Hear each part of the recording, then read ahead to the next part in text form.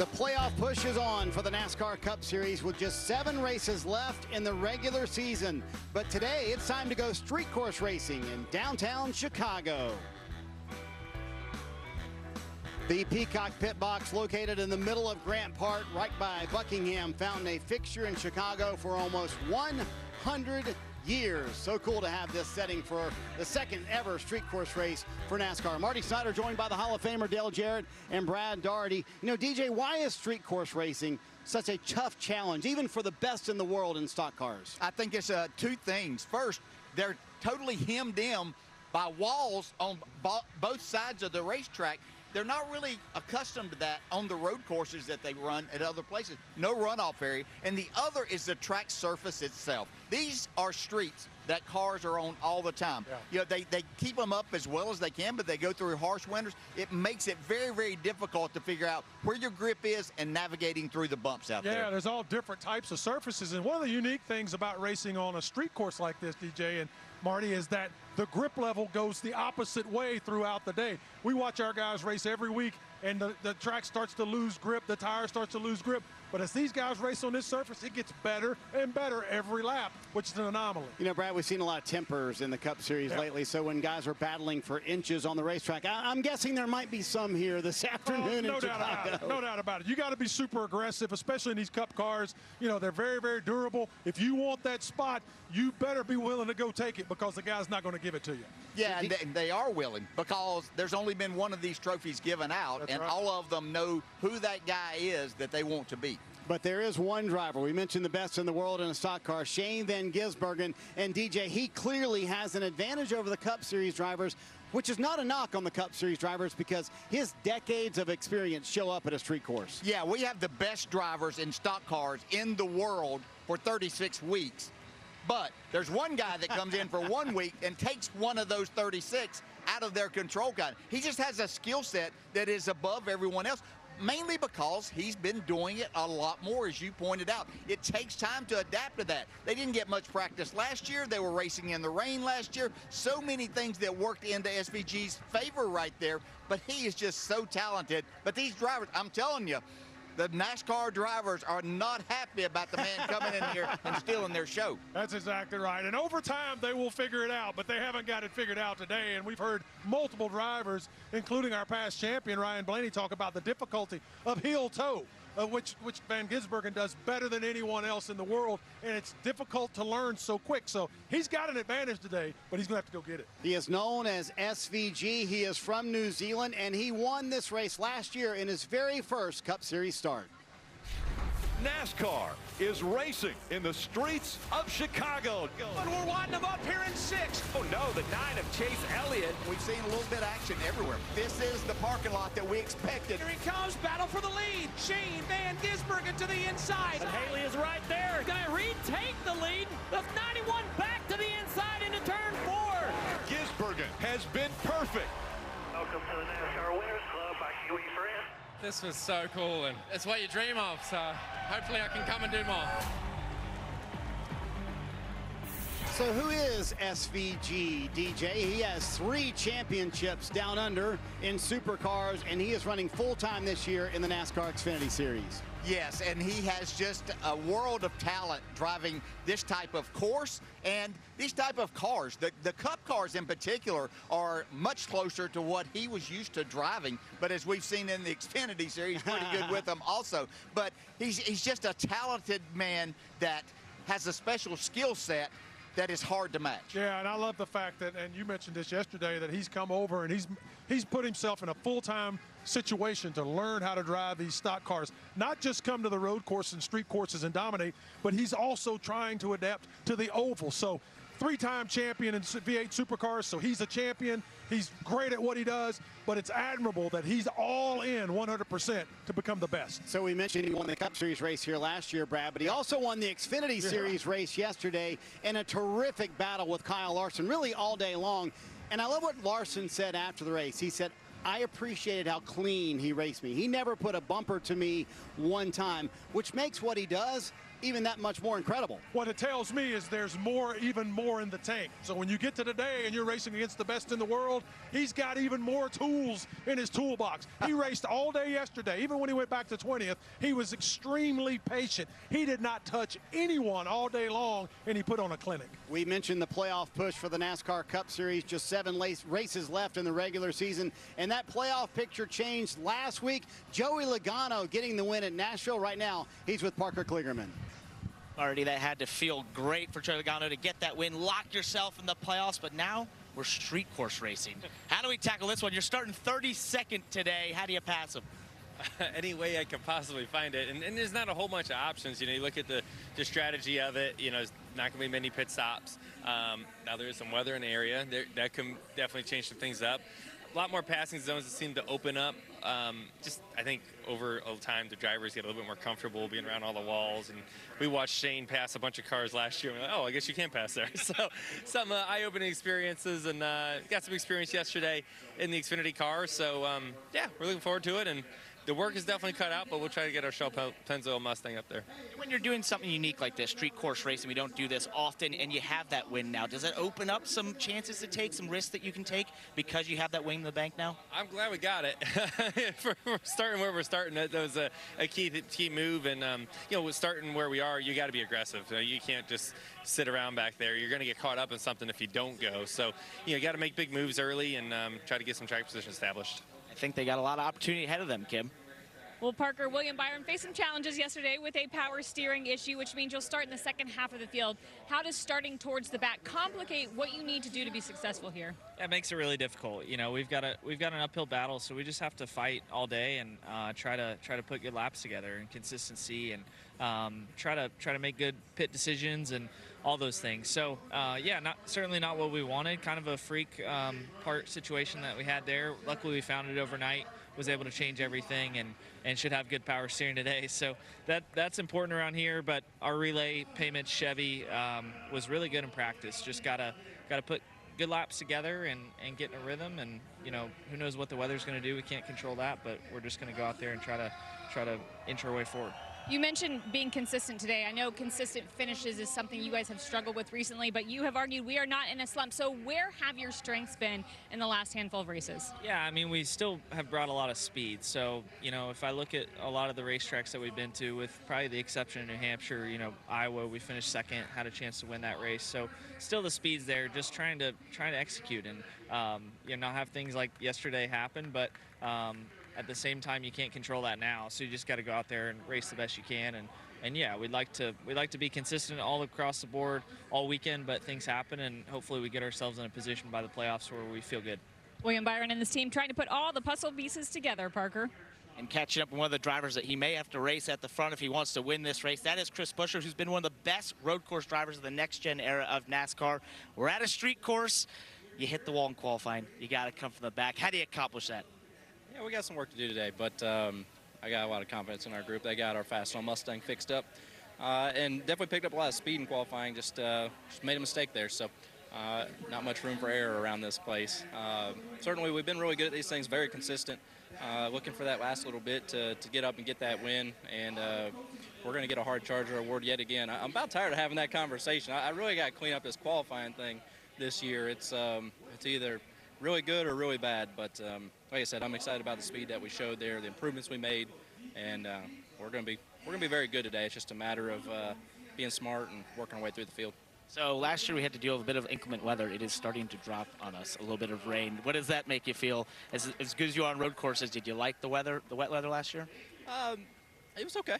Yeah, I'm okay if it rains. It's actually, even on ovals, we've been pretty good in the wet, so I'm not afraid of that. I guess I can attribute that to Legends car racing in the rain at Charlotte Motor Speedway growing up. Had a little bit of a learning curve and seemed to be able to pick up on it. So if it's going to rain a little bit, certainly nothing looks like last year. So we can handle a little bit of precipitation.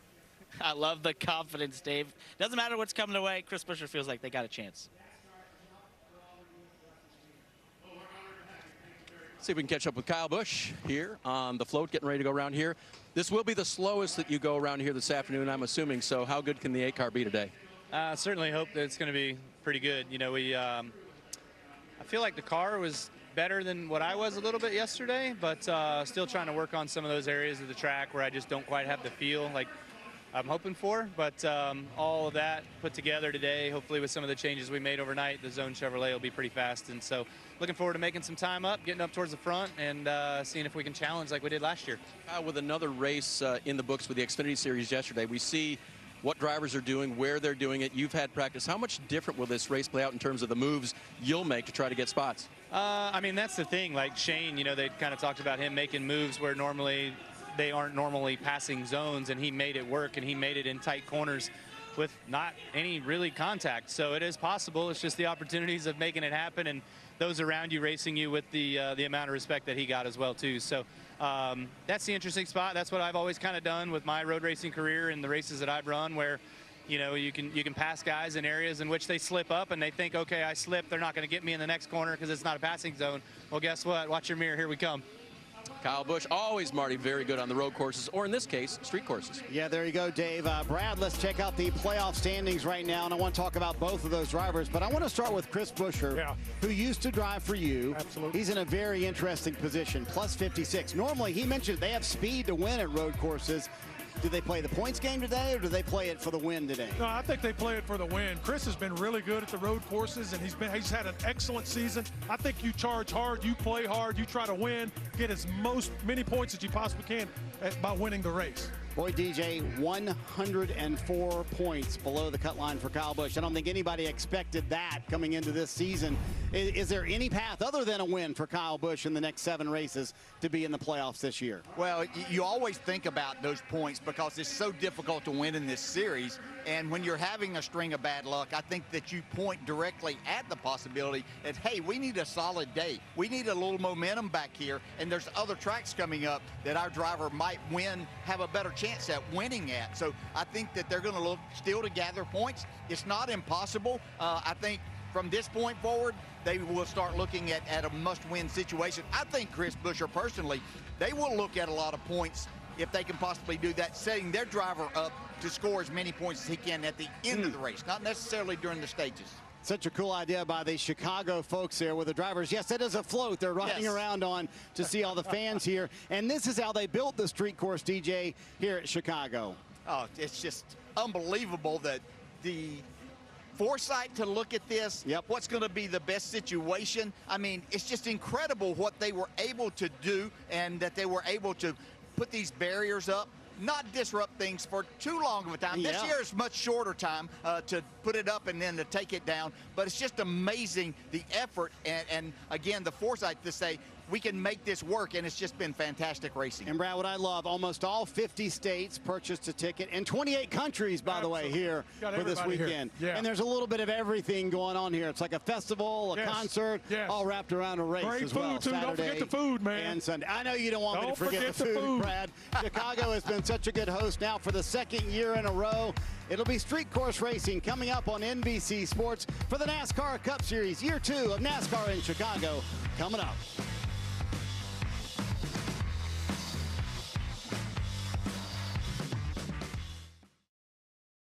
The iconic skyline of Chicago, Illinois, from Bears Super Bowl titles to Cubs World Series wins to Jordan's 6 NBA championships, this town has seen it all. Now famous streets like Michigan Avenue and Lakeshore Drive are ready to host Year 2 of NASCAR in the Windy City.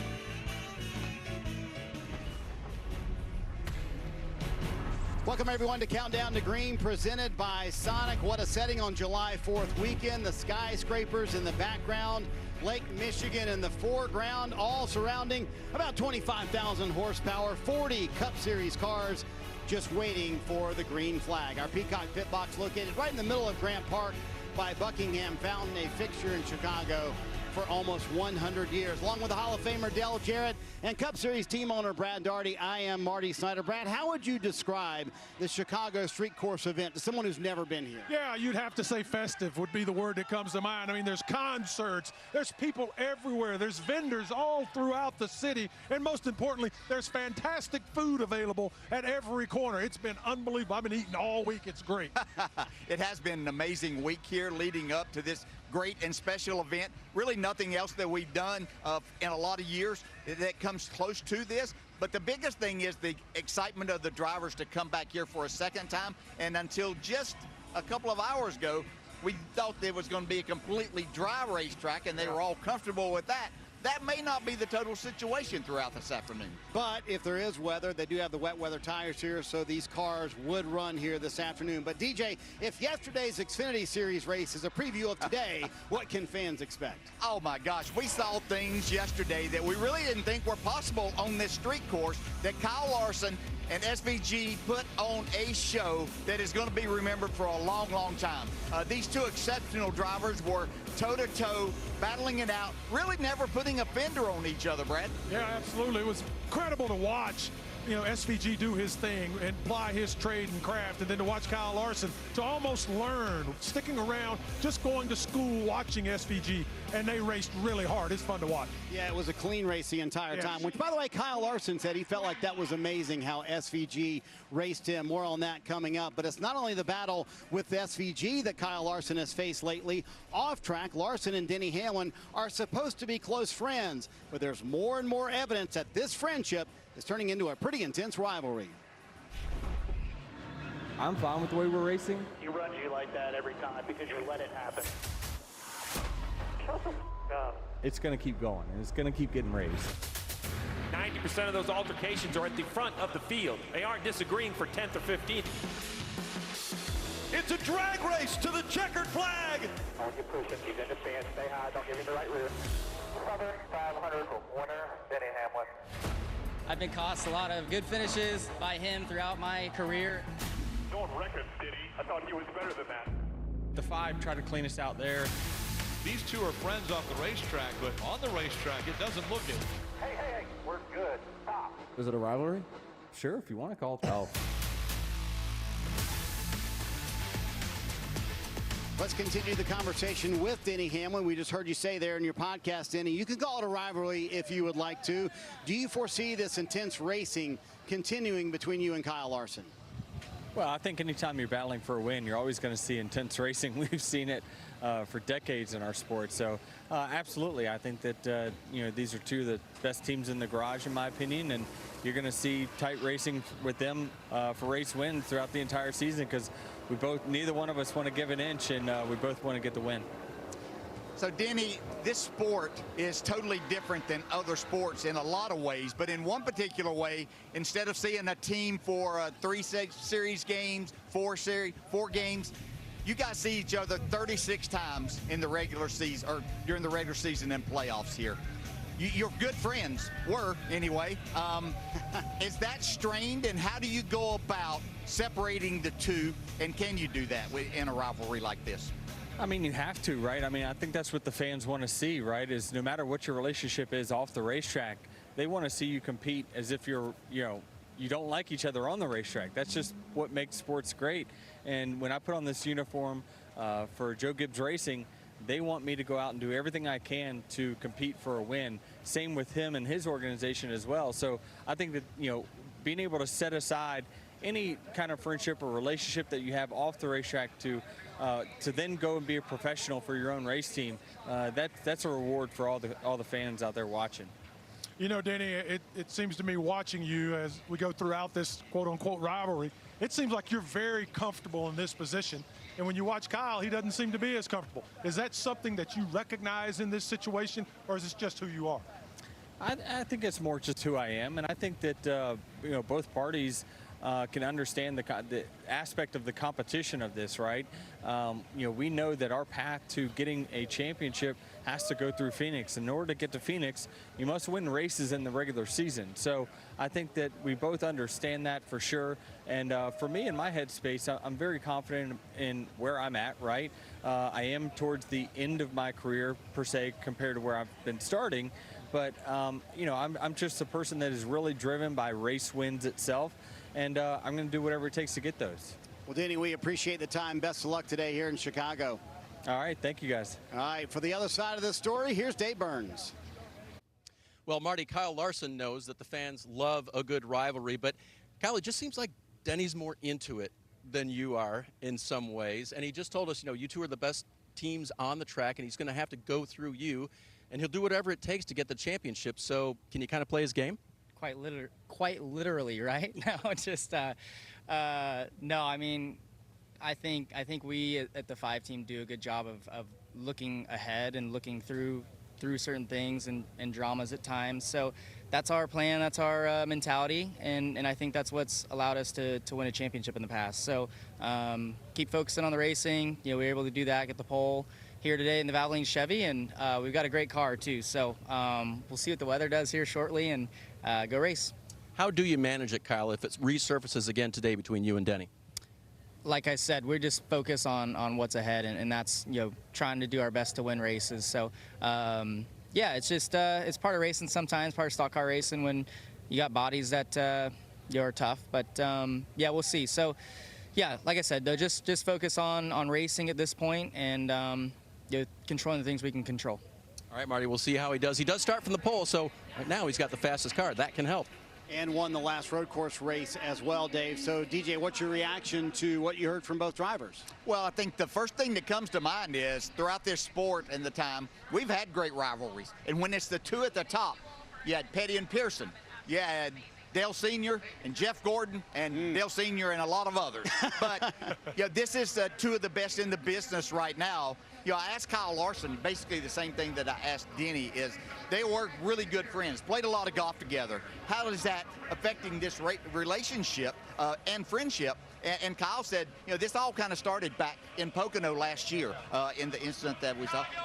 And he said, yes, it has strained it, but they're professional drivers, and as Denny pointed out, this is what the fans want to see, and this is what is going to continue to take place. I will say one thing about this, that Kyle Larson has something that Denny Hamlin wants. Can Denny continue this and get that title that he so much deserves and wants? I agree 100%. You know, you think about it as a professional athlete, you look at Denny Hamlin's career, he's won 54 races, which is a Hall of Fame type number. But I can speak firsthand. If you're good at what you do as a professional athlete and you don't win that championship, it stays with you and sticks with you, no matter what you say to everyone else for a long, long time. I really believe, though, that there's something driving Denny that's much deeper.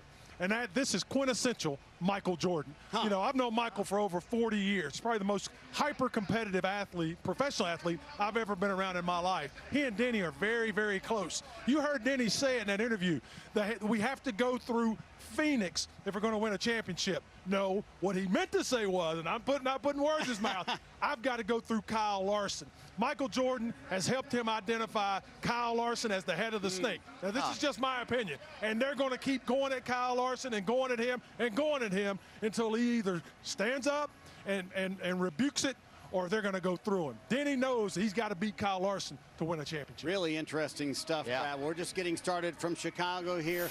Coming up, Shane Van Gisbergen will take us for a walk around the course and tell us how he shocked the racing world last year and won in his first ever Cup Series start.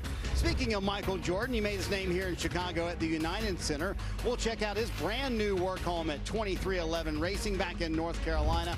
Plus, we'll hear from NASCAR's most popular driver, Chase Elliott, as we get things kicked off from Chicago on NBC Sports.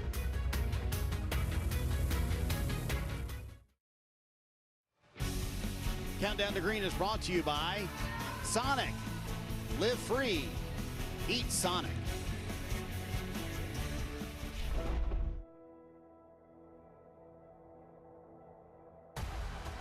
NASCAR is making history, racing in the streets of Chicago. Shane Van Gisbergen, he has navigated the streets of Chicago to perfection. Welcome to the NASCAR Winners Club. How about that, boys? I told you! I told you! Hell yeah, boys. We did it! Yeah! Chicago, are you ready? Oh, yeah, we're ready. It really feels like it's setting up to be SVG versus the world today, doesn't it, here in the streets of Chicago. Here's what's on the menu presented by Sonic. Josh Berry has a new racing home for 2025. He will make the move to the famous Wood Brothers number 21 car. No word yet on whether current driver Harrison Burton will land next season. Kyle Larson is on the pole today. Larson so far this year 0 for 4 in converting poles to a win. He'll try to change that this afternoon and Shane Van Gisbergen will try to go back-to-back here on the streets of Chicago after pulling off one of the most unexpected wins in NASCAR history last year. Certainly a cool place. Like, I'm not really a city person. I like countryside and grass. This is phenomenal. We haven't seen this before. It's just unbelievable. I've never been really to anything like that. Shane Van Gisbergen is flying. I guess on a street circuit, it's a bit more comfortable with the walls than some of those guys. Chase Elliott, he'll lose second. Haley, he's going to have to be perfect. He's going to try it again. He's there. He's got the lead. Shane Van Gisbergen. Welcome to the NASCAR Winners Club by Huey France. Shane Van Gisbergen, the New Zealand driver, wins. That's very cool. Welcome to America, Shane Van Gisbergen. And I did the burnout on the front straight, and everyone just ran onto the track. That's normally not allowed at home, and it's crazy. Van Burger, I don't know, Hamburger, he's fast, that's all I know. That was a clinic. He made us look really, really bad. He's going to go home and tell all of his friends how bad we are. More people will know who I am this time and make it a bit tougher, I guess, but I'm going to try and do my best. So, TJ, what will be the biggest challenge for SVG to go back-to-back here in Chicago? Look, his skill sets are off the chart in racing on the street course like this, so that gives him an advantage there.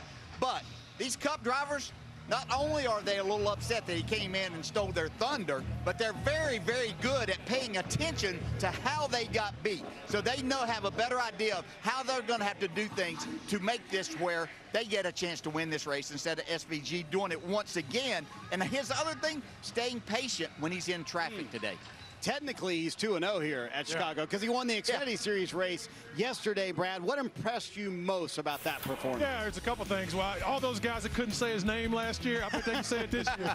The thing that really impressed me most is just watching him ply his trade, ply his craft. He is so talented, and he had so much more ability than everyone else in that field yesterday. When he went back to 20th, he came to the front, and he did it patiently, just like DJ said. He took his time. He did not put a fender on anyone. He set up people corner after corner, let that car never bound it up once, and just put on an absolute clinic. It was a pleasure to watch. Yeah, he just puts his car in places that others haven't been able to get comfortable doing yet.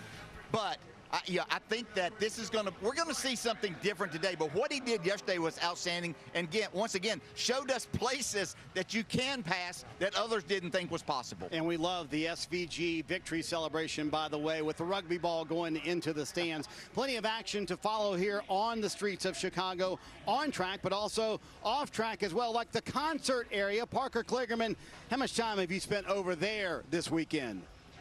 A lot of time, Marty. And you might look behind me and say, well, that's just an empty field, the big stage. That's because the concerts have come to an end. But who has been here the last couple of days? The Black Keys, the Chainsmokers, Lauren Elena has been here on the stage, and even Keith Urban today. So it's been absolutely packed back here throughout the last couple of days. But the coolest thing that's occurred now as we start to see some of the acts that were out here and how much fun it was. There's Keith Urban playing earlier today. That whole crowd that got to see him.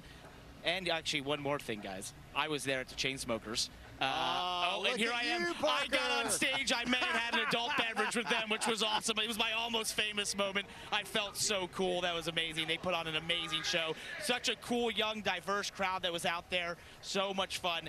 But one of the things it gives you a chance out here if you came to the concert was that you actually get to the general mission area. So as we turn around here and we start to see some of the fans that are enjoying some beverages and food and such, they're actually all going up on the fences, lining the straightaways out here. It's 5 or 6 deep of people on the fences who want to go and watch this race. They got to come to this amazing festival, see some concerts, and now they're going to get the opportunity to see NASCAR Cup Series cars blasting down the streets of Chicago. What a just amazing atmosphere out here. I've enjoyed this weekend so much, and this concert stage, this was a lot of fun. Parker stole your spot, Brad. You were supposed to be on stage with the Chainsmokers. What happened? My phone must have been off or something. I thought I was going to get a call from the Chainsmokers. Speaking of music, Brad, I really hate to do this to you, but does this music sound familiar at all? The introduction music for the Chicago Bulls at the United Center. Like fingernails on a chalkboard. During their championship run, the music is very appropriate because MJ has a new house now. The brand new building for 2311 Racing is finally done. Co-owner Denny Hamlin takes us on a behind-the-scenes tour of the building they call Airspeed. Plus, we'll hear from their drivers, Bubba Wallace and Tyler Reddick, next. I ran him out of Chicago, ran him to North Carolina.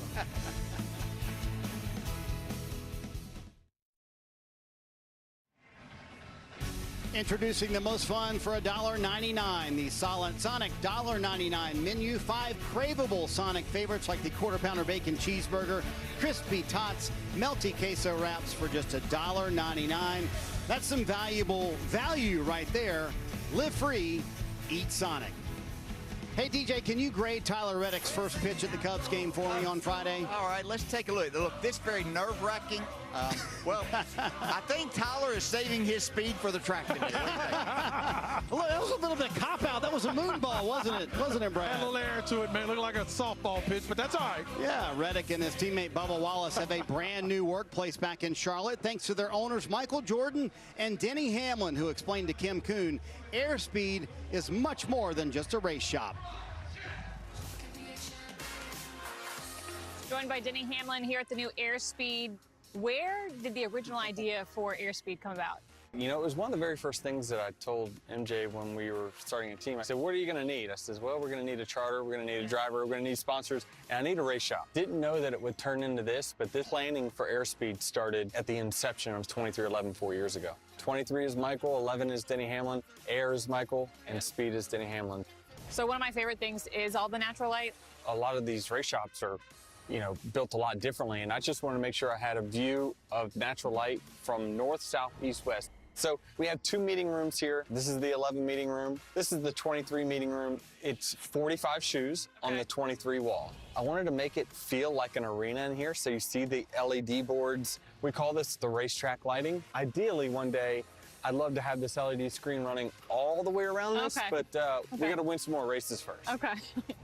So you and Michael have invested a lot in Airspeed. How do you feel like it's going to help elevate the team? I viewed it similar to a college campus, right? If you're a free agent, mechanic, or pit crew member, you're gonna always think about your options. And this is a recruiting facility. Hopefully this is a difference maker for us. You know, it's just a dream come true for me. So as a part of that continuing access with 2311 Racing, we're going to be embedded with the 45 team of Tyler Reddick today. I don't think there's a passenger seat in the car, so I don't think Marty's going to get in there, but it's pretty cool to be with you guys. Is it going to be a day to watch you go from a great starting spot to the front? Yeah, we certainly have a lot of speed in our Jordan brand Toyota Camry. It showed that in qualifying yesterday. You know, practice for us wasn't the smoothest. Obviously, we had contact with the wall, and I don't know, I just didn't feel like we were where we needed to be when we ended practice, but qualifying went good. Obviously the starting spot's good, and there's a place that I feel like I've been able to be comfortable and find speed at the same time doing it. Is your car equal to or better than your first pitch at the Cubs? Oh, it far exceeds that pitch, that's for sure. We got a lot of speed, so hopefully we can find our way to victory lane. The Camry's a fastball, that's what I'm taking away from this. And Bubba Wallace has been very busy this weekend hosting the Bubba's Block Party. What has been the fan reception to NASCAR being back in the Windy City? Sorry, what was the first part? What's been the fans' reception being back in the Windy City? They've enjoyed it. Yeah, a lot of Bubba fans here, so that's really cool. Just a good time. The city's a lot of fun. Being able to host the second time here, Bubba's Block Party here in Chicago, Douglas Park was a big hit. Man, I'm just excited to be here. Obviously a lot better conditions. They tried to tease us of last year a few minutes ago with a little bit of sprinkles, but all in all, car's fast. It's a good weekend. I feel good, ready to go. Got to execute all day. You had such a strong qualifying run, pushing your car to the limit, pushing yourself to the limit. How much of that can you do, though, lap after lap for 75 laps? That's where it matters the most, so we're going to find out, but that's what it's about. I texted Shane before we got on track, and he was like, just be happy to feel the wall, just don't hit it. Fair point. Okay. Boy, Kim, driver intros looks like a fun scene. We mentioned Bubba's qualifying effort. He'll roll off 6th here this afternoon. Sorry about that, Kim. Driver's intro looks like a fun scene there, doesn't it? DJ, boy, Joey Logano's win at Nashville really changed the playoff picture for Bubba Wallace. Yeah, it certainly did. Now sitting 51 points behind the cutoff line there. But as he pointed out, he has a fast race car here. There are a lot of people talking about his chances here this afternoon, but he also has some really good tracks coming up. So just get back to that Bubba Wallace that we've been seeing the last couple of years. Brad, with 0 wins on the board a month ago, if I'd have told you Team Penske was the first organization with all the cars in the playoffs, what would you have said? No way that's going to happen. They were complaining about speed. They were complaining about downforce, all kinds of stuff. But lo and behold, they've got 3 very, very stout drivers, especially with 2 champions champions driving those race cars in Blaney and Logano, who both have gotten wins. Cindric is an excellent road course racer. Maybe he gets one today. When we come back, Steve Letarte will give us his garage area favorites for the race win today. Plus, we'll hear from one of the best on road courses. Chase Elliott joins us next. Countdown to Green is brought to you by Sonic. Live free, eat Sonic.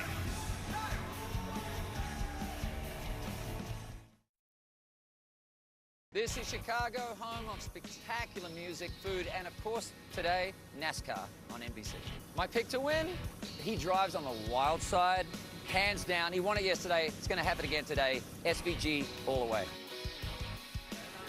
How about the Aussie picking the Kiwi there? Keith Urban, one of the many fun concerts in Chicago this weekend. DJ, you're a big fan. Did you get to check that out? Yeah, couldn't be this close and not stop by on my way over here to the pit box.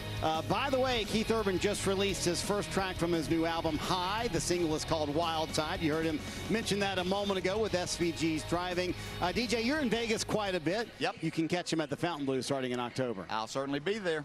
Let's bring in our crew chief, Steve Letarte. Steve, walk us through the DraftKings odds for Chicago today. It's going to be a busy day, by the way, for the crew chiefs, isn't it? Well, it's going to be a busy day for the crew chief, and when you look at the odds posted by DraftKings on who can win this race and who they think the favorites are, I think they're going to have them right. I mean, you have to start with last year's winner. You got SVG, 2 times your money. Kyle Larson, barely 2 times your money. But, I mean, this is almost disrespectful. Chase Elliott, you get 16 times your money for a man that has so much success. And Allmendinger, 30-1. The guy's won 11 Xfinity road course races, 30-1 if you think Dinger can get it done. Well, DraftKings Sportsbook is an official sports betting partner of NASCAR. And this week, new customers can bet $5 and pocket $150 in bonus bets instantly. Download the app and use the promo code SPEED when you sign up. DraftKings Sportsbook, the crown is yours. So, Steve, that's what Vegas thinks. Tell us what the garage area thinks in this week's garage favorites. It doesn't always happen, but this week the garage and the books, they agree. SVG and Kyle Larson is the talk of the garage. Larson's on the pole. They're 1-2 in average speed. I don't see any way that those two aren't the cars to beat today. All right, Steve, we'll see you for the call of the race here very shortly. You know, for years when it came to road courses in NASCAR, Chase Elliott was the one to beat. How does he feel about his chances today? Let's find out. Elliott is with Kim Kuhn. That's right, Marty. 7 road course wins on Chase Elliott's resume. A 3rd place finish here last year. So how much can you lean on what you were able to do last year here for this year? Not a lot. I'm trying to forget most of everything that happened last year. Obviously, the result ended up being really good. We were on the fortunate end of the race being cut short, so recognizing that. But honestly, I feel like our Napa Chevys had better pace in it than I was able to extract yesterday in qualifying. So optimistic about that. I feel like it's driven well, and obviously I know passing is going to be a challenge, but I thought that the good cars could do it yesterday, so makes me feel better about it, and try to be smart with our race car today and stay out of the tire barriers and hopefully give ourselves a shot there at the end when it counts. Good luck. Thanks. Dave, Chase Elliott remains optimistic here this afternoon. Another guy who's optimistic is Shane Van Gisbergen, and he qualified 5th. So, Shane, what's your biggest obstacle to going back-to-back today? Everyone here is good, but yeah, feeling good. Wendy, Saucy Nugs car. Camaro's feeling pretty good. Yeah, just try and keep it straight, build up as the race goes on, and then try and pass the 4 guys in front. You just got the Keith Urban endorsement as well, just so you know, okay? Oh, that's pretty cool. Yeah, thank you. So, yeah, hopefully his show was good, and hopefully we can put on a show too. Marty, I think his show is going to be good. Yeah, he's fun to watch, Dave. Is it SVG versus the field today, DJ? It certainly is to start this. There'll be some others that have something to say about it, but Keith Urban and I are on the same page here for a change. I can't sing, but anyway. But look for Larson and also Christopher Bell have a chance to do this. Who you have, Brad? I got Michael McDowell. I think he's going to win this race today. Really? You think Michael McDowell wins this race? Nobody's talking about excellent road races. I might have this season. I'm riding with McDowell. I might have to go change my fantasy lineup, Brad. There you go. You know? Is SVG in everyone's head real quick, Brad? Absolutely. You heard Ryan Blaney talk about it. We've heard Joey Logano talk about him. That heel toe, they say they can't do it. He's got him right where he wants him. So many unknowns for today, but what is known? Cup Series about to go racing in the Windy City. The pre-race ceremonies are next.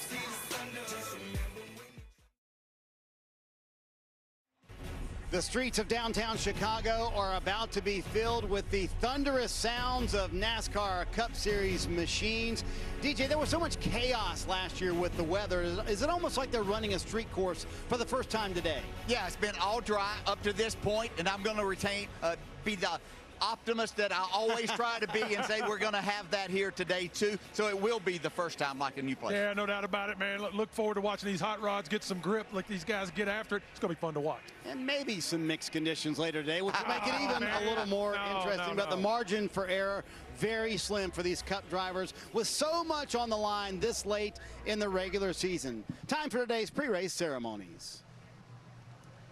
Ladies and gentlemen, please rise if you are able. Please remove your hats. And veterans, render a hand salute.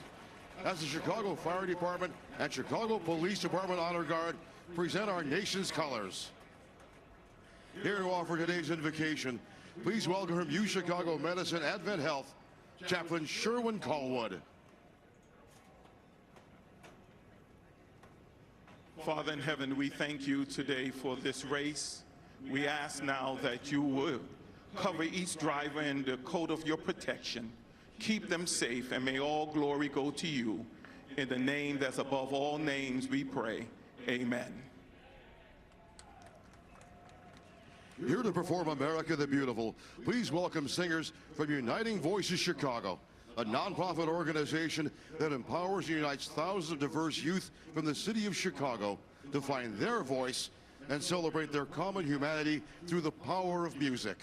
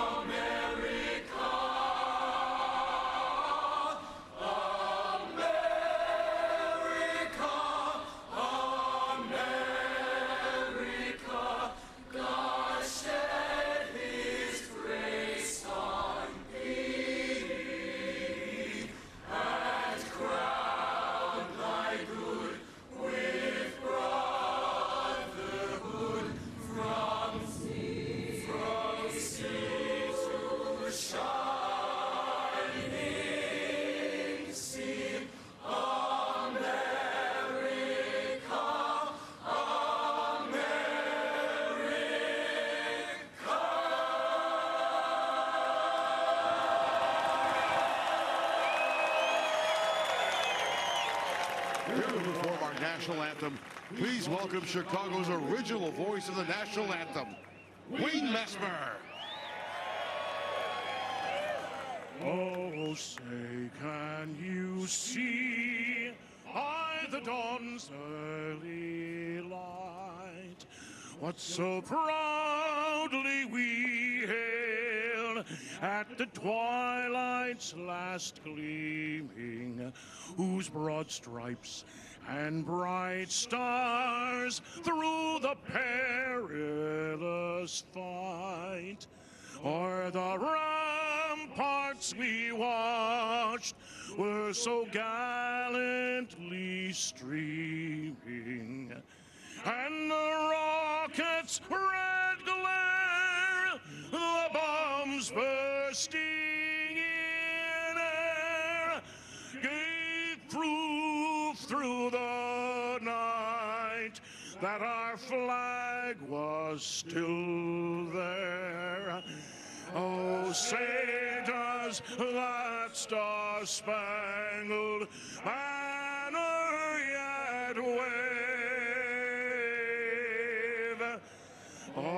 the land of the free and the home of the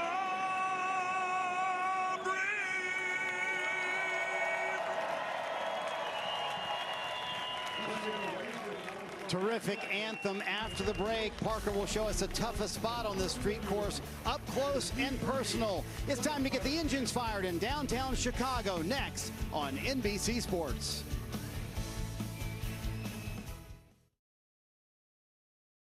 I remember just riding around there under the pace laps and it being absolutely pouring and seeing just literally thousands of people lined up everywhere where you looked. A lot of excitement going in there, probably a little overexcited.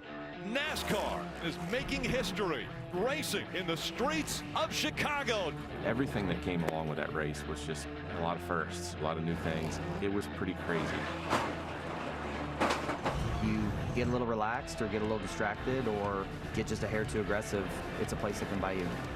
The weather was challenging and tricky, but the course itself was amazing. And, you know, we got our butts kicked by SVG. Welcome to the NASCAR Winners Club. Which wasn't fun. That's very cool. Anytime you can do an inaugural event, it's special to be a part of it. But I feel like if we go back there this year and the weather's good, it's going to be like the inaugural all over again. I am standing right now at the end of Lakeshore Drive, specifically down in Turn 4, because I believe this is one of the greatest examples of what makes street course racing so tough. This braking zone, to me, is the most difficult braking zone in all of American motorsports. You'll head down Lakeshore Drive and through Turn 3 at 140 miles an hour in a Cup car, and then you'll have to brake before the car ever even gets straight. You'll start that braking on brand new grippy asphalt, but you only get to brake on that for a second before you hit one of the largest bumps you will ever hit in a race car anywhere in the world. You then go all four tires in the air. You'll land on a asphalt that is worn and slippery. Try not to lock the tires and get that car slowed down from 140 to 70 into Turn 4. You go from 3 lanes down to 1 lane, and you will be on the brake in a Cup car for 5 seconds through this phase. It is one of the most difficult things you'll do all day, and every time a driver comes through here, Marty, they're going to get at some point thinking, uh-oh, I've done it wrong, and then gather it back up. That is what makes this place so difficult. And folks, Parker knows that challenge as well as anyone. Finished 4th in the Xfinity Series race yesterday. Brad, on a day where drivers will literally be fighting for inches on the track, what are the odds we see this Hamlin-Larson feud spark up again? 100%. I think Denny Hamlin's on a mission. I think he's going to continue to ruffle Kyle Larson's feathers for the rest of the season. Well, I can't go higher than 100%. I agree. Hey, if it does rain at some point today, DJ, does that give SVG an even bigger advantage? Yeah, no doubt about that. He's so good at all of the aspects it takes to do that correctly. From tempers to record close finishes, this season's had it all. Now it's time to go street course racing. Let's get the engines fired here in Chicago. Chicago, this is the moment you've been waiting for. Please welcome retired NFL legend from the Chicago Bears, Matt Forte. All right, Chicago, y'all ready? Let me hear you make some noise. Oh, y'all can do better than that. Make some noise. Drivers, start your engines.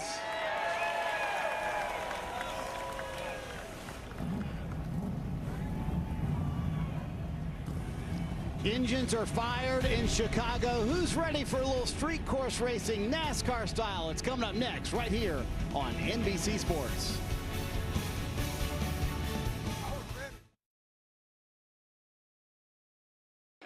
This is phenomenal. We haven't seen this before. They're about to race the Cup Series on a street course. This is the NASCAR Chicago Street Race. A tempest of speed and adrenaline that sweeps through the urban landscape like a tornado. You ever see anything like this? Anticipation hangs heavy in the air. Drivers! Beckoning the brave and the bold. Like storm chasers drawn to the fury of a twister. If you feel it, Eyes fixed on the ultimate prize. Each corner, a potential vortex. A merciless force. But amongst the fear, there is beauty to be found. You don't face your fears, you ride them in the form of a perfect pass. Shane Van Gisbergen to the inside. For those who dare to chase the storm, there's glory to be found. Thank you, guys. And the thunderous applause and the spray of champagne, the sweet taste of victory is worth the risk.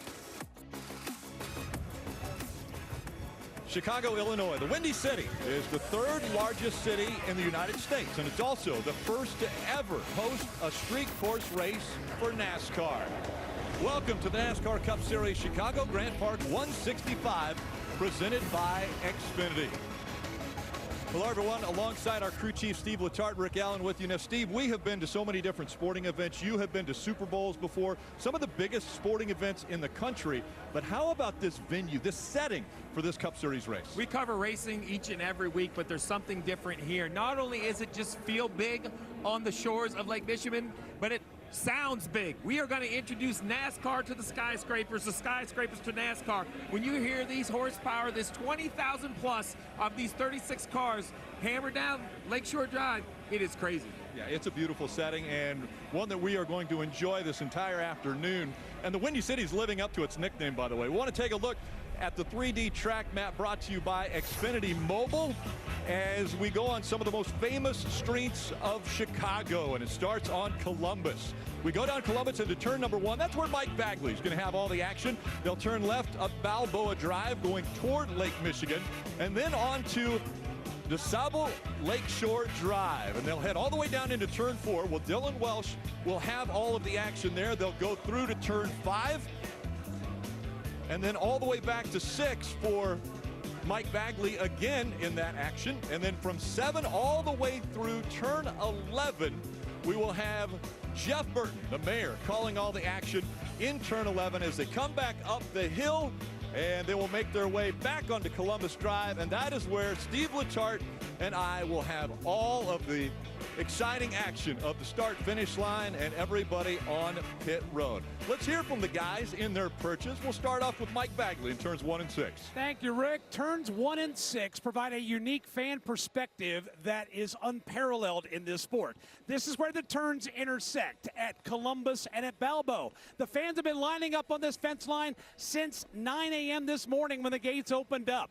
They have put their beach chairs down, their lawn chairs down, and they are lined up all the way down Columbus, all the way back to turn number 5. And they'll be treated to a great show here this afternoon. Now, let's go to the other end of Lakeshore Drive and Dylan Welch. Thank you, Mike. And yes, I am here at the inside of turn number 4. We just heard Parker talk about the difficulty of this section of the racetrack. At the end of Lakeshore Drive goes from about 3 lanes all the way down to 1. It's a very narrow, very high commitment section of this racetrack. It's also the section of the racetrack where last year we saw Shane Van Gisbergen make the race-winning pass. It was the site of a lot of really good action yesterday in the NASCAR Xfinity Series race. Expect more of the same this afternoon. Once they go by me, right at my feet here in turn 4, they'll make the right-hand turn off of turn 5 and head towards the backside of the course where Jeff Burton is standing by today.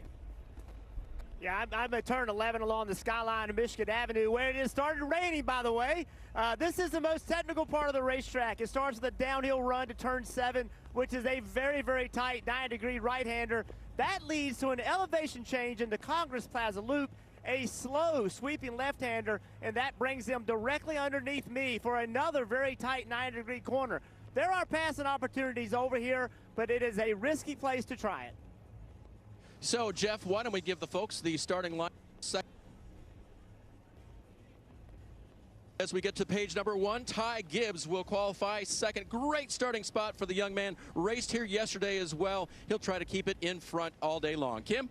Dave, as we look at page 2, Ross Chastain starting from the 14th position. Like most of the field, he is still learning this technical street course. Yesterday in practice, crew chief Phil Surgeon told me Ross's fastest laps were at the end of the run when his balance was the worst, but he had a better understanding of where the track limits were. A top 10 today, Marty, is the goal for this team. Kim, William Byron has his work cut out for him today. He qualified 27th, but he'll have to start at the back of the field because they made changes to the car to fix a power steering issue. Byron needs a good run after just one top 10 in his last 5 races. And after winning the pole at the last road course in Sonoma, Joey Logano was only able to qualify 32nd for today's race. Paul Wolfe told me there's actually a number of strategy plays to help us gain a little bit of track position. Yes, the rain covers are on, but let's head up to the gentleman who will call the action today. Rain or shine here in Chicago, Rick Allen and Steve Letarte. Yeah, well, we're not going to get 8 inches of rain like we did a year ago. At least I don't think we will. But a little bit of rain isn't going to hurt anything. We have wet weather tires here, so we can see these cars making laps here very shortly from the streets of Chicago.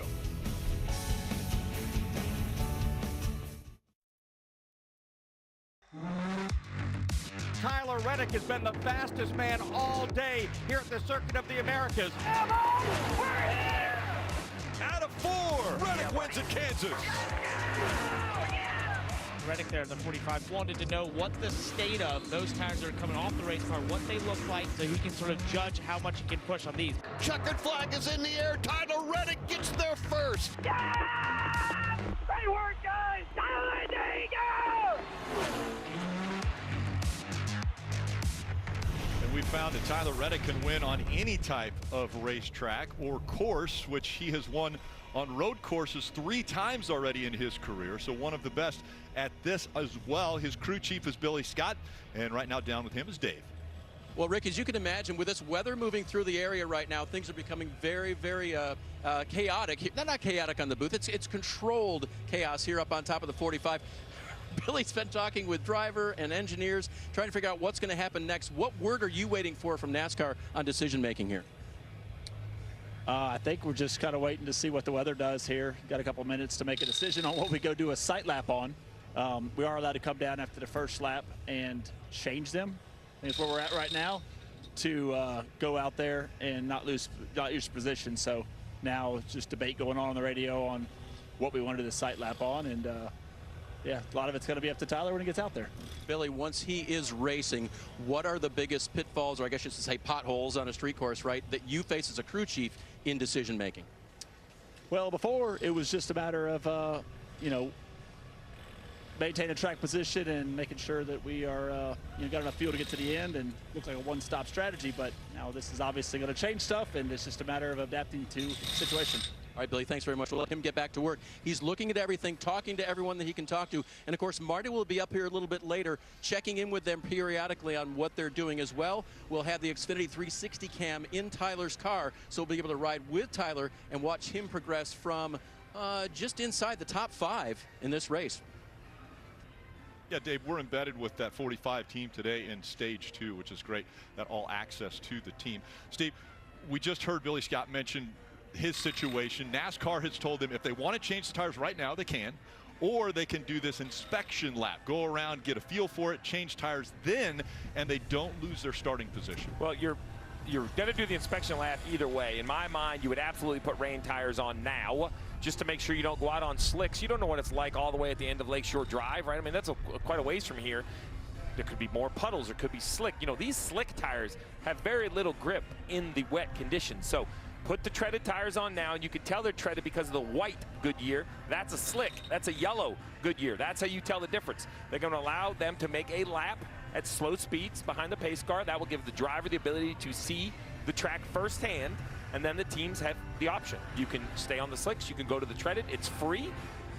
You line up in your original starting position, and then we're going to see racing, which we're looking forward to. Let's listen into the 11 radio of Denny Hamlin here as he sits in the car. Right now, I think if we were dropping the green right away, you would need them for a short period of time, then not need them anymore. It is super splotchy. Another cell about 5 miles out that might flip us again. Currently, it looks like we're in the dry whenever it quits fully raining. So that's crew chief talking about what we need to do here as far as Denny Hamlin. Yeah, so what I love about, you know, NASCAR on the road or now street courses is that the amount of confidence in these rain tires means it's really up to the teams, unlike New Hampshire where there was kind of a mandated situation. You see we're at the white dot. You see that cell just to the left of it. I think that's what the 11 team was talking about, that one could also hit. I'm a big fan of putting it in the team's hands. I know at New Hampshire on the oval, not a lot of experience, high-speed oval. At the road courses just here a year ago, we saw a ton of wet weather action. So I just think this right here is going to make what I was already excited to see even more exciting. This was a year ago, Rick. Yeah, this is what we saw a year ago. Again, it had rained 8 inches of rain in less than a 24-hour period. The people here in Chicago did an amazing job getting the track ready, or the streets ready. And ultimately, some were able to navigate the streets and some weren't. Yeah. And then you had mentioned New Hampshire, one of the first times that NASCAR has ever finished a race on wet weather tires. Yeah, the first time ever to finish. You see the heavy rains. The big difference is this is a 1-mile oval. So this is a very high-speed oval. We didn't know what to expect, but look how well the drivers did. They used the entire racetrack top to bottom. We saw a few incidents, but overall, it was really, for me, I've been around this sport 30 years. That was shocking how much grip the drivers had. And Steve, the uniqueness about the wet tires is the drivers will actually seek the wet weather part, or the wet of the racetrack or the streets, to keep their tires cooler. Yeah, they have so much grip that they can actually overheat. So you're going to have to try to search out some wet spots on the straightaway. Parker, what's it feel like out there? Well, this is why I think this is an interesting decision for these crew chiefs. If you look at the 7 car here, look underneath it. It's dry underneath this car. It barely rained here, just enough to get the asphalt wet, but underneath the cars, it's still dry, showing you how little it just rained. It's going to be enough to maybe want to be on wet tires for, I don't know, a lap, maybe max. If it stays like this and doesn't rain again, that's why this is such an interesting decision for these teams. It's real easy, Rick. If it's too wet for dries, you're going to wreck. And if it's too dries for wet, you're going to be really slow. So you're going to have to decide which one you want to be on. You know why it's easy? Because I'm in the TV booth. Yeah. Yeah, I would like to have known if Parker would like to be on slicks or if he would like to be on wet weather tires right now as they get ready to fire the engines once again. And the crews are helping them put the window nets back up. And the engines are firing here momentarily. We make a lot about the size of this event because it is such an unreal setting. You know, basically at the foot of these skyscrapers in the middle of Chicago. But this development by NASCAR and Goodyear and the commitment by the teams to be able to run in these passing showers, that's what makes this all possible, right? I mean, if you win here and you try to shut down these streets and Grant Park, and we had no choice but to wait for perfect weather, that would kind of take it out of the hands of this opportunity. This is, I didn't expect to see it, actually, looking at the forecast. Yeah. But I agree with Parker. I think it's going to be a short-lived decision for those that stay on wets. See the officials. So right there, you can tell the white Goodyear lettering, Ryan Blaney sitting on treaded. Now, this would be my decision. Because remember, we're going to go out, we're going to go slow. We can come down pit road and change our minds. You know, let's not assume the kind of grip level. Now, Bell, they feel really good. You see the yellow lettering. They're still sitting on the slicks.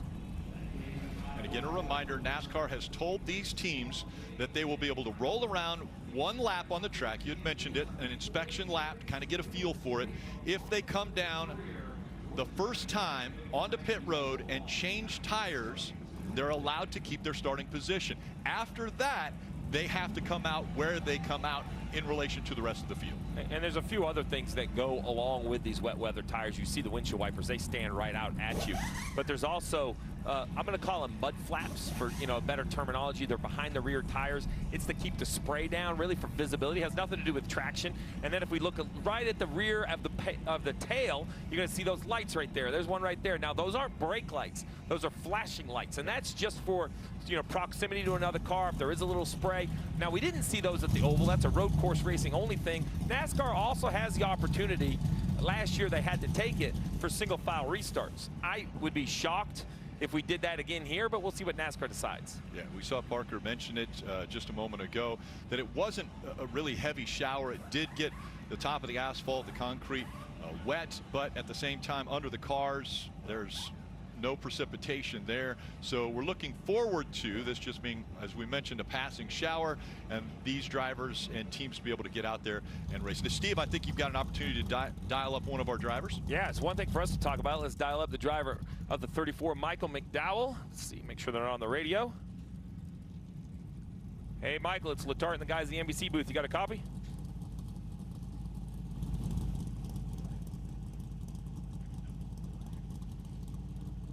Try him one more time here. Hey, Michael, it's Letarte in the NBC booth. You got a copy?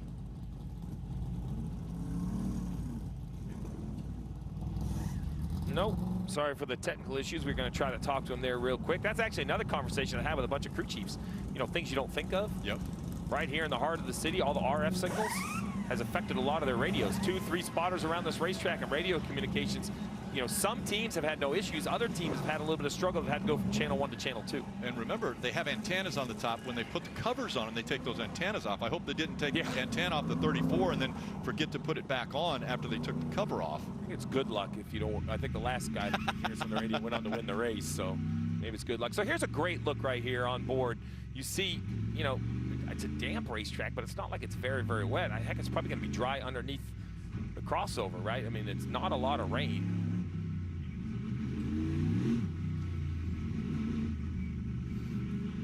Hear them testing to see what the traction and grip level is.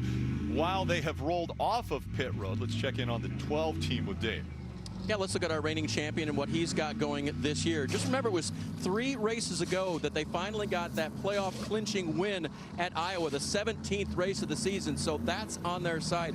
When I talked to crew chief Jonathan Hassel this morning, he said the other thing is, remember last year at this race, we were coming off a really hard crash for Ryan at the Nashville Super Speedway. This year, not so much. We are in a good spot. Reboot was the word he used. We're taking this as our first race at Chicago, and we are going to make the most of it. Kim? Dave, Daniel Suarez and this team have faced their fair share of struggles this season despite winning earlier at Atlanta, and they're looking for ways to improve. That meant this weekend, Suarez also ran the NASCAR Xfinity Series race yesterday. He said normally he would be very reluctant to say yes to running double duty, but he felt like he could really benefit and gain from extra seat time on this course. He was very pleased with what he learned yesterday about the street course. We'll see if it pays off here this afternoon, Marty. Kim, when I asked Steve for a dark horse today, he picked the driver right in front of Daniel Suarez, Alex Bowman, who's pretty good at road courses as well. Talked to the team earlier today. They said the good part about practice is they literally got better every lap as Alex got more comfortable. But Jeff Burton, now the decision for Alex Bowman and all of these drivers has to be made right here. Do we go with rain tires or do we go with slicks? How's the track look in front of you? Well, Marty, one of the most difficult decisions is going to be about, you know, when do I put dries on? And that was down here in turn 11 last year in the water. This was one of the slower driving parts of the racetrack, and you can see there's puddling on the racetrack now where the grooves of the road. Remember, this is Michigan Avenue. This is not a racetrack. This is a 30-mile-per-hour zone where cars are every single day, and there are just spots of water, and we saw that here last year. And remember, it is a heavy braking zone that leads right into underneath me, and if you do not get slowed down because of the slickness of the racetrack, you're going to make contact with these tire barriers. Well, and Jeff, that's the other issue, right? Is, I mean, on board right here with the Ally camera on the front bumper of Alex Bowman, one thing that makes a street course different, and it's obvious from this camera angle, no runoff. Barriers on both sides. You know, you make the wrong decision at Watkins Glen or Sonoma, you might just slide off into the grass or slide off into the sand pits. Not here. If you slide here, you're going to make contact. You mentioned those barriers, the walls on either side interlocking. They're 10,000 pounds apiece. So they will stop the cars from making their way off of this course as the field making their way on turn 11 and up over the bridge to turn 12. This is the opportunity where if you want, you come down pit road and you can change tires. So if you were on slicks, you can change tires to wet weather tires, or if you were on wet weather tires, you can change back to slicks and you don't lose your starting position. Dave. On pit lane now, second fastest qualifier, Ty Gibbs. They told him, if you're confident, we're confident in the slicks. We will put the non-treaded tires on and act like the track is going to dry quickly. As for Shane Van Gisbergen in the 16, they had the dry tires waiting. You see him going on there, so he too will go on the slicks. These two drivers thinking that's the play to start this race. How ginger will you have to be around this racetrack, especially in front of Burton there on Michigan Avenue in turn 11? Well, I think that's going to be the challenge. Burton is, you know, it doesn't look bad on pit road, but what you showed us over there, it looked pretty damp. Well, it is very damp, and guess what? It started to rain again. So, you know, as they came through here, it wasn't raining. And as soon as they left, it started raining. That's information they don't have. So I love the idea of giving the crew chiefs and the teams a decision to make, you know, what tire I want to put on the race car. But there's a ramification if you choose wrong. You can see it's still raining over here. I love the idea in here. I'm not sure I'd love the idea if it was on one of those pit blocks. Actually, that's not true. These teams love control. They want the control. I appreciate that. But you see right there, just the rear tires, how easy they spun on the 5 car. Bagman, you're right in the center of this entire course. What's the weather like where you are? Well, it started to rain again. What just hit Jeff in turn 11? It's now moved over here to turns 1 and 6. But when they came through on the investigation lap, it started to dry out. We could see portions of this racetrack drying. So you've got puddles in 11. You've got drying in 1 and 6. I don't know how these crew chiefs are going to make this decision. Dylan Welch, what about you in turn 4? Yeah, this is one of the cool things about doing radio style on a day like today. We're getting the real feel for the elements out here. It was dry over here on the inside of turn number 4, but like you, Mike, it has started to sprinkle just ever so slightly, not even enough to dampen the racing surface over here, but it's raining enough to where these guys are definitely going to see it on their windshield. And we talked already today about high commitment and the nature of this corner and what that challenge presents. I would not want to go through here with it being a little bit wet like it is down here right now on slick tires. It is going to be interesting to see these guys come all the way down Lakeshore Drive and get this car slowed down and turned down here through turn 4 and 5. That's a great update from all around the racing surface. Just that was the free tire change. We still have pace laps. We still have our normal run of show. Teams can still come change tires, but you're going to lose track positions. That was the one free chance you had. We'll see if anybody decides now after making another lap that they want to change back to the wet weather tires. We'll be back for the green flag shortly.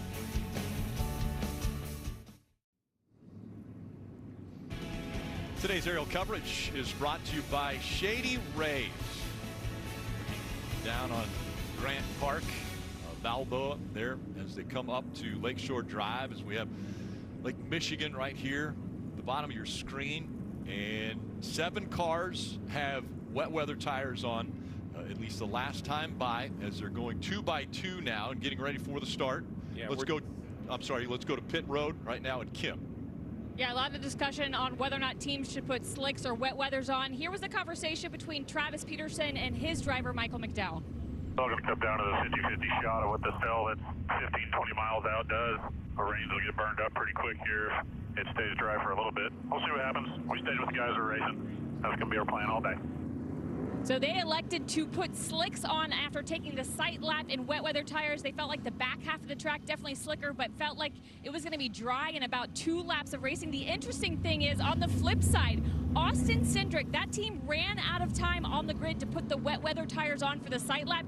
They took their sight lap in slicks and decided they wanted wet weather tires to start this race, Marty. So lots of different perspectives on pit road. And Kim, when there are mixed conditions like this, it's usually who goes to the slick tires first is who has the most speed. Steve mentioned it earlier. The wet weather tires certainly help when it is wet out, but when it's not, they're certainly a lot slower as well. Bubba Wallace, you see him, terrific qualifying effort. He is on slick tires. But Steve, here's part of the game as well that Booty Barker was mentioning, and you heard it from the 34 team. There is weather coming very soon. So what would you have made as a decision, Steve? Would you have gone on slicks from what you've seen on the track, or would you have gone wet weather tires? So I think the track they're currently riding around on, slicks would work. The problem is when you look at the radar, I believe weather is coming, and I think you could kind of nurse the wet weather tires. Once again, we're right there in that white dot.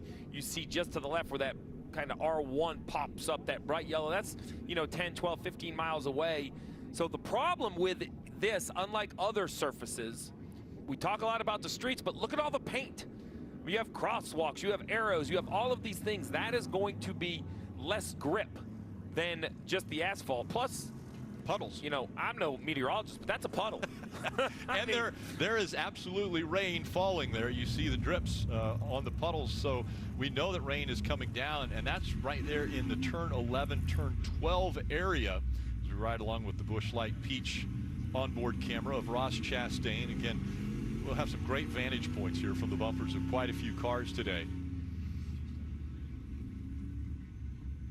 Well, let's take a look at our Toyota virtual car. We could break down exactly all the parts and pieces. You see the windshield wiper working very hard. I mentioned the lights. You're going to see teams in the rear window, also on the rear bumper. And then the flaps, those have to go behind the rear tires. We're going to take the slick tires off.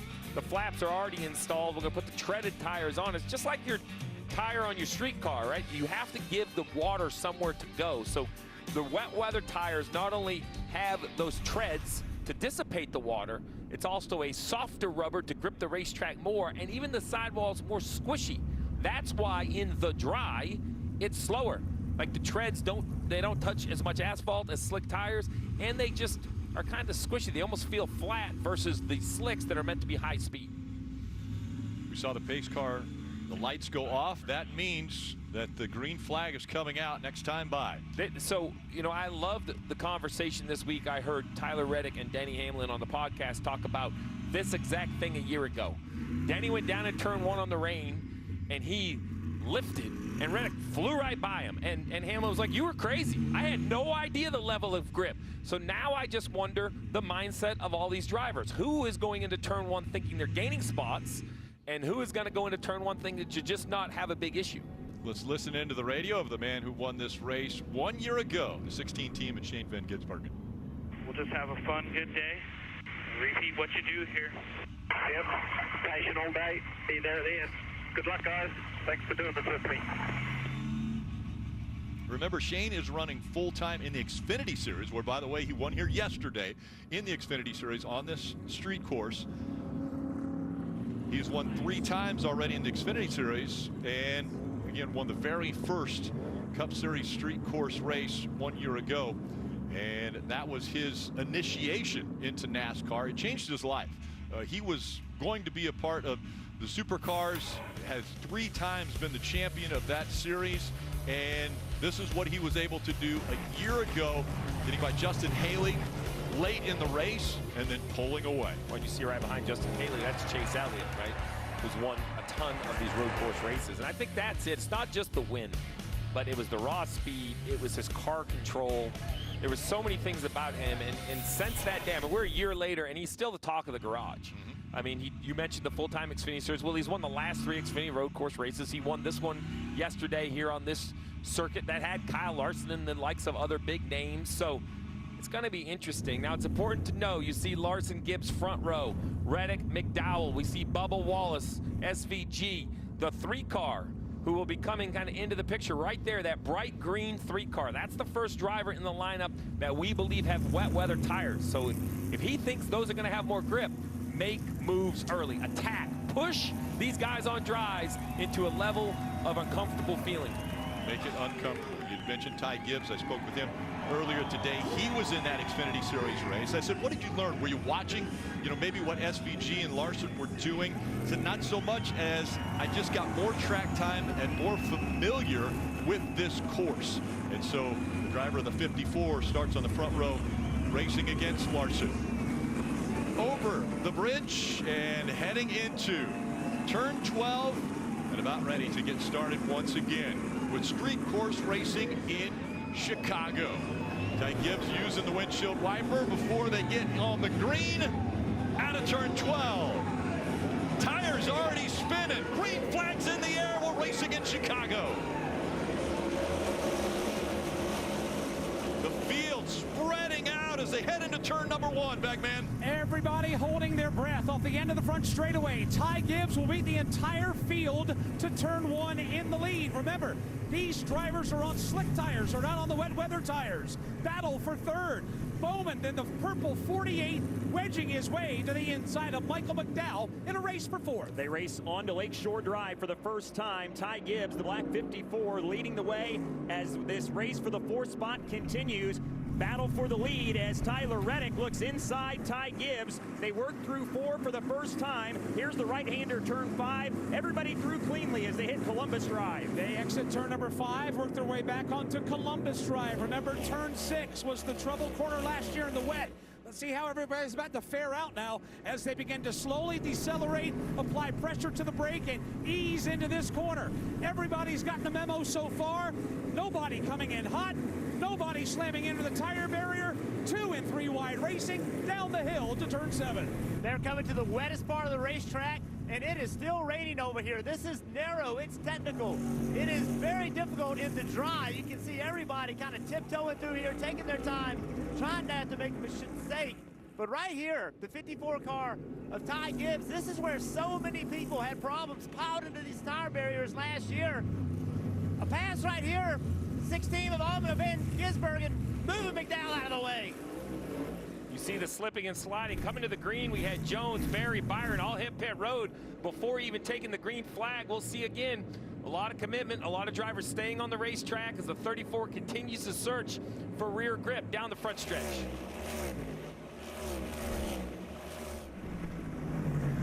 Watching Shane Van Gisbergen further back in the field, battle for the lead now. A couple of Toyota teammates. Tyler Reddick in the 45, Ty Gibbs in the 54.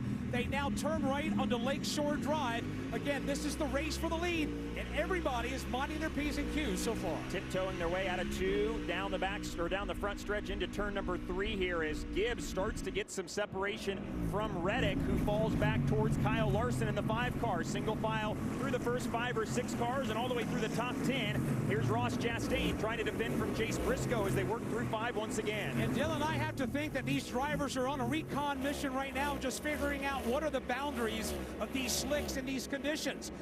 Every lap that passes will probably take it up a notch here or there. For instance, Kyle Larson in the 5. He tried to outbrake the 45, couldn't do it. That's the battle for second. Here comes Larson back to the inside again. Yeah, you can see the aggressiveness picking up a little bit of dry on the left side of the racetrack. Everybody is being smart, but at the same time, you can't give spots up. Don't want to be too wide through this section. Somebody's got to give. Bubba Wallace with a wise decision. Bowman taking advantage of it. Gibbs is the first one to get to the racing surface. He's out front. Reddick, then Larson. Van Gisbergen has now passed Larson for that 3rd spot. And you see the 16 making the turn through 12. Marty. All right, Rick, been running up and down pit road here. Here's a very unofficial count and the driver's feed that I have on wet tires to start the race. Martin Truex Jr. in the 19 car, Austin Dillon, Ryan Blaney, Corey LaJoie, and all of Team Penske, Austin Cindric, Joey Logano, Harrison Burton as well, Zane Smith. Those are on the wet tires, and Corey LaJoie, I think I mentioned him. So, Steve, you agree with that call as it starts to sprinkle again here on pit road to go with wets, or would you gone slicks? Well, I thought the wets were going to be a clear advantage, but have yet to see it. The 19 of Truex is up to 10th. But Gibbs, Reddick, SVG, they seem to have a lot of confidence. You see right there, that lead Penske car, that's the 2 of Cindric. You see how aggressive he is into the corner, but it's really not a standout advantage yet. We'll see if it continues that way, if the rain continues to fall. As they exit turn 5, they're back on Columbus Drive, watching Kyle Busch wedging his way under Denny Hamlin. Here comes Austin Dillon in that black and green 3. Try to do the same. You're on board the Toyota, inboard with Denny Hamlin, on board that is. And now 3 wide, Zane Smith is going to jam it into the bottom. Side-by-side hill race with Dillon. What a move by Zane Smith in 6. Zane Smith, one of those drivers with wet tires on. He's able to be more aggressive in the braking zones. That's where they really are effective. You can see right here, a little bit of a drying lane starting to pop up in 11. Drivers getting more aggressive, a lot of side-by-side on this end of the racetrack. You see where the cars are going, way less water. Another big move right underneath me. Carson Hocevar in the 77 making that move as he comes at us into turn number 12. But a gamble by some of these teams staying on the slicks or the dry weather slicks, and it's working out because the track is drying as they're picking up speed. Every lap seems to get just a bit faster as they go into one. And it's helping them that it stopped raining, Rick, here in turn number 1 and turn number 6. And this portion of the racetrack is drying very quickly. There's Shane Van Gisbergen chasing Tyler Reddick in the 45. They race their way around the corner as everybody now is just trying to get that level of comfort. They're back off of 5 and down the straightaway. They're back on Columbus Drive as we're watching the leaders start to space themselves out and also get a lot of courage at the same time. You're on board with Shane Van Gisbergen. He's riding 3rd, and he is about a 2nd and a 3rd off the lead, but he's about to try to close in Tyler Reddick and take 2nd. Yeah, I love this shot. Wendy's cam on top of Shane Van Gisbergen's car. You can see how tight it is over here. Look how he uses all of the racetrack. Left side door right against the wall, and this left-hander. Watch this right-hander. Oh, but hits it right here. Then moves all the way to the left side to set him up for 11. Again, all of the racetrack. That's the advantage he has, Dave. And Jeff, he's up 2 positions from where he started. Shane Van Gisbergen, after they put the slicks on by their choice on the 16 car, he was told by crew chief Travis Mack, no strategy, go as hard as you can, and we'll keep you informed on the fuel situation. It's starting to rain big time over here again at 11, over here at Congress Loop. Just when you think it's starting to dry, it starts raining again. Jeff, that's the farthest north portion of the track as we see the 34 on pit road. Kim. Yeah, they elected to put wet weather tires on. At first, Michael said there was no concern. He was feeling out the track on the slicks. Now they feel like enough weather is coming in and the track is going to need wet weather tires. And this is really the challenge, because I was just asked by Marty which I wanted to be on. Lap time would say dries. Do you have the leaders running low 91-second laps? The guys on wets running mid 92s, 93s. But then Jeff talked about it. The rain in turn 11, that's what McDowell felt. He radioed in, said, I have to come. He was running 8th. He gave up a great position to change those tires. And they're coming at you here, Jeff, as they go through 7 now and into the Congress Plaza. We're going to let you talk us through these top 3 cars. Yeah, Van Gisbergen almost hit the wall on his right side. That's why he had lost some ground to Reddick right there. He really had to check up big time. You're going to see a lot of that today. Drivers trying to use all the racetrack, misjudging and touching the wall. When that happened, they stacked up behind the 16. Larson right behind him. Gibbs-Stallin in front. He has a 1-second lead over Tyler Reddick, and they're at speed. We're still seeing them over 1 block go from 50 miles an hour to 100 miles an hour. Big slide there out of Bubba Wallace as he comes out of 12, but it's still Gibbs out front. Watching Bubba Wallace there after that slip coming up turn 12, trying to regroup. He is behind that side-by-side battle between Christopher Bell in the black and red 20, and also Kyle Larson there as well.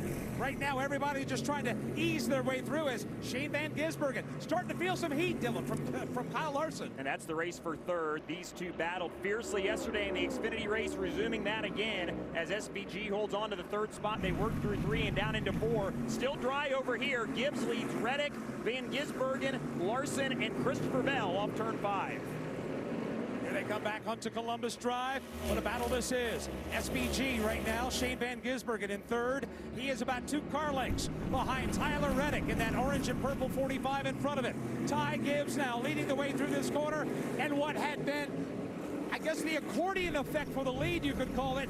Now it's closing back together. And really, this is a ferocious battle for the lead headed to turn 7 and 8. Yeah, Ty Gibbs is holding everybody up a little bit. You can see him stacking up behind him. Off of turn 12, we saw Bubba Wallace. This is how slick it is. He's trying to accelerate. He just cannot make rear grip. Alex Bowman, great job not making contact behind him. Watch this from the front. It's just hard to anticipate how much grip the racetrack has until you get there. Bubba just asking a little bit too much out of his car. Pit road's tough here. Denny Hamlin, one of the most experienced drivers, wanted to make his way to pit road, couldn't do it because everybody was below him.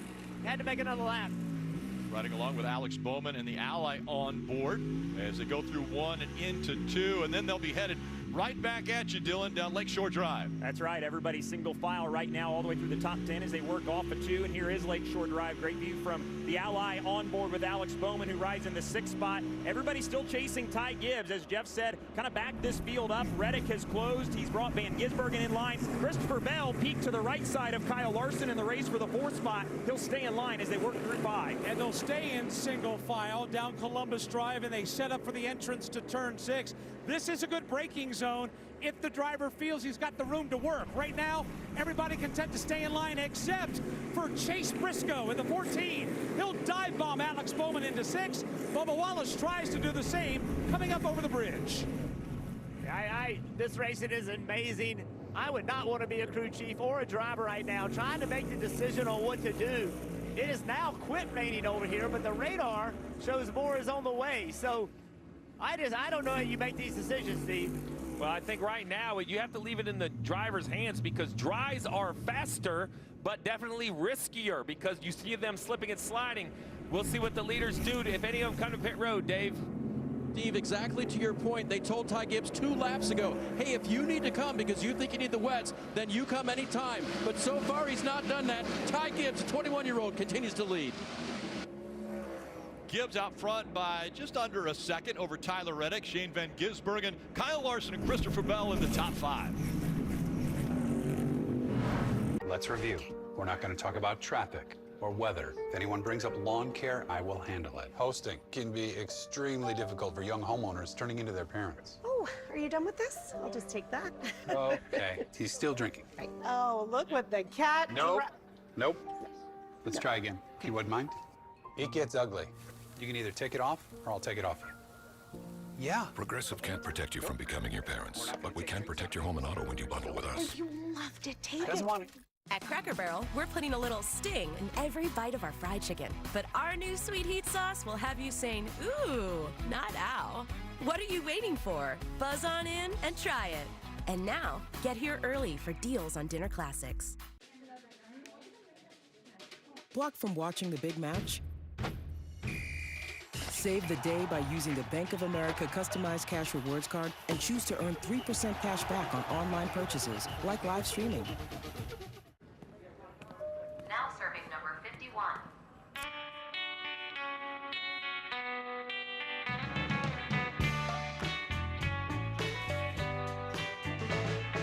Time can make you change your mind. Now serving number 52. Can make you laugh, can make you cry. Girl, will you ever be mine? Mike's, please. Extra cold. Was this fire person's day hard enough for a Mike's Hard Lemonade, Joel? Was it? Hey. Keep it cool, cool cat. Hard days deserve a hard lemonade. Pizza Hut, you owe Chicago an apology. Deep dishes for tours. Tavern-style pizza is our thing. You just had to tell America about our thin, crispy crust. Try any of our large Chicago Tavern-style recipes for just $12 each. Sorry, Chicago. No one out-pizzas the Hut. Deep in the heart of racing country lies a track too tough to tame. The perfect setting for the late-season drama of the Southern 500. Outside lane gets the launch. One last chance to make a playoff push. One last chance to catch regular season racing. One last chance to plan a Labor Day weekend worth bragging about. Southern 500, baby. Hell yeah! NASCAR weekend at Darlington Raceway. Get your tickets now at darlingtonraceway.com. What a season we are having because of people like you. Absolutely incredible. Come back to us, Simon. AGT, Tuesday on NBC and Peacock. You're watching the NASCAR Cup Series Chicago Grant Park 165, presented by Xfinity. Shot of the bean as you download the official app of NASCAR and follow the action with free live scoring, in-car camera, and radio broadcast. You can upgrade to premium for full access to driver audio channels and a completely ads-free experience. Search NASCAR in your app store to download and start a free trial. Not very many racetracks where you can watch from your boat, but this is definitely unique, racing on the streets of Chicago. It's still Gibbs out front. Van Gisbergen has moved up to the second spot. Bell now up to third. Larson has fallen back to fourth, and Briscoe now fifth.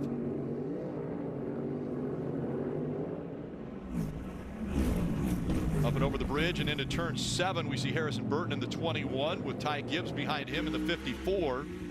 Yeah, and the issue that you have now, if you're Harrison Burton, is you decided to come in, put on wet weather tires, and why you would think they would have more grip, they just don't. You see the overall speed difference. The 54, the 16 just easily drive by the 21 with those dry tires on. Closing in on 10 laps to go in this stage.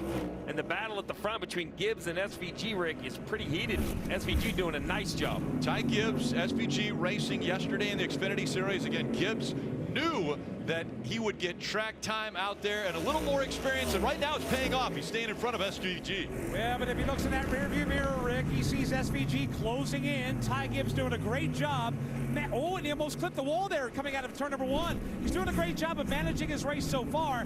But Dylan, he's got Shane Van Gisbergen pressing hard behind him. That's right. SVG has gone to the whip the last couple laps and has closed in on Ty Gibbs in a hurry. Tyler Reddick lost 3 spots through turn 4 a few laps ago. He's back back to 6th. These two have been the class of the field so far. They worked through the right-hand turn number 4, and here's turn number 5. This is where Van Gisbergen was so strong yesterday, trying to close on Gibbs again. And coming out of turn number 5, this is the driest part of the racetrack. Right now, turn 6 is absolutely dry. So this is an opportunity for those drivers to make up ground. Here's Ty Gibbs and Shane Van Gisbergen. They were max send here into 6th as they head down the hill to 7th. This is one of the most difficult braking zones on the racetrack. You can see it's downhill and very rough. Hard to get to keep the tires from sliding.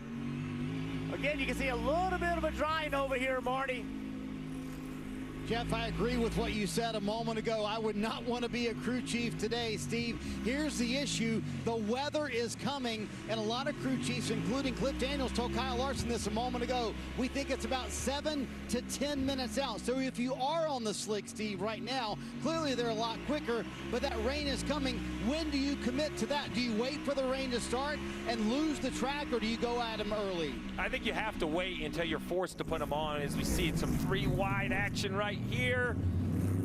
Man, they did a nice job sorting it out. I think you have to wait for the rain. You just hope it doesn't start raining as you pass the entrance to pit road. 9 laps to go in this stage. The 54 and the 97, or excuse me, the 16. That's why you saw that 3-wide battle in front. They feel the pressure of the leaders coming. Rarely do we see cars go down laps at the street course, but with these alternate strategies, it has mixed up the field.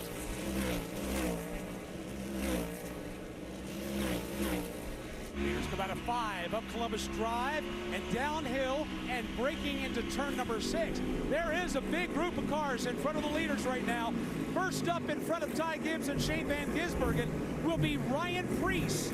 Also Joey Logano in the mix. Here's Gibbs. He'll peek to the inside of Preece in that red, white, and blue 41 and 7. There's nothing these guys can do. They're on rain tires, and they've eaten the rubber off of them.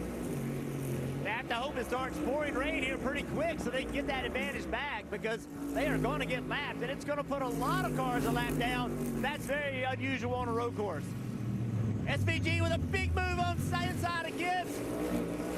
The 16. Christopher Bell trying to go with him. Yep, now trying to drag race that 19 of Gibbs, 54 of Gibbs as they go onto the front stretch. Now they try to go around Ryan Preece in the 41, and it's Shane Van Gisbergen who's able to take the lead. Here comes Christopher Bell in the 20. Christopher Bell out of nowhere now is going to challenge his teammate for second. Joey Logano blocking the way. Joey in that yellow and red 22. He's a lap car. All of these cars that are passing him are on the lead lap, led by Shane Van Gisbergen, Ty Gibbs, and others out of 2. All the top 10 has rubber banded back together here. Here's a race for 3rd or 4th, call it, as Stenhouse has a spin right in front of A.J. Allmendinger, you see there. The leaders working their way down Lakeshore Drive into turn 4. Larson in the 5 runs 4th. Briscoe had a look behind him in the 14. Everybody cordial and orderly this time through 5 and back onto Columbus. Meanwhile, Shane Van Gisbergen is starting to slowly check out in these conditions, but they have stacked up from second on back with Gibbs and Bell and Larson and lap cars in between them. Briscoe and Larson, a couple of red, white, and blue cars right now exiting 6 and heading downhill to 7. Yeah, Reddick has a great seat for this battle in front of him. You can see everybody tries to get single file. This very narrow portion of the racetrack, cars sliding all over the racetrack. You know, we act like it's dry. It's still damp. It's still very challenging conditions for these drivers, and they are maximizing their opportunities. You can see very tight right there with the 43 car. He's on wets. He's eating the tires rubber off of them. SVG is out in front. We saw the 47 of Ricky Stenhouse Jr., who just became a father on Thursday. And a spin here for him.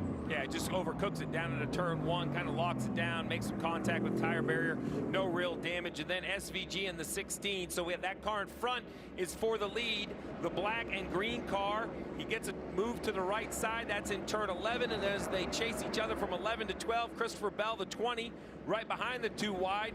The 16 will use the slower cars and kind of bang the 41 out of the way, then 3 wide. Ty Gibbs has to check up a little bit, but works his way through. Scary moments for the leaders. We'll ride along with SVG and see how he navigated through 11 and 12 here. He got to the inside of Ty Gibbs in the 54 there.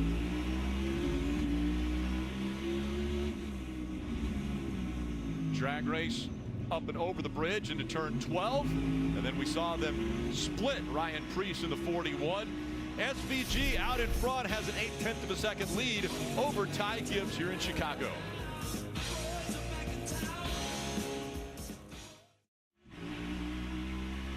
Christopher Bell's confidence is building now as he keeps fighting with Van Gisbergen for the lead here in Chicago. Well, if any driver was upset about last year and SVG winning, it had to be Bell. Such a good car early, and when the race had to be shortened, it kind of ruined his strategy.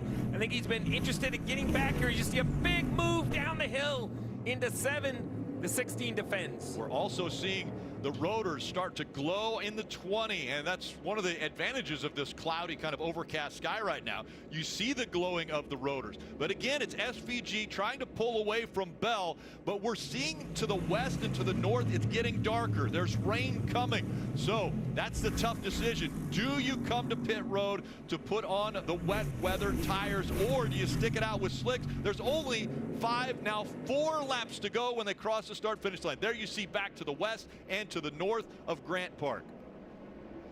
I know a lot of crew chiefs that love that view. They want you to stay on it so they can try to judge what's coming. The 16 works by the 66, which is traffic. Now the 20 of Bell attacking.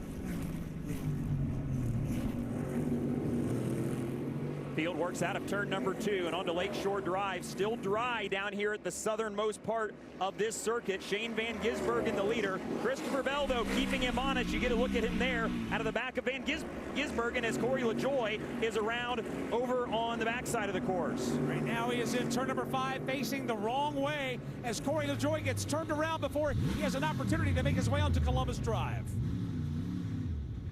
So the caution does come out to allow LaJoie to get spun back around. We're riding along with the Celsius onboard.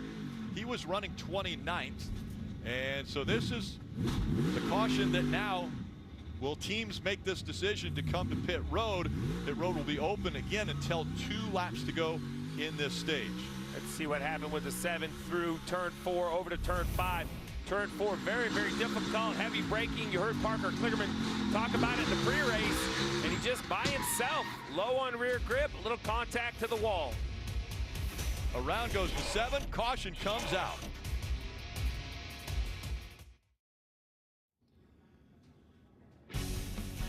NBC Sports coverage of NASCAR is brought to you by Toyota. Let's go places. Progressive Insurance. Save when you bundle auto, home, or motorcycle insurance. Visit progressive.com. And by Credit One Bank. NASCAR American Express card.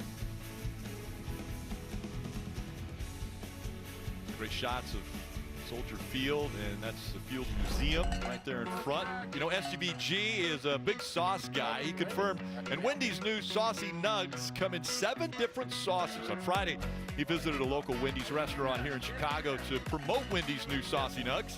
To see how serious SVG is about getting the word out, visit Motorsports on the NBC YouTube page and the NASCAR on NBC social handles. So with 3 laps to go, Steve, the rain's starting to come down. The caution came out for the 7 of LaJoie going around. We're hearing from NASCAR they're not going to open pit road. So basically, here's what happens. NASCAR has said repeatedly that they will not open pit road unless they can go back to green flag racing before the stage finish. They don't want pit stops to determine where you finish in a stage. For that reason, we will run these final 3 laps under yellow, finish stage 1, then open pit road. And by the looks of those windshield wipers, we're going to see some decisions on what tires are going to be needed, because that is no longer a damp racetrack, at least down here on the north end of the facility. Yeah, Eric Jones can agree with us as we saw the Advent Health on board. LaJoie going the right direction still, but we're seeing puddles starting to form on the streets here in Chicago, and under caution as stage 1 about to be complete.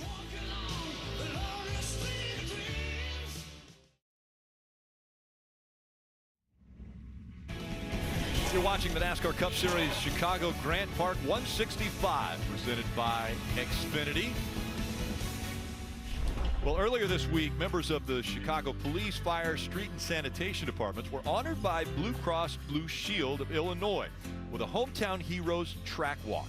They were treated to a behind-the-scenes look at how the city streets were converted into the track for the NASCAR Chicago Street Race. And they met with Cup Series driver Bubba Wallace, who surprised them by revealing their names on the deck lid of his car. The honorees also received passes to yesterday's Xfinity Series race and the music festival. The hometown heroes were chosen for their bravery on the job and dedication to the city of Chicago. As a founding partner of the Chicago Street Race, Blue Cross and Blue Shield of Illinois is proud to help drive access to the race for Chicagoans who make this city great, and thank them for all that they do. All right, Marty, I believe we're going to get a weather update from you, but we probably can see that it's not good. Pretty good idea what the weather report's going to be, Rick. It is pouring here on pit road as you're on board with the BuildSubmarines.com, on board with Joey Hand, who's driving for Roush Fenway Keselowski Racing this weekend and goes by where Jeff Burton is right now. You can just see the absolute puddles on the racetrack and also here on pit road. Cliff Daniels just told Kyle Larson a moment ago, he said, what is here now will be here for a while. So eventually, Steve, they're going to pit at the end of this stage one as they take one lap to go here in stage one. But it looks like it's going to be a wet weather race, at least for a while here in Chicago. And there's the radar to prove it. I think that's the key. I think at this point, it's now, you know, it was kind of a mix. How long were you going to be on wets or dries? I think now you could commit to these tires, maybe make some adjustments. You're definitely going to need to pit because really the entire field is on slicks that are on the lead lap. Zane Smith might be the one holdout back there in the 71 all the way back at 27th. He might be able to stay out and do something crazy, but the majority of the field is going to pit. Put those treaded wet tires on, and if there's different air pressure or some sort of setting that you think would help, but it is definitely raining now. And we're going to hear from race leader Shane Van Gisbergen. This is going to be his first career stage win. Listening to his radio. Yeah, we can hardly drive here across these lines. So it's going to be stupid in pit lane if we're all on slick. Yeah, it's near undrivable at this speed. That was pretty fun there. So you hear, I mean, undrivable, even at these low speeds. I like it. Pretty fun. Yeah. Having pretty fun. Well, and he mentioned also the paint.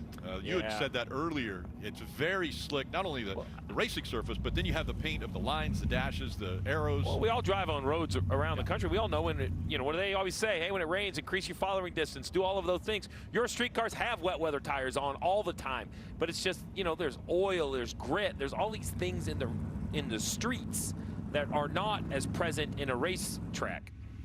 Kim. And it's been a good job by Chase Briscoe under the conditions with the slicks, moved from a 16th starting position up to the 4th position. But what's been really fun to listen to is the radio and how we've seen the weather transition under this caution. When the caution flag first waved, Chase got on the radio and was telling his team, you know, the track looks fine. I don't know if I would put wets on yet. Like, maybe we should stick to slicks. It only took a lap later. He got on the radio and said, wet, wet, wet, wet, wet. We absolutely need wet weather tires. We saw what he was able to do with wet weather conditions in New Hampshire. Should be very fun to watch Chase Briscoe here this afternoon once they switch on those wet weather tires. And again, that was a rarity. Steve, you brought it up earlier. New Hampshire, an oval racetrack. NASCAR has been trying it. They had tested it on a mile and under. And so it was the first time that it was utilized at New Hampshire. And again, that was just 2 weeks ago. Shane Van Gisbergen is going to get the stage one win. So he keeps up his winning ways in Chicago after winning the Xfinity Series race yesterday. And of course, the Cup race a year ago. Making the final loop here through 7, 8, 9, 10, and 11. Riding along with the Wendy's onboard, looking back from SVG. Dave. Rick, Ty Gibbs will finish third at the green-white checkered as planned right now anyway. And this is what he thought of the front stretch. Slows down or dries up a tiny bit, but then the next one will just hit us. Just watch the track. Obviously it's wet, but the front straightaway is sudsy. So be like go-karting. Okay. That was actually the information from Tony Hirschman talking to his driver, giving him a go-kart reference, which Ty does a lot. It's one of the reasons why he's good on these road courses. Sudsy. I heard the word sudsy out there. I don't think you ever want to hear that when you're behind the wheel of a race car. Yeah, I mean, I agree with that assessment, but I'm not sure what that's giving me for information as far as grip. I guess worse than wet. The big interesting thing is, you know, the only unfortunate part with the cars rolling slow is they don't move the standing water off the racetrack. So we'll see if NASCAR has to feel they have to come out and at least, you know, just blow or jet dry the puddles off the racetrack. Jeff did a nice job of showing the kind of standing water at the back of the track. We'll see what that looks like. The front stretch, you know, no real standing water here. Nothing like a year ago where we actually saw wheels and tires floating on pit road. So it's going to be Shane Van Gisbergen. He will win stage 1. It ends under caution because of the spin by the 7 of LaJoie, as well as the rain coming out and keeping us under yellow until the end of that stage. Next time by, pit road will be open, and I'm sure we'll see a lot of takers on pit road to switch over to the wet weather tires, as it has started to rain here in Chicago.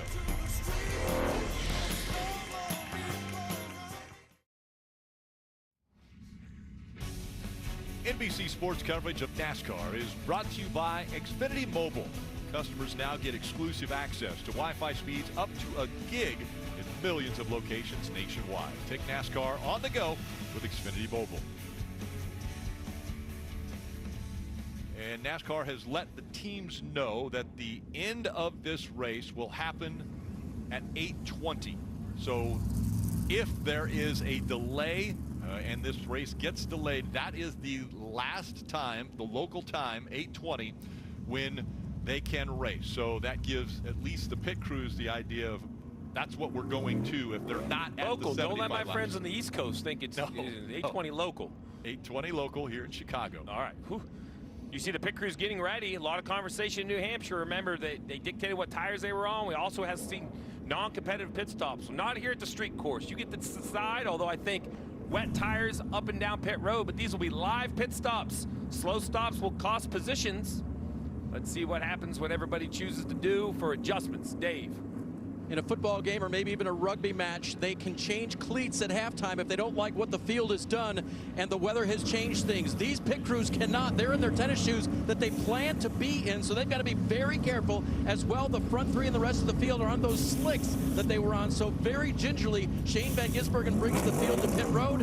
You see the 3 pit stops happening there. Let's head up pit road to Marty. Dave, the big debate on the 5 radio for Kyle Larson. Were they going to pull a tear off or not? As you see Christopher Bell leave his pit stall, they decide not to pull the tear off because that's the only layer of Rain-X they have on the windshield. Larson wanted to leave it, and the 5 team with a pretty quick stop. I believe Larson gained a couple of spots here going to those wet weather tires. You see SVG lost 3, and we're going to have a problem here. We've got a bottleneck coming off of pit road, a little bit of contact, and you see the 38 of Todd Gilliland. He ran into the back of there, but these drivers stopping. We see Bell stopping. Ty Gibbs was stopping. Bowman was stopping. And it got bottlenecked at the end of pit road.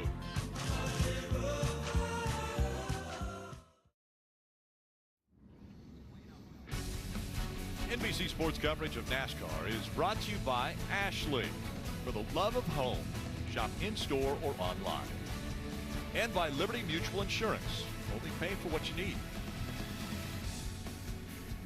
So a little congestion getting off of pit road just moments ago as we saw most of the field, the lead lap cars coming onto pit road. The 71 of Zane Smith stayed out, but this was the problem as you see the jet dryers go by. Well, that's it. You have the jet dryers. You also have the rest of the field that didn't pit, the lap down cars. So you see Bell, Larson, SVG, as they leave, they have to stop as they're supposed to. Bell stops. It's really an unfortunate spot for the jet dryers to be. The timing couldn't be worse, although they would have been stopped for the cars on the racetrack as well. Now, dry conditions, no big deal, but you could just tell between visibility and probably not seeing, and it looks like, you know, the 23, he's all right. The 45, he probably hits the hardest. But you look at the 45, it still looks pretty good. The nose of that car is no problem. Teammates. It's got to be bad when you hit your teammate. You know, it's less than ideal when you're sliding the front tires and you see your teammate in front of you. So with Zane Smith staying out, that will jumble up the field just a little bit, Marty. And I just checked in with Billy Scott. He said the nose of Tyler Reddick's car is fine. There's a very small hole at the top of the nose, but they feel like everything should be fine. Checked in with Zane Smith's team as well about staying out. They said they felt like the rain tires were fine. And in essence, Steve, their theory here is they're going to flip to like the original strategy that everybody had hours ago, that you could pit once here at Chicago today. They're going to try to make it lap 40 or so for that 71 car. Well, looking at the radar and what's going on, I would have already thrown all my strategies away at this point. I would be in just full kind of wing it. I know what you're saying, Marty, and I think you're absolutely right. You know, we're going to get a little bit of a dry section here. The question is, will the groove dry up? And then we have some more rain in the future. So 53 laps to go in the race, 23 laps to go in this stage. We think they can go about 36 laps on fuel. Probably in the wet conditions, I would bet it's probably 40. You just can't use the throttle as much. This was also a big advantage for a bunch of cars to take the wave around. Now, there's going to be some exciting because a few of them that waved around are on dry tires. So you see how slippery it is right here? They have to find a way to run one lap before they get pit on dries. Yeah. So we'll be paying attention to that. Again, it was the 7 that caused the caution originally, and then this little congestion coming off of pit road.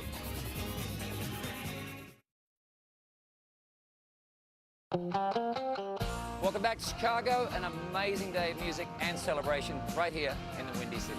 I hope you're enjoying the high speeds and incredible action of NASCAR on NBC. I want to thank Keith Urban. He put on a concert here before this race started in Grant Park. What an amazing event this has been. Well, I know we are seeing the rain now in the race, but you know, we've had great weather all weekend, and that's really been the celebration. You said it, the racing yesterday was breathtaking, perhaps the best Xfinity race I've seen in years. And then all of the concerts got to take part. The crowds were great. So, and actually, you know, now I'm not out in the elements, but this racing in the rain is pretty entertaining, the decisions they have to make. Now, I hate it for the fans that they have to be out in the rain.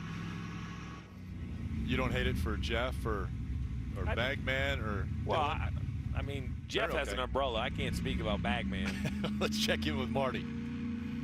So we'll be embedded here in stage 2 with Tyler Reddick and his race team. And I want to talk about what Billy Scott just did a moment ago when Reddick made contact with his teammate Bubba Wallace leaving pit road. And what they were able to do is they were able to get still photos from around the racetrack. Steve, you know this very well. Every manufacturer and every team as well has photographers everywhere around the racetrack. And obviously even more when you're on a road course or a street course like we are here at Chicago. So Billy Scott was able to get those pictures instantly to here to the pit box and diagnose exactly what's going on with the nose of the 45 car. So Steve, it's a little bit of an intricate process, but every manufacturer has this, every team has this, and that's how Billy Scott knew, hey, the damage earlier from hitting your teammate, it should be fine. As we see them choosing, but you're absolutely right, Marty. You know, here you can look at damage at some of the higher speed racetracks. You can actually look at like the height of your car.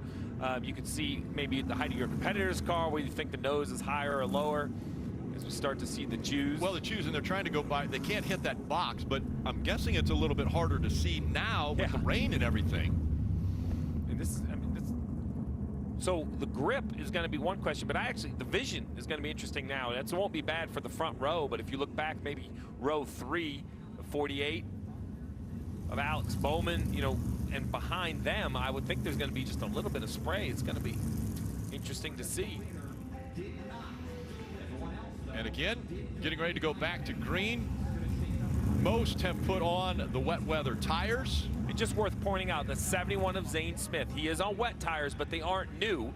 They are the ones he started the race. So he, you know, he has a bunch of laps on him. We will see if they've lost grip versus everyone else. And at the back of the field, there's some guys that stayed out. They wave around. They're back in the lead lap, but they're on slicks. So they're going to have to tiptoe around 2.2 miles getting back to pit road.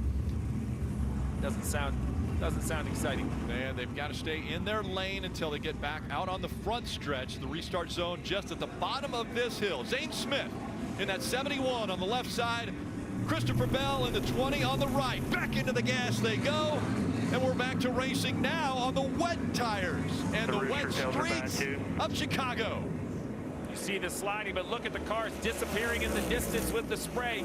Grip and visibility a challenge. Ty Gibbs immediately going to work in that green and black 54 to the inside of the orange and blue 71 of Zane Smith. Everybody just trying to funnel down into some degree of lack of chaos there in one. Here they are in two. The right-hander onto Lakeshore Drive. So far, so good. We saw a race for second there. Zane Smith trying to fend off Christopher Bell, the red and black 20. Bubba Wallace around in front of the field. He was inside the top 5 as everybody tries to come around him, kind of in a blind spot there as they come around the corner onto Lakeshore Drive. Leaders continue to work their way back into turn number 4 and 5. But here's Bubba and Daniel Suarez stopped at the exit of 2. You'll see it here as they work down into turn number 2. Bubba on the outside in the 23, just contact there from Bowman. Bubba kind of gassed it up to try to get out of everybody's way, and Suarez collected. Baggy, they're headed to you. Now here they come into turn 6. Here they come. Ty Gibbs tiptoeing his way. This is the battle for third. Larson, Zane Smith. Oh, and Chase Briscoe. He'll nail the tire barrier in 6. He gets turned around, and he just shellacks that tire barrier. Nobody else collected, but a hard contact for Chase Briscoe, and he's able to drive away. But he gave that tire barrier one heck of a lick. Watching Chase Briscoe just trying to get his car right in. Here's how it happened. He came in low, hot sideways, and slams into that tire barrier. He is lucky nobody was to his outside because that could have been a whole lot worse. But Chase Briscoe, the only one that's worse for wear right now. Now he's just trying to get right and do it. I mean, there's nothing he can do but get it refired. When these things spin like that, they definitely don't want to get refired. You see the seams on the hood broken loose a little bit. Not a ton of damage. Very lucky that it was tire buried. You see right there the 16. I thought there was some contact from the 14 when he was sliding. Let's take a look on board and see just how much damage to the 16. I think he hit right side. I think this car is really wrecked. Junked? Yeah, the right side of this has heavy, heavy damage. The absolute favorite coming in. So you're gonna be on board right here, and you're gonna see he's gonna get hit from behind and straight into the barrier. Briscoe hits the 16 of Shane Van Gisbergen, and that was a big, big hit. I would be shocked if the 16 can continue. It's not running. And he's out. He is out of the car. That's it. That's it. So the favorite out of the race. There'll be no defense of the title. He won this race a year ago, Rick. And now disappointment after the win. AMR safety crew down there to help SVG out. And nothing he could do, right? Chase Briscoe lost control of his car and just basically ran him over. You know, didn't mean to. Chase didn't want to do it either. He wrecked as well, but this is the chaos that the rain brings. We saw the 48 hit the 23 in turn 2, and now the 14 hitting the 16 heading into 6. Jeff. Yeah, Steve, we talk a lot about rain tires and the ability to do it. We would normally be sitting, you know, red flag condition, historical NASCAR, we wouldn't be racing, but this is part of an evolution of learning what you can and cannot do on rain tires. And I think this is the most difficult racetrack because of all of the different conditions on the track. Remember, these are roads, oil from cars, all the things that happen on a normal road. This is not a racetrack that these guys are accustomed to. So it's great that we have these rain tires and we're learning a great deal, but it is not without risk. Parker. Well, just to add on to that, Jeff, you know, you talk about street courses. There's so many different types of asphalt out there. And if you look right there as they go into turn 4, look at all the different patches of asphalt. Those all have varying grip levels. It's not like when you're at a normal road course in the rain, you might get off the normal line because there's just more aggregate in the asphalt. Here, you have to literally search around and understand. And you know, one of the things that all these teams and drivers do when they come to a course like this, at road courses, street courses, even ovals now, is we walk the track. Why do we walk the track? To find those different patches and areas that we feel like will have different grip levels. One of the things you brought up earlier, Steve, was those painted lines. Well, some of those painted lines actually have almost a grit, like an aggregate, like a sandpaper to them. They actually have grip. Some are painted with a very slick paint, so you have to have that knowledge, put it in your notebook, and apply it in these situations where there's rain and trying to navigate where that grip is and is not. So that's just one of the challenges you have with street courses, that there's so many variables as to all the different asphalts and all the different paint used on these normal roads. I didn't take that good of notes, but I believe there is not grit in the paint entering turn 6. From what I saw last year, and I've seen again this year, that braking zone, I say it tongue-in-cheek, but last year, that was the trouble spot. We saw issues around the racetrack and some stack-ups over by Jeff Burton, but continuing, you know, lap after lap into turn 6 is where we saw the most issue.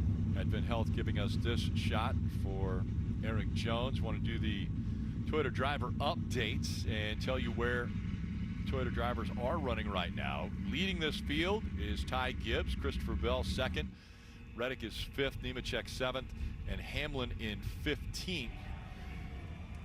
And again, breaking news is that the driver of the 16, the winner a year ago, the favorite coming in, Shane Van Gisbergen, is out. He has wrecked even after winning stage 1.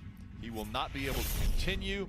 And so this is how it happened. Shane Van Gisbergen on the left, you see, and Chase Briscoe coming in and just clips the back of that car. Yeah, so you can see it's not even enough to really spin him around. What it did is just increase his speed. So as Shane was into the corner at what he thought was an appropriate speed, you watch, he thinks he's going to make the corner. And he just, I mean, there's nothing you could do at that point. There's just no runoff. Travis Mack, the crew chief, I talked to him this morning. He was just so excited for the day ahead. He knew Shane had so much talent. He almost was nervous. He said, you know, I just don't want to mess it up. I want Shane to have a chance to show everybody. You see the heavy, heavy damage. Now, you heard the engine rev. That's a ton of experience. He knows that he's going to hit. He tries to gas it up to spin it around to try to hit the back of the car.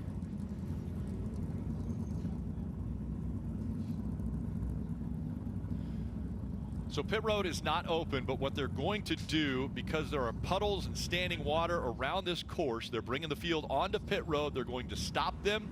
They're going to red flag this race so that the Air Tundras can come out and blow off any of the standing water or the puddles that are on the course. Of course, Steve, you mentioned it earlier. Those of us that have been on the roads and you've driven before, you know there's hydroplaning. When you have standing water, that's, even with rain tires or wet weather tires, you still have that possibility. And now the good news is, you see in this shot right here, it doesn't look like the rain's coming down very heavily. So I believe that the Air Tundras can blow it off relatively quickly. We're also here at single file restarts. Anything to get back racing, I'm on board with, because the crowd is here. It looks good. I'm ready to see some racing. They did a really nice job, to be quite honest. Turn 2, there was a little bit of contact, but. Well, let's go over to Buckingham Fountain and the Peacock pit box. Dale Jarrett and Brad Doherty. All right, guys. Well, we've seen already 25 laps complete of the 75-lap race, and the conditions have gotten a little bit worse. Now they've stopped the field on pit road. What do you guys think about this one so far? We might have should have brought the Air Titans out before. Yeah, maybe should Groundhog Day. That's what I was thinking.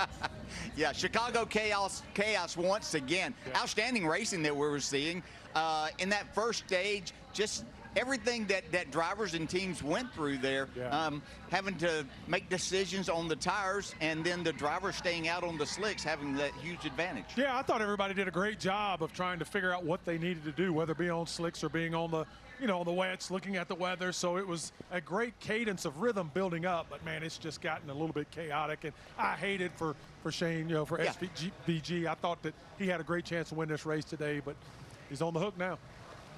Yeah, and you know that other drivers have to think as we look at just how hard it is raining right now. And and that's the one thing. I don't care what kind of tires you have, wet weather tires. You can't have this standing water. It doesn't give the drivers a chance whatsoever. But the thing that does give drivers a hope, this is going to stop at some point. They're going to get it cleared off, and they know that the man to beat is now a part of the race. So a lot of guys thinking that, hey, this could be my chance to win at Chicago street race. This is their opportunity. Guys are going to wait through this, and somebody's going to have a shot at winning a race today. You see the teams going out. They can cover the cars up. The drivers can get out if they would like.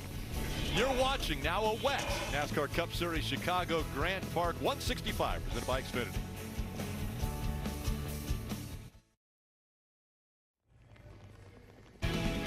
Red flag condition from the streets of Chicago. And up front, as they are scored, it's Ty Gibbs that's out there in front. We see the Air Tundras taking to the track, and the Jet Dryers trying to get out there and get the puddles off the track. They were out there earlier too, and this was the exit of pit road when they had come down there, and it caused a little bit of a bottle up here. Yeah, a little stack up. Tyler Reddick can't get slowed down too much. Hits 23, no real damage, but unfortunately more damage for the 23 here. 48 of Bowman gets right into the right rear quarter in the rain, spins the 23 out. And then the 14 of Chase Briscoe sliding into turn 6. He actually tagged the 16 on the way in. Yeah, on board with SVG. The 14's able to drive away. The 16 not so lucky. Heavy damage. The favorite, last year's winner out of the race.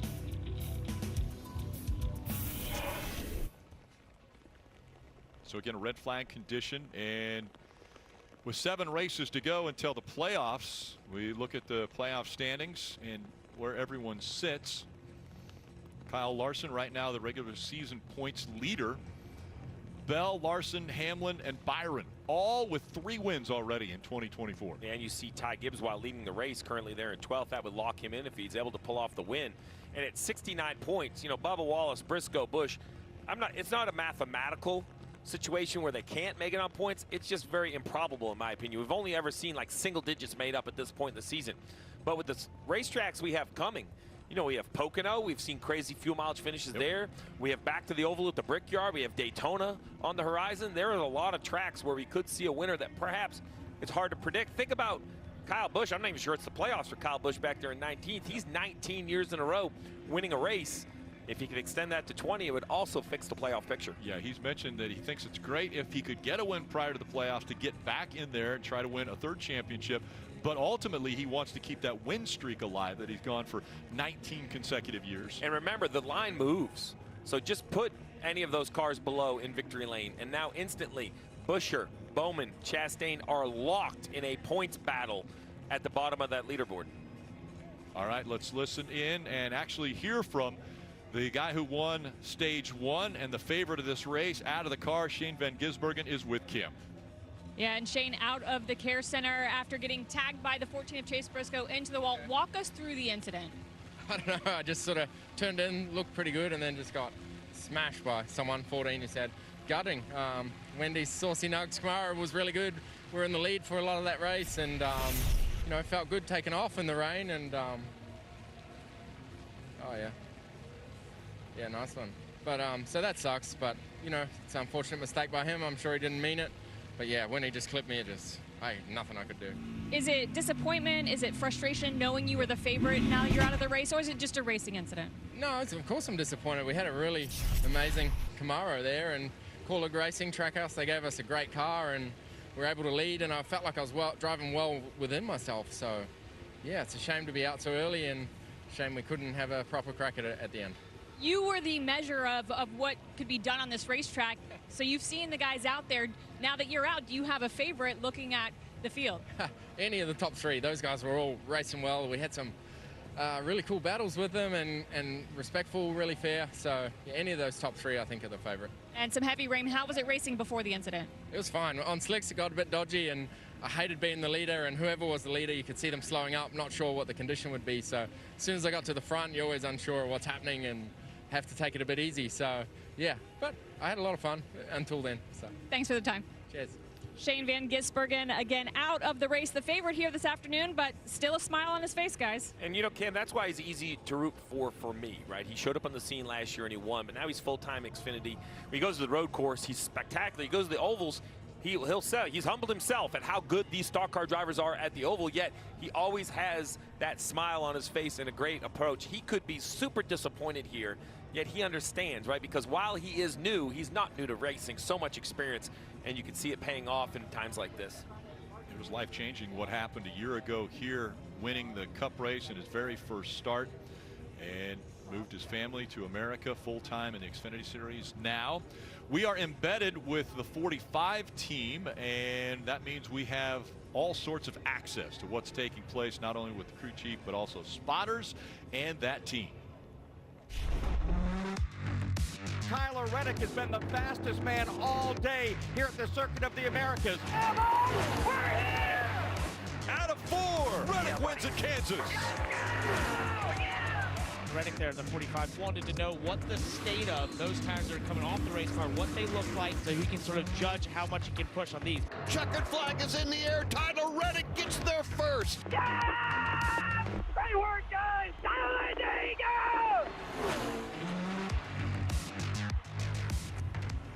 Tyler Reddick, Billy Scott, this race team's in the playoffs for that big win at Talladega, and normally you guys are excellent at the road courses, but I don't, when we talked about this embedded thing, I don't think we planned this kind of day, did we, Billy? How have you managed all the chaos of this day? Rain, no rain, and all that's happened.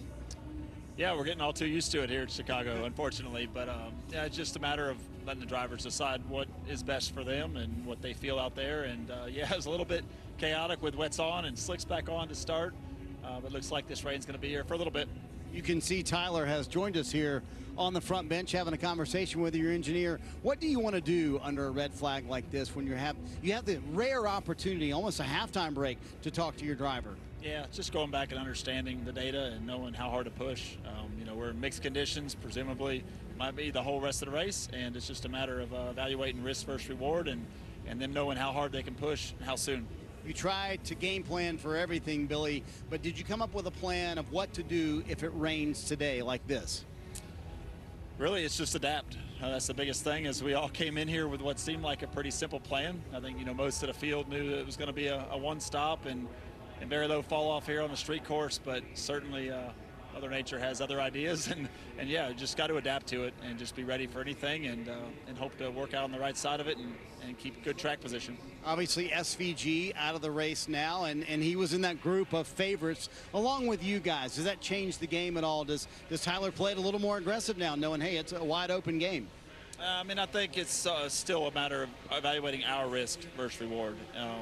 Like you said, there's several guys that we know are in contention, and many of them are still out there. You hate to see him get taken out like that over something silly. And no, we still have to be smart, right? Because it's in a moment's notice it can bite you. It's definitely they're on the edge out there every lap. So we still have to be smart and still have to be there at the end. But yeah, just not try to take ourselves out. Still have a lot to go here in the race today. Appreciate the access the 45 team is giving us. We're going to go talk to the driver. He's right over there in just a moment, Dave. Marty, we look forward to getting back to that embedded deal with the 45 crew. We're embedded under an awning here with Martin Truex Jr., and it's still raining, so we've still got the umbrella up. Tell us your experience there as you were getting ready to, actually they were thinking of resuming things there, but it's pretty crazy racing when you got going. Yeah, just, so much rain and so much water on the track. Back where I was, you couldn't see anything. So just following the flashing red lights in front of you and trying not to hit them. That's kind of what the goal was. And then once everybody got slowed down, you could kind of see where you're at in the corner, but you're just kind of feeling where you were by the speed of the red lights in front of you and trying to follow them. It's wild, but yeah, not a good start to the race for the Bass Pro Camry. We tried to start on wets, and that was obviously the wrong move. It worked for a few laps, and then it didn't. So track position's not good right now. We need to find a way to overcome that. I was going to ask you about that because you got going. You started passing cars. Was there like an immediate switch and they fell off? Yeah, I mean, as soon as it started drying out, it went from good to bad, and it only took about 3 laps. So went forward for 3 and then backward till we pitted, and the car felt pretty good and I felt like good pace on dry tires once we got going. Just lost all our track position, so it's going to be a battle from here, but we'll keep trying.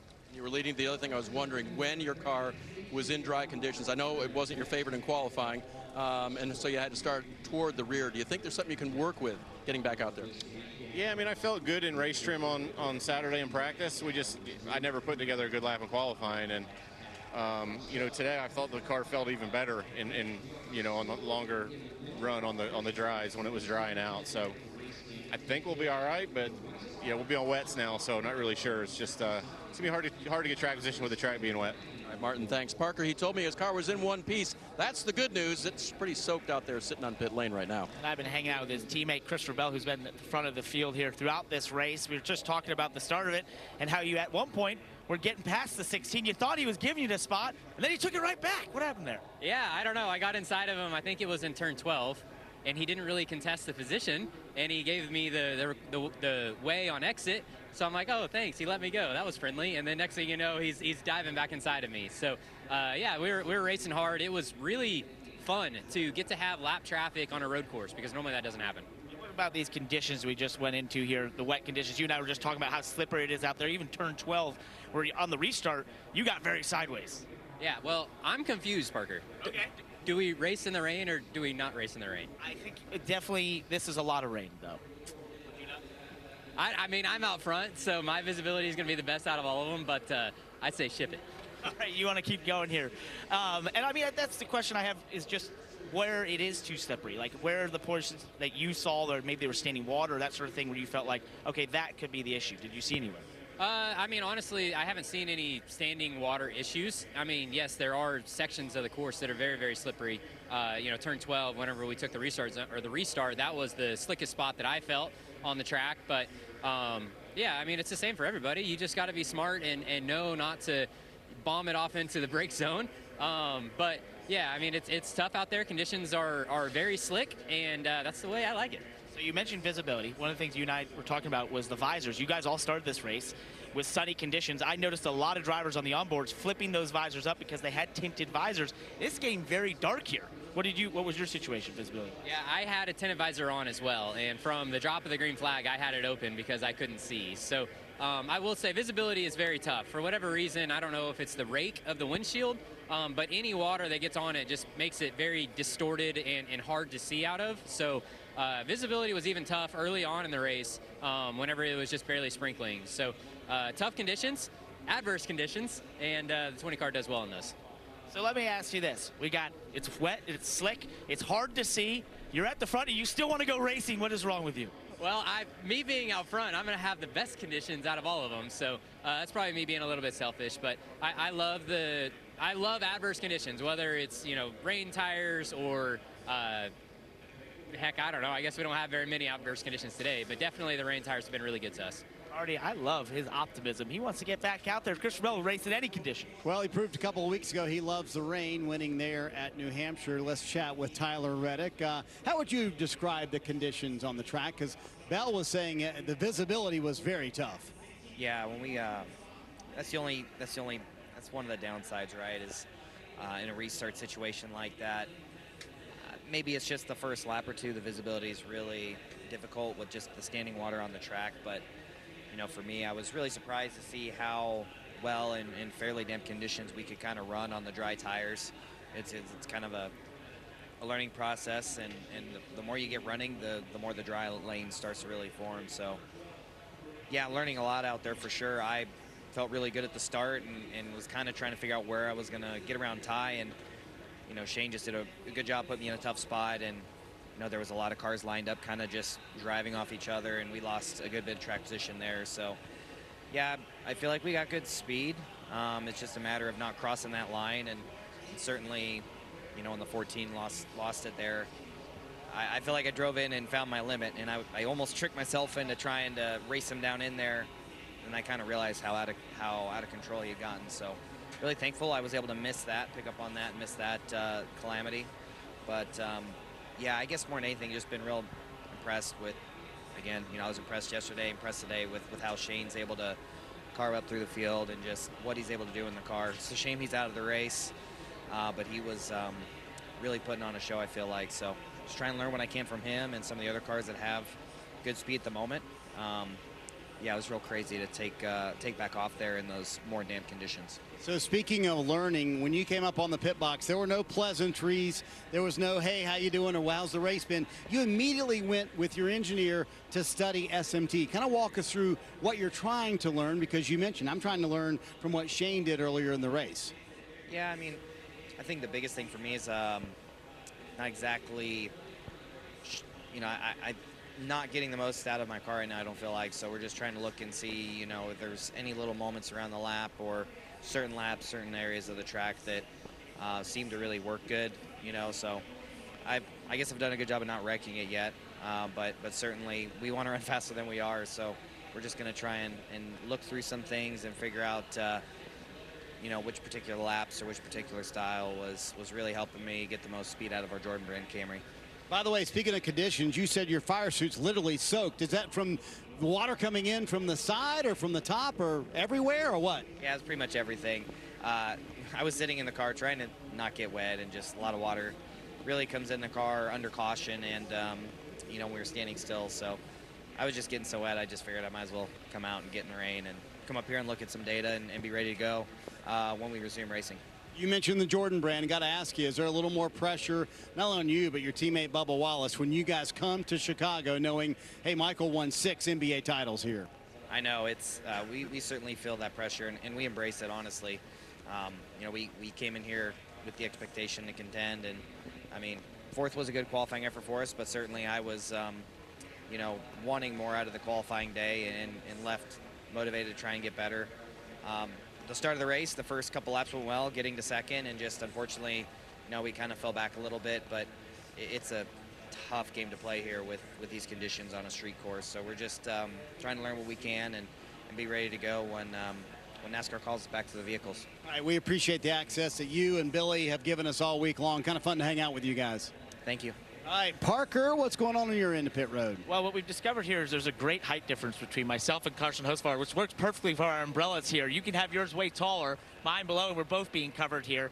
We were just talking about this weather. You're back in 23rd. Not a lot of visibility out there. No, not good at all. I think we were like 13th or 15th or something, and my wiper wasn't working. It was going only the right side, so if you were my passenger, you could see. So not great from. That's not going to work. There's no passenger in there, is there? No, nobody that would want to right now for sure. But yeah, struggling visibility. I was like, all right, have fun. Like I'm just gonna survive and try to keep my thing straight, and hopefully they don't end it or anything like last year, the Xfinity race. So, but I'm sure they won't, and hopefully. But definitely the right call to stop for right now. But I think our Ziegler Chevy is fast. I feel good when it's dry and the wet. I'm just happy to run circles and hope to get to the other end. That's where I'm at right now. Talk about that. When you're trying to survive in a race car, that's a weird feeling, going, you know, purposely slower than maybe you could go. Yeah, I think it's hard for people to understand. That's sometimes when the most mistakes can be made.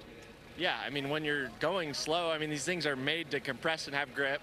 And even when you're hauling and going 100% in the rain, right, it's still not handling great because the thing's up above the racetrack. It's not compressing. It's not having any load. But yeah, it's difficult, and it's probably more frustrating as a driver that you're so aware and so scared and so treacherous and everything that's normally when you think about a mistake or that you can make, that's normally when you make it. So it's really difficult, and especially for me.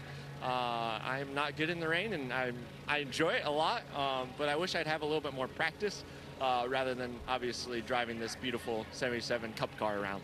I was going to talk about that. Your first season in the Cup Series, you've experienced a lot. What has stuck out to you so far as we're, you know, basically going near halfway in the season? I mean, these guys are really good. You know, there's anybody that can, you flip them to up front and give them clean air, they're going to be really good, and vice versa, because everybody knows how to keep everybody behind you. I mean, there's just so much depth that you can go from a winning race car to not very good, or at least think you're not very good back there in traffic. Obviously, a little different with. I don't know there's any clean air, obviously, with the rain, but a little different circumstances. But I think... Would that be wet air? Wet air, I don't know. I'm probably more just visibility more than anything. That's probably the gain of being out front, is you could see the corner. But yeah, it's difficult, but it's really fun. And obviously these guys are really good. They had a lot more trust in their vehicles than I did, for sure. And I'm excited to see if we can get this thing back going and get our spots and maybe some more. Cam, I think this is that we learned Carson Hocevar is in survival mode here in the wet. I think a lot of us are in survival mode, Parker, but catching up with Joey Hand, currently in the 16th position, the highest running of the 3 RFK entrants here today. And you were a bit of a road course racer, a street course racer, and we were talking and said, you know, I've raced enough in road courses and street courses in the rain that I can't count. So how does this compare to some of your experience on street courses in these conditions? Well, I mean, yeah, I mean, it was a good run for us, you know, like if the car was going forward in the dry. It was wet to start, so it was right kind of in my wheelhouse where you got to find some grip here and there. And then it dried out and the car was still good. And like we were saying, we didn't qualify quite as good as I knew the car was. And I think it was going forward, I was excited about it. And when the rain came, it got pretty dicey pretty fast. I mean, anytime you get on a street course, the water really stays contained inside the walls a lot more. I mean, it's never great with the spray and all that, but NASCAR's done a lot to minimize the spray. But still, it's hard to see. You get that many cars firing off down the front straightaway, and it was hard. I think the 11 car was about 6 cars in front of me, and all I could see was flashing lights. So at some point, you have to like drive by braille, kind of. You kind of find a wall, and so out the right side of my window, I was just running along the wall, waiting for the brake markers, not looking ahead as much as you normally would. But I mean, it's hey, I've done a lot of street racing. I've done a lot of racing, period. But I'm just having a great time. I'm excited to be in this RFK Stage 60 car. BuildSubmarines.com. Everybody's been so nice to me. They treat me like I've been here for years, honestly. And so, it's fun to get this car going forward for them. We talk about all the character that a street course has. Manholes, potholes, paint on the ground. We have old asphalt, new asphalt, concrete. How do those things come to you in the rain? Do they do kind of the same feedback to the car as the dry, or how different are they? Oh, the one thing you said is paint. The paint is way worse than the dry. I was testing it out there right when we got rain tires. I was they're like, save fuel, save fuel. I'm like, yeah, I'm going to save as much as I can, but I also want to kind of feel out the paint. Down in turn 7 where there's a crosswalk, and it's right in where you cross the apex, and it is pretty gnarly how you catch the paint for a long time. The key to it is you're trying to cross the paint.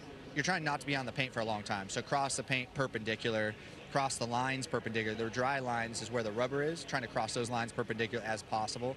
But on a street course, you don't have a lot of choices, right? So you got to drive on the paint. But I tell you for sure, I'm not going to brake on those double yellow lines down into turn 4, that's for sure. But yeah, I mean, you just go hunting. You got to find what you can. I mean, you saw everybody was pretty slow there to start to try and find their way. But yeah, I mean, no paint, no manhole covers if you can help it. But still, I mean, I know we wanted to have dry here and all that, and it's gotten wet on us, but I'd say this is a great race. I love street racing. I think NASCAR on the streets, especially in Chicago with the skyline, I mean, it's super fun to me, and I hope the fans had fun, especially when it was dry. Joey Hann, a 10-yard road course and street course racer, offering some very interesting feedback on what the track felt like under wet conditions. Californian making his first start this year, makes a handful of starts running, and we've got the fans having some fun. This is a great opportunity for them to enjoy a little bit of food, maybe. And food, one of the things that you think of when you come to Chicago, that deep dish pizza, Chicago style, or maybe the dogs. Go to the Cubs games and enjoy a little fun, a little food when you visit Chicago.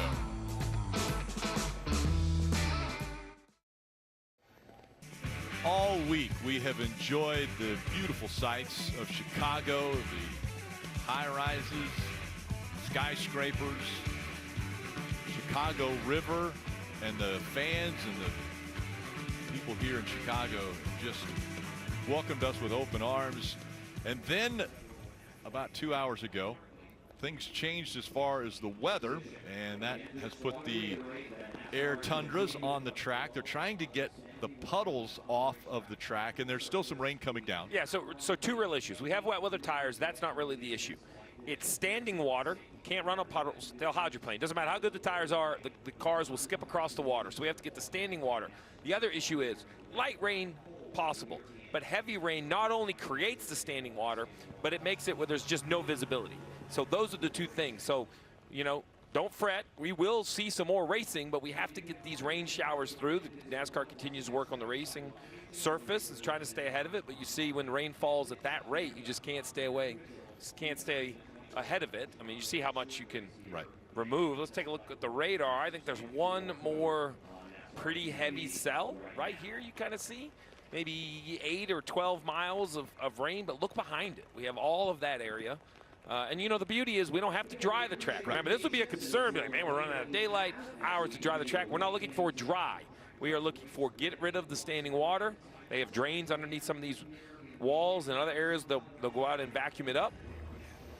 A week ago, Joey Logano went to victory lane. He was able to get the win at Nashville. We also were affected by weather that week. This is 4 weeks in a row. But with Logano winning in Nashville, that now has locked up all 3 of the Penske drivers into the playoffs. Logano, Blaney, and Cindric. Hustling super hard at Team Penske. One more, just you and him. You are clear. I don't know what just happened. Ryan Blaney has run out of fuel. Austin Cindric is going to victory lane. So proud of you guys. Thank you. That was amazing. He's shown speed. He's shown dominance. Blaney picks up the win. First Cup winner at Iowa Speedway. Awesome, man. Awesome job, guys. Logano is going to win in Nashville. We're out of gas. We're out of gas. We did it. Yeah! Locked himself into the playoffs. And the reigning champion from last year of the Cup Series is Ryan Blaney, who joins those 3 of you that are now locked into the playoffs at Team Penske. That has got to be a wonderful feeling for your whole organization. It is, yeah, it's nice. You know, myself and Joey and Austin were able to get in, you know, having a good month last month. You know, so that's nice to kind of fall back on, especially where all three of our cars are running at the time, currently right now. So, yeah, it's nice to have that win and for our whole organization. And, you know, I was hoping to be a little bit better spot today, but kind of had a little bit different strategy to get going and during the race, and just didn't really work out. And then just trying to wait the rain out. Hopefully it clears up here and we can get back racing. Let's talk about that, because all three of you did start on wet tires there, trying to use that strategy, and it seemed like maybe a lap or two it worked, and then you guys just couldn't keep the pace. Yeah, you know, it was tricky because, like, I thought the asphalt areas of the racetrack were pretty wet, but then the concrete areas, like the run up to turn 4, through turn 4 and 5, and all the way down to 6 was really dry. Concrete dries really fast. So, and then I think we were running just enough to get the asphalt fairly dry.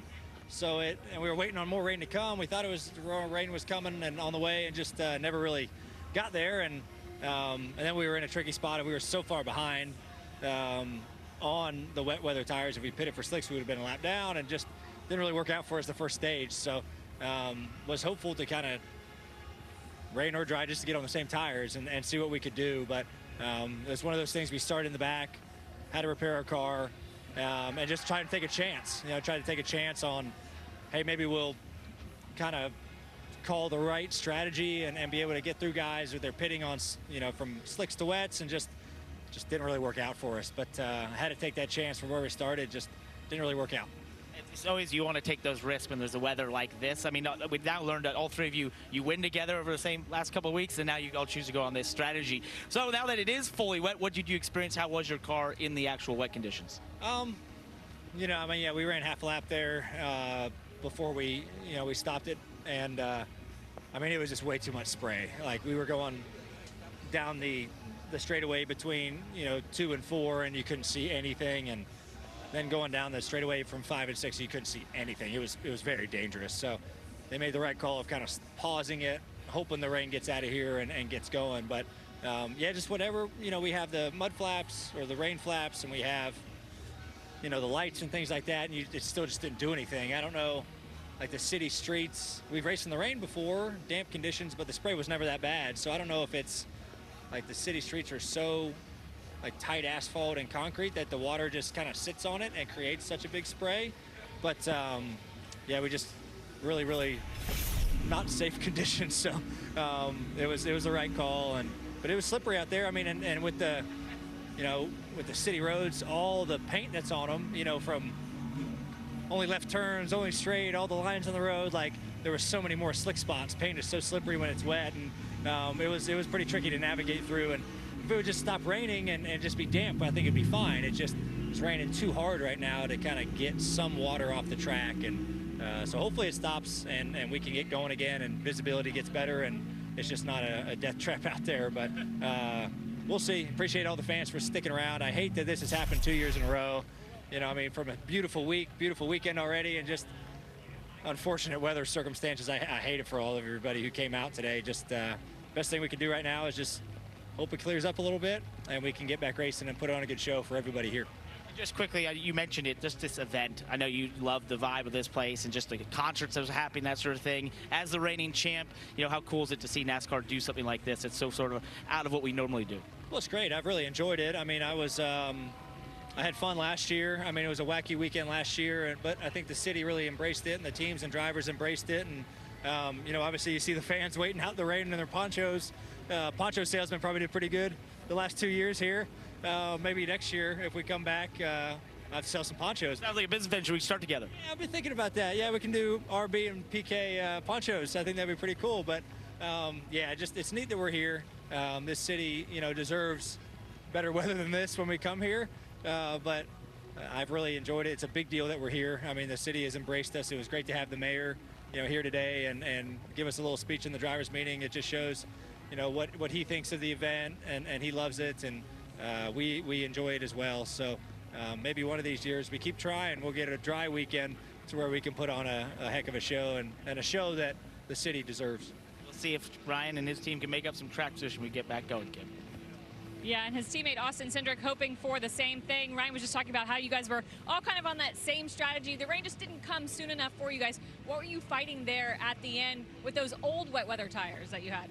Well, I think between the little highlight show you just guys played of our month of June at Team Penske, I'm pretty convinced you guys just came over to cheer us up because the start of this race has not been very kind, and we've not been very kind to our rain tires. So definitely frustrating to start there. Obviously, the weather's obviously really frustrating as well. It's a real shame the race fans here. This place was packed to start the race, and obviously drainage, standing water, visibility, all pretty big issues with this much rain.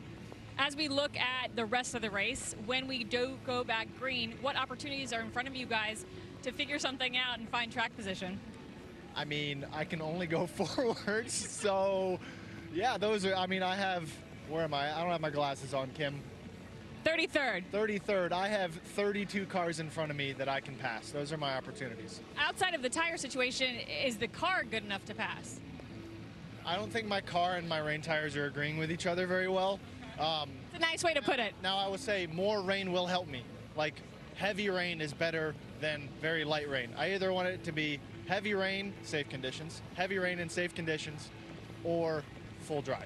How much do you have to adjust your driving style and your approach and attack on the track when the conditions are like that versus dry here at the street course? Well, it's difficult because, I mean, especially when you go into a phase where, like, okay, I'm clearly falling off and struggling more than other cars around you. It's hard not to get baited into trying to drive the car harder than what it's capable of. So kind of a mental battle. It's just self-destructive behavior is only encouraged. All right, before we let you go, let's talk something positive because we did run that little Penske package. You guys have had the Penske package. I like Penske package. You guys have had a little bit of a surge in the last handful of races. Obviously, the first team to have all 3 drivers locked in the playoffs. What does the rest of the regular season look like for Team Penske and your goals before the playoffs? No, obviously, an incredible couple weeks there for the company. Well deserved by all teams. Obviously, really big for all of us to kind of have a singular focus. You know, heading into the playoffs and obviously learn as much as we can. I think for us on the 2-car, it's about performing at a high level on a consistent basis. Gateway was one of our best races of the year, no doubt. But to convert that to a win, I think proof in the pudding to be able to, you know, continue to apply the process. But you know, just definitely proud of everyone in this kind of tire car to get this far. But yeah, use the next couple of weeks to get ready and maximize that opportunity. Austin Cindric, a good driver, not a great umbrella holder because your height. I'm like, we're sharing an umbrella, and you are doing me no good here. Dave, on that note, let's head to you. I think I'm better off, Kim, because I am undercover with Ty Gibbs, the current leader of the race. So other than the fact that a friend of his brought food for him, which is killing us all up here right now, we're doing okay. And you're in the lead, so how's it feel to be leading at this point, Ty? Yeah, it feels pretty good. I feel like we've got a fast Monster Energy Camry. We're up here taking a little halftime break, I guess. Seems like the rain just keeps coming and it's not stopping. So I don't know. We'll see what happens. I feel like we're really fast. It was really wet when we went back out, so I'm glad NASCAR was, you know, went and dried the track, and I think that really helped. So, but yeah, we're just hanging out. How do you adjust to racing in the rain? Because one of the things that Chris and I were talking about, your crew chief, earlier today was that the thing about the rain is that then maybe the fastest car doesn't get to show what it has, and you've been one of those this weekend. So how do you make that adjustment behind the wheel? Just, you gotta chill out a little bit, to be honest with you, and back your corners up and take it easy. So I feel like it's good to have, I've had rain experience in go-karts and last year and then some other sorts of racing. So it's been fun though. So I've had a good time and we'll see what happens. So do you feel like you embrace it? Yeah, I'm wet, so I guess. We're all wet right now, so I think we all have to embrace it. Let's talk playoff a little bit too, because you guys are in on points, 13 out of 16, so it's not absolutely safe with 7 to go. So was part of the discussion this week, hey, we think we'll be good, but we can't afford a weekend that just sucks all our points away. Yeah, I mean, that's every weekend. I think we just, besides the Speedway stuff, I think we just go try to win every weekend. That's usually the goal. So, but I feel like we're really strong and we've been really fast. So we'll keep working, and the finishes haven't really showed our speed. I feel like we've been really good at about every week. So just keep hammering down. We were talking about a little bit of technique. What's it like to race on a drying racetrack? Obviously, if we get this rolling, you guys will start on the wet tires. And what's it like as it dries, Ty? Yeah, you just kind of find where the dry spots are, and you have to be very, very aware and see where you're at and watch it dry up. So that's the biggest thing, and just staying with the track and staying on top of it and be the first one to jump on whatever's going to be faster. You said you were pretty soaked. Is the car watertight at all? Huh? Is the car watertight? Watertight? Yeah. That's the first I've heard that. It leaks a lot? It's hydroplaned a couple times, which is not cool. No, but where does the water come in? Does it come in through the roof or through the sides or through the floorboard? Where do you guys get the wet? I don't know. Something in mine's dripping from like the top left, so it's kind of bothering me, honestly. It's like water torture. Like I only felt one part of my suit kept getting wet, and I'm like, man, my arm's cold, and I'm like watching it drop right there. So that's about it. I think they can work that out. They can make that change to Ty Gibbs. Hey, he's had a little bit of food down here. That is going to help him out a lot. And Marty, I think I'm going to run around and see what I can find to snack on during this little rain delay. Dave, food is a large topic because this has been the dilemma for Kyle Larson for 20 minutes because you've been looking for a sandwich for, 20 minutes? You finally got one or what? I mean, I ate an Uncrustable, I ate a few bars, and a banana. So I'm ready. I'm ready for whenever we go back green now. So how has it been in first of all, the mixed conditions to start with, Kyle, when you were on slicks? Yeah, that wasn't actually too bad at all. It actually had quite a bit of grip. It was just starting in the front row. I was extremely nervous and was okay for those guys to go ahead and pass me because I didn't want to be the guinea pig out front. So, and then once it was drying up, my car just didn't feel quite the same as yesterday, anyways. So. Hopefully, we can keep getting opportunities to get it better. And then, the wet there, we only got, half a lap or whatever, but it was slick. So I thought Bell and I both were going to crash off of the final corner, just taking off. So it was cool, and the visibility was obviously tricky even where I was at in the second row. But, yeah, I hope the rain stops here shortly. We can get the heavy water blown off the top of the surface and we can go back green. You and I talked about this yesterday, just street course racing in general, and I asked you about the walls. You said, I haven't gone near them yet. Is that sort of like what racing in the rain is like? You kind of work your way into how far you can push it. Yeah, and I mean, there's guys that are more willing to be aggressive, and I think people would consider me one, but I don't. I usually wait for like Reddick and those guys to go hard, and he's really good, so he's probably liking his chances right here now, but yeah, it's just you kind of risk first reward, and currently there's still a lot of racing left, but depending on whenever we go back green, there might not be. So that'll kind of change things for sure. Yeah, the shower looks like it will eventually move out. We will go back racing. There would be a time limit on the race. So do you feel that sense of urgency behind the wheel when they're saying, hey, we're racing to this time and that's it? Well, I think it just depends on when we get back out there. If we get out there in 30 minutes and we still have whatever would be 2 hours to finish, I think there would be less urgency. But if you get in the car with 45 minutes left, then yeah, I mean, things are going to be more ramped up. So we'll see. I just hope we can get out there sooner rather than later.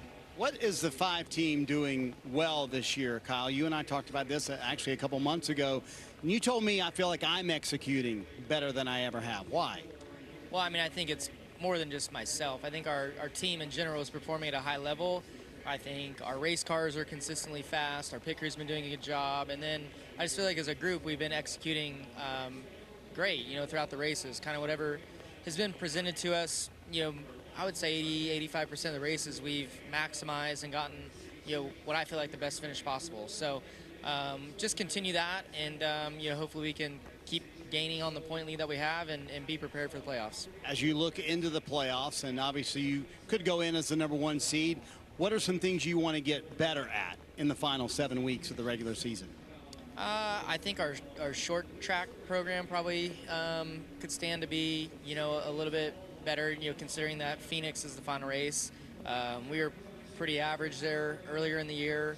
I think, what was it, Gateway, I think we were sort of average, and those two tracks are fairly similar, and you could see that the 20 was really good at both of those. He's been the best short track car. New Hampshire as well. So everywhere else, I feel like we're really good, but that would be the one area I would think that we are probably all focusing on to try and get better and be ready for Phoenix in case we're in the Final Four. All right, Parker, we've covered it all with Kyle Larson. The one thing we don't have is another sandwich for him, so maybe send one down here to pit box #1 if you can. Well, it's all about beef jerky down here at Noah Gregson's pit box. You just took those down. That was good. You were looking for chips. We're all about food right now. You haven't found any, have you? No, I was looking for like a banana or something, maybe some nuts or some trail mix or something. Oh, that's right, healthy stuff. I'm super healthy, so yeah. No, it's just trying to kill some time with our guys. It's been I didn't know how much track the grip was going to have with it kind of being wet and damp to start, and we started on slicks, and I'm the Achilles heel for these guys. Look at them. Look how bummed they are right now. They're bummed out. Why are they down? Well, I've been the Achilles heel. I'm trying not to wreck, but we're up to 24th. I struggled here last year. The turn 6 barriers are PTSD for me, and I'm trying not to wreck. So, have you approached that braking zone at all with much force? No. No, I'm lifting out of the gas and starting to brake off of turn number 5.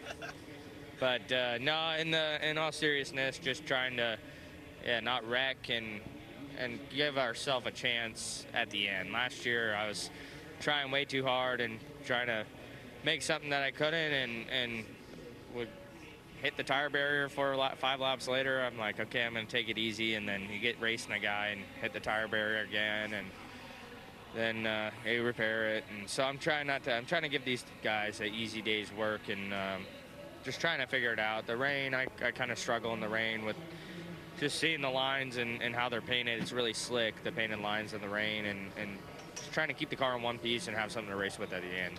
Why do you think street courses like this have been a struggle for you? What is it? What's different for you? Is it the walls being there in proximity, not being able to see around the corner? You know, there's so many things you experience here that you just don't really experience anywhere else that we go to. It's hard. I mean, you've done it. It's hard. Yeah, there's obviously, you can run 100%, and it's a lot of risk and a lot of reward, though, if you run 100%. So I've kind of taken the approach this year of being, 95% and trying to keep the car in one piece. It's been definitely a little rough through, the braking zone in turn 4 at the end of Lakeshore Drive, and then down on Michigan Avenue through the bumps in turn 10. It definitely is challenging. So nonetheless, still proud of all these guys' effort for sticking behind us and just trying to make the most of today, trying to get as many points at the end of this race, keep the car in one piece, and have something to race with for the last 5-10 laps. Well, Rick, we learned. If we make it there, I hope we make it there. We hope so, too. As we learned here, Rick, he's going to survive, though, in this 10 car. That's the key. We're going to be positive. The rain is letting up. We're still seeing the AMR safety crew and the jet dryers, as well as the Air Tundras out there working, trying to clear up the puddles and the standing water that is out there. You take a look at the radar, it has passed at least the heavy stuff, and so there's an opening back there as soon as they get the puddles and that standing water off of the track. We're sure that we'll see the drivers climbing back into their cars, and we'll get back underway. Only 25 laps of the 75 lap complete from Chicago, but it is getting better here on the streets of Chicago.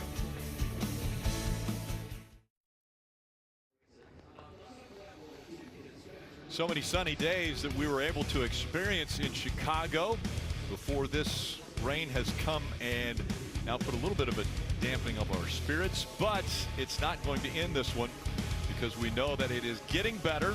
The rain is letting up ever so slightly. There you see on the right one of the landmarks here. That's called Cloud Gate, or Steve, what was the other name for it? Cloud Gate, or we could call it the Bean. Yeah, we'll go with the Bean. But one of the artistic landmarks here in Chicago. Again, as we mentioned, the rain's still coming down, the street getting cleaned up.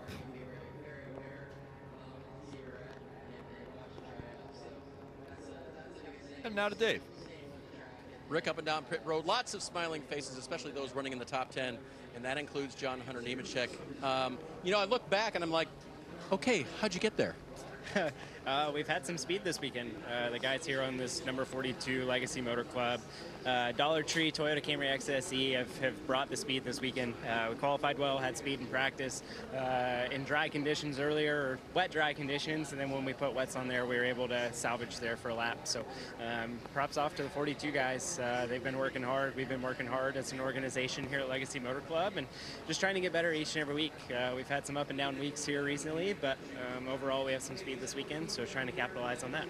and when I was talking to crew chief Ben earlier about you and this place, he was saying you're not opposed to it, right? You sort of embrace it. Finished second last year in the Xfinity race, right? So are you a tick the side a little bit guide so I know where I am, or how do you embrace a race course like this?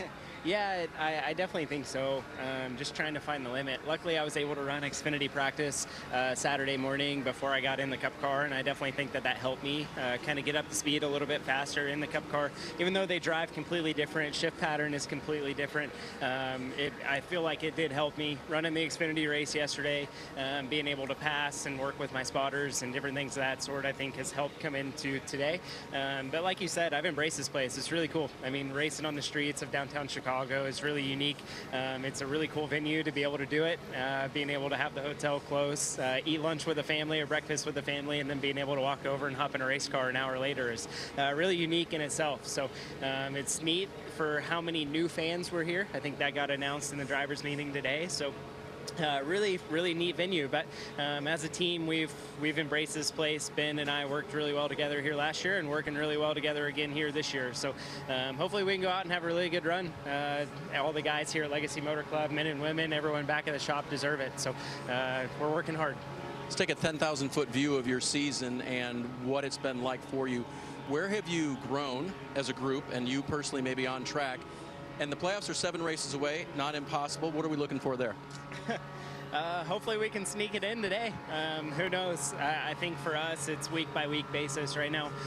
Just trying to run the best that we can each and every week that we show up to the racetrack. And like I said, it's kind of been up and down, but it's a building year. We knew that kind of coming in.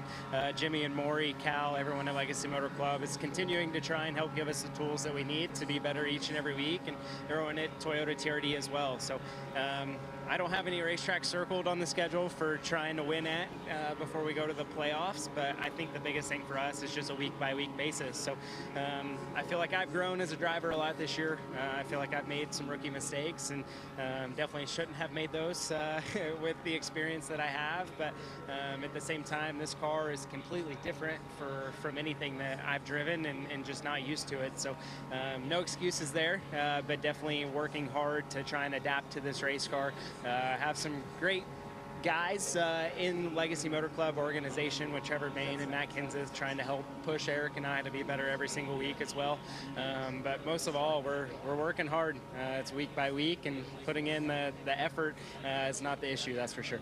Marty, as I leave John Hunter Nemechek, I have a great idea for him. Circle all the tracks. Pick one. Go get it. Dave, I just broke the news to Alex Bowman that his teammate Kyle Larson had 2 sandwiches, a banana and a bar, and you've had what? Nothing, and I just, that's a lot of food for a little guy like Kyle, but yeah, rain is wet. Yeah, how would you describe these conditions today other than rain is wet? How's it been behind the wheel? Yeah, that first run I thought we had a really good run going, and you know, we took the green there on wets. Pretty much everything went wrong that could have gone wrong.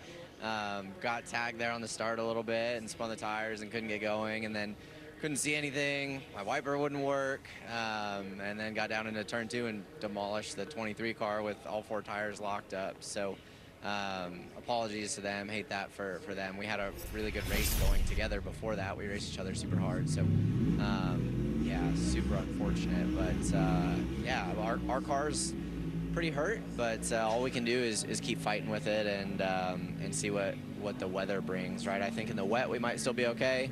In the dry, I don't think we'd be very okay. So we'll find out. Is that a vision thing as we see the contact here with the 23, or is it a trying to figure out where the limits are thing? Yeah, it was vision, and I can't really. This is the first time I've seen it, but I just locked up as soon as I hit the pedal, and I was going way too fast getting in the corners. So yeah, brakes locked up. Doesn't help the car slow down very well. Probably. I put some rear brake to it, but probably not enough. So just hate that. I'm pretty embarrassed about that. I hate doing stuff like that. But yeah, all we can do is move on and keep fighting. Left front of the car is pretty tore up, but we had a fast Ally Camaro before that, and conditions are pretty crazy, so anything can happen. Let's talk about the playoff standings here with 7 races left in the regular season, plus 51 above the cut line. How do you play these final few races, and does it force you maybe into the box in a box a little bit where you've got to play the points game? Yeah, I mean, we have to maximize points, but also, you know, I think there's there's a lot of opportunities for people behind us to win too, right? Like we have a lot of good guys behind us in points. So, you know, we need to beat the couple guys right around us in points, but also if there's an opportunity to win or be aggressive on strategy, I think we need to take those. And there are definitely good tracks coming up for us. So Blake and I and all the guys have been working really hard. And honestly, we've had a really fast race car here this weekend, and I'm sure we will again next weekend. So we're going to keep fighting and hopefully make it happen. You almost have to plan things out, acting as if a new winner will come into the game. Yeah, I mean, yes, I think that probably will happen. So definitely not safe where we're at, and especially, I mean, you got past champions behind us in points. So just need to make good things happen, and don't need to drive into turn 2 and tear the left front off a car. So yeah, just need to do my part a little better at stuff like that, and need to have a little better race cars at a couple places, but we're going to keep fighting. All right, if you need some food, it's down there in pit stall 1. It's not a far walk. You said Kyle ate it all. Well, there's still more. Okay. I don't know where our snacks are. We'll have to send somebody for snacks. All right, maybe Dave can send us some, because I think he's fairly close. Okay. Yes, we are, Marty. And, you know, it happens fast here in live TV, and especially when Todd's standing by, and then what were we chatting about? Oh, a rumor. Yeah, lots of rumors down here. No rumor at all the fact that you're up front, 6th right now as it scored. What do you expect when you go back to racing here? Yeah, I don't know. It was definitely pretty tough to see right there. I went I was pretty much against the inside wall, I guess, into turn 1 on that first start in the super wet. So, yeah, we were just talking qualified 26th. Didn't really think we were knew anything special. Thought we were going to have a tough day of fighting ahead of us. But we've been moving forward slow and steady all day long. And, yeah, like I said, if you guys had to go to the back, we passed a lot of cars so far. So, who knows? I think we have a decent pace. We'll keep going forward. Hopefully we can get this generator Ford Dark Horse Mustang up front. And, you know, no better day than today to get my first win. I'd say that'd be a pretty good attitude. How tough is it when you're trying to pay attention to everything, puddles, walls, all that sort of stuff, and there's chaos going on around you because somebody's sending it, somebody's thinking there's more grip than there is? I mean, how tough is that? It is tough. It's, yeah, pretty much all you have to go off of is the guys in front of you, and the 14 is right in front of me, and it's a helpless feeling, man. You can even see, like, right as soon as they start to wiggle, they seem to pick up speed, and then, yeah, you're along for the ride at that point. So definitely thankful to have missed those guys and picked up a few spots. And last year I made a lot of mistakes in the rain, so I'm trying to drive within myself, within our grip level and my ability. And yeah, hopefully just keep moving forward, be smart, and yeah, still long day ahead of us. How good a weather forecaster are you? Because you may be getting back into this pretty soon. Did you know early in the week, like, this is a probability? I mean, to me, the forecast looked completely clear for this whole weekend. Me too. And here we are, right? It's rained a lot of this race. So all you can do is stay ready, no matter what. That's what we do. And recently, it seems like if we're having a Cup Series race, it's going to rain. So disappointing, but at the same time, it's still really cool to see, you know, all the different levels to the hospitality. Got to meet Chainsmokers last night, and I think this event has been really cool. Yeah. Did you get some food, by the way, in the last few minutes? I didn't get any food, but I've had a lot of Italian food over the last couple nights. It's been really good. So the guys have been giving me a tough time about not having deep dish pizza, but the Italian food I've had has been pretty fire, so I'm happy about that. Pasta, yeah, that's really good in Chicago too as well, Rick. And I see drivers kind of walking toward their cars, so we're going to let Todd go, and things are looking up around here. Definitely looking up, and the radar looking better, and you see that there's a little opening here, which means the rain has let up to the point where the track is getting cleared off of at least the standing water and the puddles. And because of that, the drivers have been told that they are going back to their cars at 6:30 local. So that is in about 5 minutes. So the drivers getting called back to their cars in about 5 minutes. Yesterday, they were able to enjoy a little driver introduction on the main stage here, where the Black Keys, the Chainsmokers, Lauren Elena, and Keith Urban have all performed this weekend.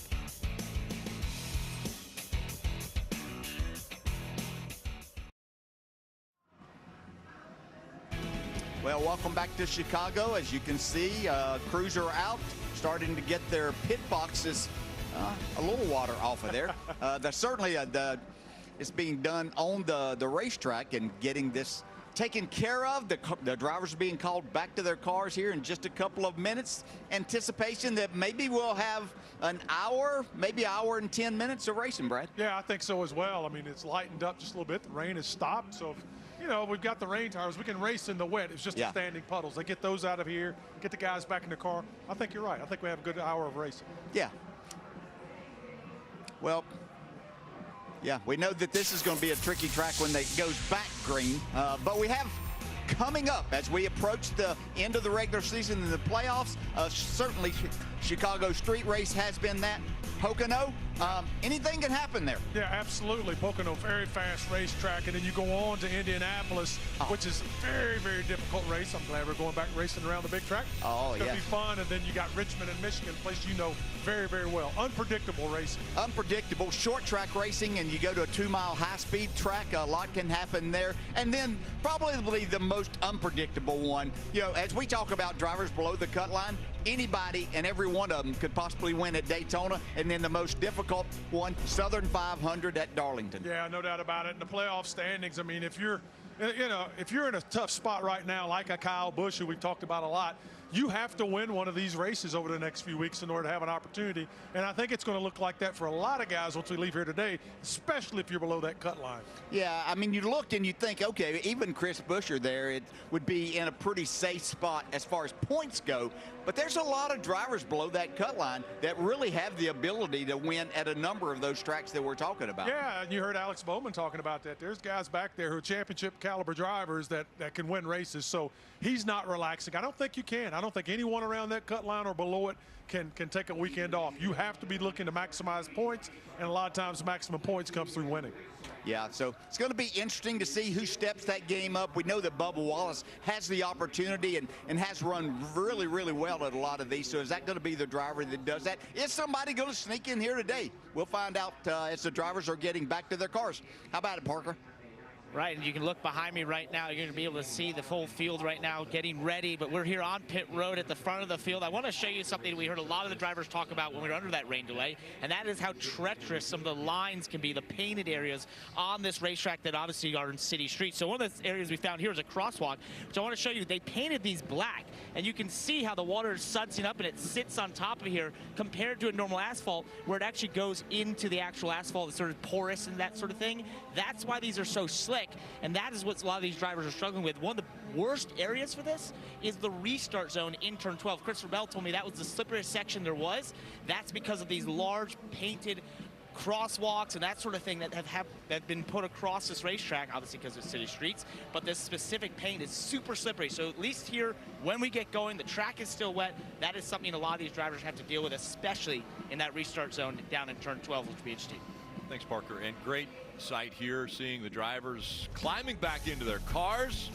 The rain has let up. The track is getting all of the puddles taken care of, and we're getting ready for racing once again in Chicago. I remember just riding around there under the pace laps and it being absolutely pouring and seeing just literally thousands of people lined up everywhere you look. A lot of excitement going in there, probably a little overexcited. NASCAR is making history, racing in the streets of Chicago. Everything that came along with that race was just a lot of firsts, a lot of new things. It was pretty crazy.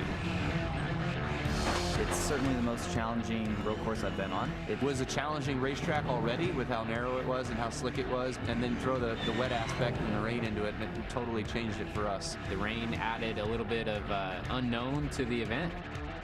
That track was... Oh, he hit the wall! It was very treacherous. Walls everywhere. You know, you're always like, you're about to hit a wall at any point in time. You get a little relaxed or get a little distracted or get just a hair too aggressive, it's a place that can bite you. The weather was challenging and tricky, but the course itself was amazing. And, you know, we got our butts kicked by SVG. Welcome to the NASCAR Winners Club. Which wasn't fun.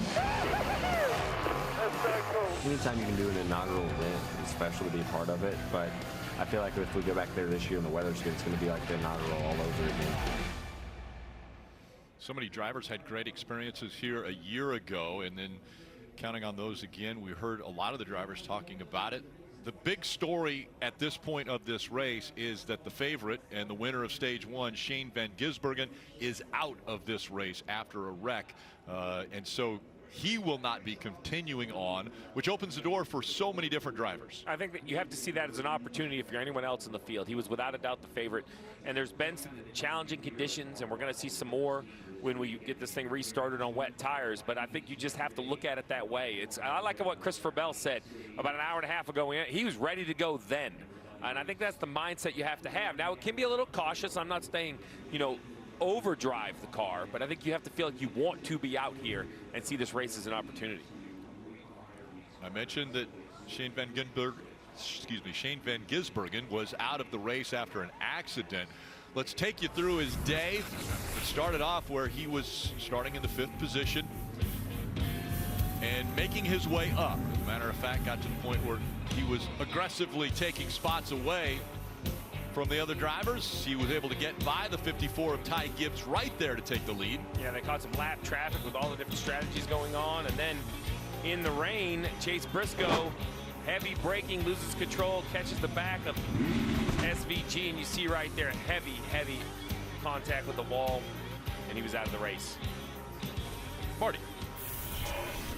Hey, Rick, now the game for all the crew chiefs as the drivers have now climbed in. Number one thing is visibility for their drivers. So all the drivers here have changed the visor on the front of their helmet. We heard Christopher Bell mention that being an issue for him earlier. He had the dark visor on. He and Parker talked about that. They have clear visors on for the majority of the drivers here. And the other thing is just getting the windshield clean. Cliff Daniels a moment ago applied some Rain-X to the front of Kyle Larson's car and made sure that windshield was perfectly clear, the back glass as well. You saw that blower a moment ago, though, Steve. That's an interesting thing. NASCAR did allow the teams to open the right side window or either side of the car they wanted to go to, and to be able to use a blower inside the car because they want the back glass looking as clean and clear as possible. And if we can have Brad, my cameraman, come up here, you can see the back of Christopher Bell's car. Look at that. Look what that rear windshield looks like. So they're going to have to work on that for Bell. Vision, everything right now for you crew chief, Steve. Well, vision for sure, and you see the slits in the back window. That's to exhaust the air to work on the temperature. Well, in the front windshield, there's a vent as well. We talked, heard the drivers saying they were getting wet as they were running around. Well, obviously the left side is just a window net, and the top of the windshield, that vent must remain open. It's part of the car. It's part of the design of the car to keep the drivers cool. And, we see from some of the in-car cameras, this vent right here, allows some water in. And while I don't think it really drips on anything important, like any electronics, I'm not concerned about the cars themselves not, finishing the race. What it does is just allow so much moisture in, and then it gets on the rear window. Luckily, at speed, they really use the rear view mirrors, or the rear view cameras, right? They don't really use a mirror. You see the camera, you stop right there at the top of the window, way at top. That right there is a camera. So as long as that can see back, you have a screen on your dash, you have a great idea what's behind you. Dave. Steve, I want to talk a little bit about Christopher Bell as hey, there it is right there, nice shot. As a road course driver, right? Because he may not have been on the top of your list in terms of overall expectations at a road course, but he should be. Of his wins in the Cup Series, there have been 2 of them on road courses. In fact, the very first time that he won in a Cup Series race, it was on the road. It was on a road course. So he's got the skills. You heard him talk with Parker about the places that he enjoys around here. And he said earlier today when I talked to him, let it rain, let it rain. We were a little bit off in practice, and so I feel like that could even be to my advantage as well. So, Steve, what do you think, just in terms of racecraft and Christopher Bell overall on road courses, or in case of today, a street course, a wet one? Well, if it's wet, why not? He won at New Hampshire in the rain. I thought he was one of the best cars here last year, until that the race was shortened and really kind of messed up his strategy. And I think it had something to do with his attitude. Like you said, he loves adverse conditions. So I think that mindset matters. Now, look, it's easy to have a good mindset when you're pretty fast, and your car does what you're asking it to do, and he has some confidence behind the wheel. Kim, how about the driver of the 13, A.J. Allmendinger? Yeah, I caught up with him during the rain delay, the red flag, and he was very optimistic, said his car is way better than it was yesterday. And I kind of got the lay of the land, what's going to happen when we go back green. And he said it's all about survival and who can get into their rhythm the fastest. I also asked about teammate Shane Van Gisbergen being out of the race. How does that change things since SVG was the favorite? And he said lots of people get wide-eyed and eager when the favorite drops out of a race, but he said you cannot let that get you too greedy on this course because this track still demands a high level of patience. We'll see how patient drivers are, but AJ probably had the coolest red flag experience. Keith Urban's band sat atop the pit box, so he got to mingle with them during that rain delay. AJ Allmendinger just getting all the musicians' take on what this weekend's been like in Chicago. Pretty cool experience there for AJ Allmendinger during this short rain delay. So the drivers, yeah, you see Daniel Suarez there. Looks like he's going to change out the gloves, a little bit too wet. A lot of drivers are trying to make sure that they're comfortable getting back in the car after it had rained here for a little over an hour. Here's another good look at that camera, right? So this is where Daniel's going to look to see what's behind him. That's shooting right back at the car behind him. Got some dry gloves. Again, we heard some of the cars fired up and starting the engines up and getting ready to roll once again here at Chicago. Again, 25 laps have been complete. We mentioned the number, and we heard DJ and Brad talk about it as well. 820 is the number that NASCAR has told these teams that the race will end by 8:20. So that is a number that everyone will look at to see if we can get 50 laps in that amount of time. So that's a little over an hour and a half, hour and 40 minutes until that number. We take a look at the radar once again as the heavy stuff has passed through, but you see a couple cells popping back up. They want to make sure that there's not standing water on this racetrack. Well, the concern isn't really the rain. If it was just green, it's that like orange little spot that, you know, I don't think that's a long-term heavy downpour, but you might get just enough where they'll have to go out and, you know, work on the track one more time. I think they're waiting to see. The last thing we want to do is roll the cars out. You know, you hear the engine shut off now, so we don't want to put the cars on the racetrack to just go out into a downpour and do this all over again. And again, that number is 8:20 local, 9:20 p.m. Eastern, when this race will conclude. Again, 50 laps still in front of these drivers from the streets of Chicago, and we hope to get them fired back up when we come back.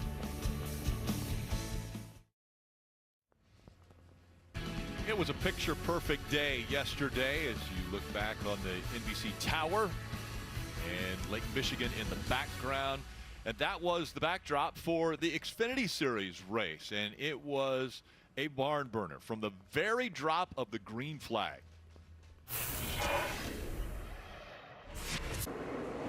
The green flag is in the air. We're racing in Chicago again. Trying to look his way to the inside, but Larson wants the lead. He'll squeeze his way to the inside off turn 2. Van Gisbergen with some momentum on the outside through 3 and into 4 for the first time. The 97 gives way. Kyle Larson to the lead through 4. SVG looks back inside. Larson and Van Gisbergen making their way for the lead. SVG is going to jam it into 6, and he'll take the lead.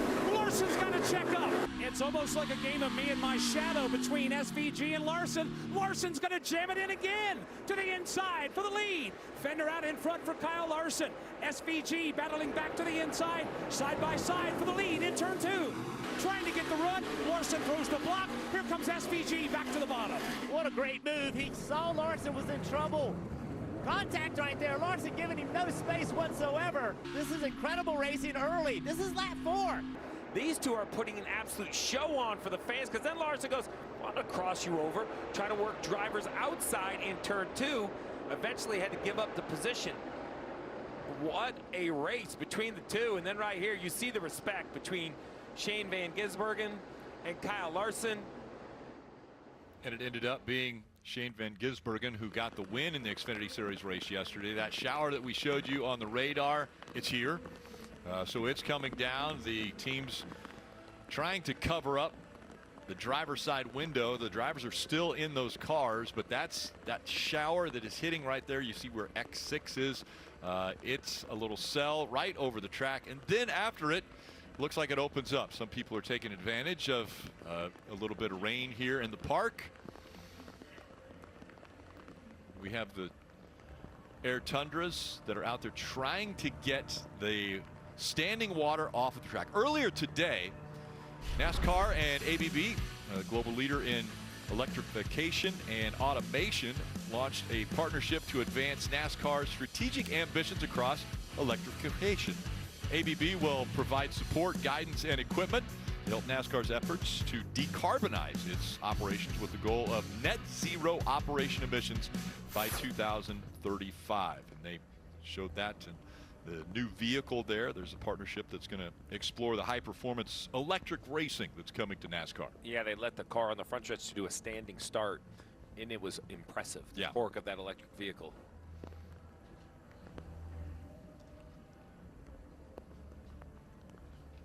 Ross Chastain has been enjoying a little time on social media. Take a look.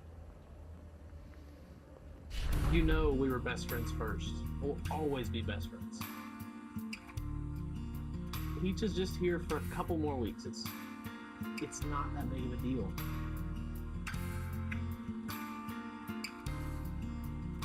Come on, you know we go way, way back.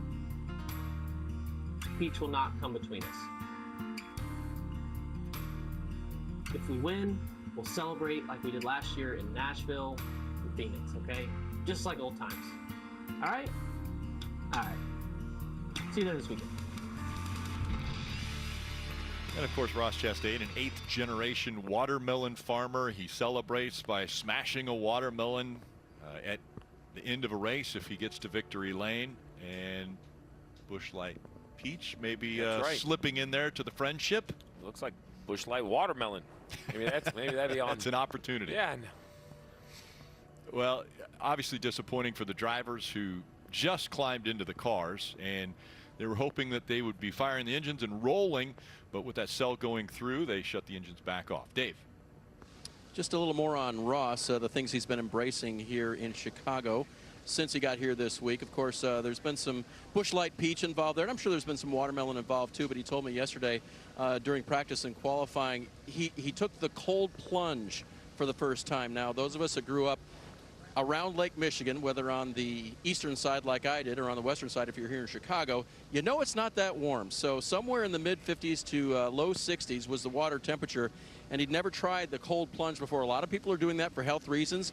He said it was great. I liked it. Yes, it was freezing, but I really, really enjoy that almost as much as my first try at Deep Ditch Pizza, Chicago style. So he's a fan of both now. And Rick, I don't know if you do the cold plunge or not, but Lake Michigan apparently a very good spot for that, and maybe even more so today after all this rain. Yeah, it can be very cold, especially in the winters here. Once again, the sky's looking to clear up a little to the west and north of the track. As soon as this rain stops, we hope to get those engines fired back up.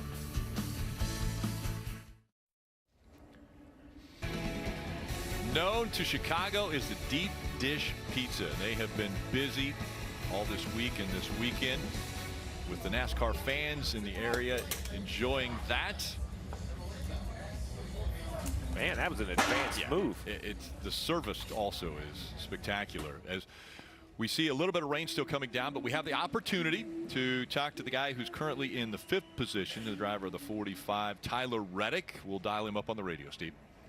Hey, Tyler, it's Letarte, the guys in the booth. You got me? Yeah, I got you guys. Well, lots been made of the rain and the vision, but I want to talk about the track itself. I think we're definitely going to get back at the standing water off there. What is the most challenging part? Is it like the high speed 4 and 5 or the more technical side of the racetrack over there on Michigan Ave? Yeah, you know, I think it's some of the tricky parts of this racetrack to me is just where the surface is older. You know, the more broken up it is, the more opportunity for that standing water. Turn 4 is tricky as it is, but I think everyone's been pretty careful through there when in the damper conditions. But yeah, turn 6, and then obviously, you know, the back half of the track, I feel like turn 7, turn 9, turn 11 is where it's very, very tricky. But it's just kind of hard to tell where the limit is, and I think that's what's been getting these drivers in trouble.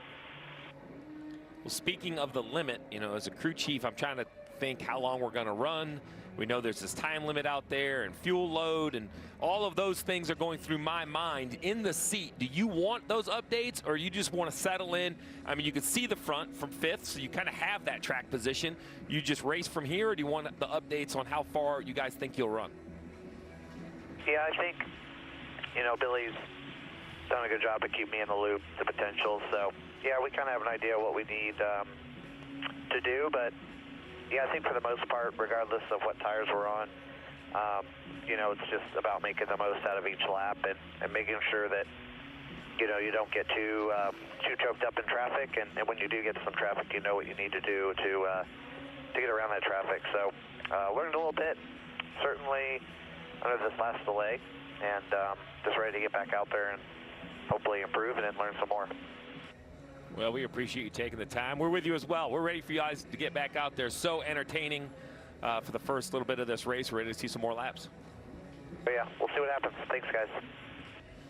Always great when the driver will take the time. I was going to ask him deep dish or thin crust. But yeah, which preference? With, you know, with Michael as a co-owner, I don't want to put him on the spot to have to go a different way. It's just not very good to a guy. You mentioned Michael as a co-owner, Michael Jordan, as well as Denny Hamlin, starting 2311, and this last week we were able to go check out Airspeed, which is the new shop for that team. Joined by Denny Hamlin here at the new Airspeed. Where did the original idea for Airspeed come about? You know, it was one of the very first things that I told MJ when we were starting a team. I said, what are you going to need? I said, well, we're going to need a charter, we're going to need a driver, we're going to need sponsors, and I need a race shop. Didn't know that it would turn into this, but this planning for Airspeed started at the inception of 2311 4 years ago. 23 is Michael, 11 is Denny Hamlin, Air is Michael, and Speed is Denny Hamlin. So one of my favorite things is all the natural light.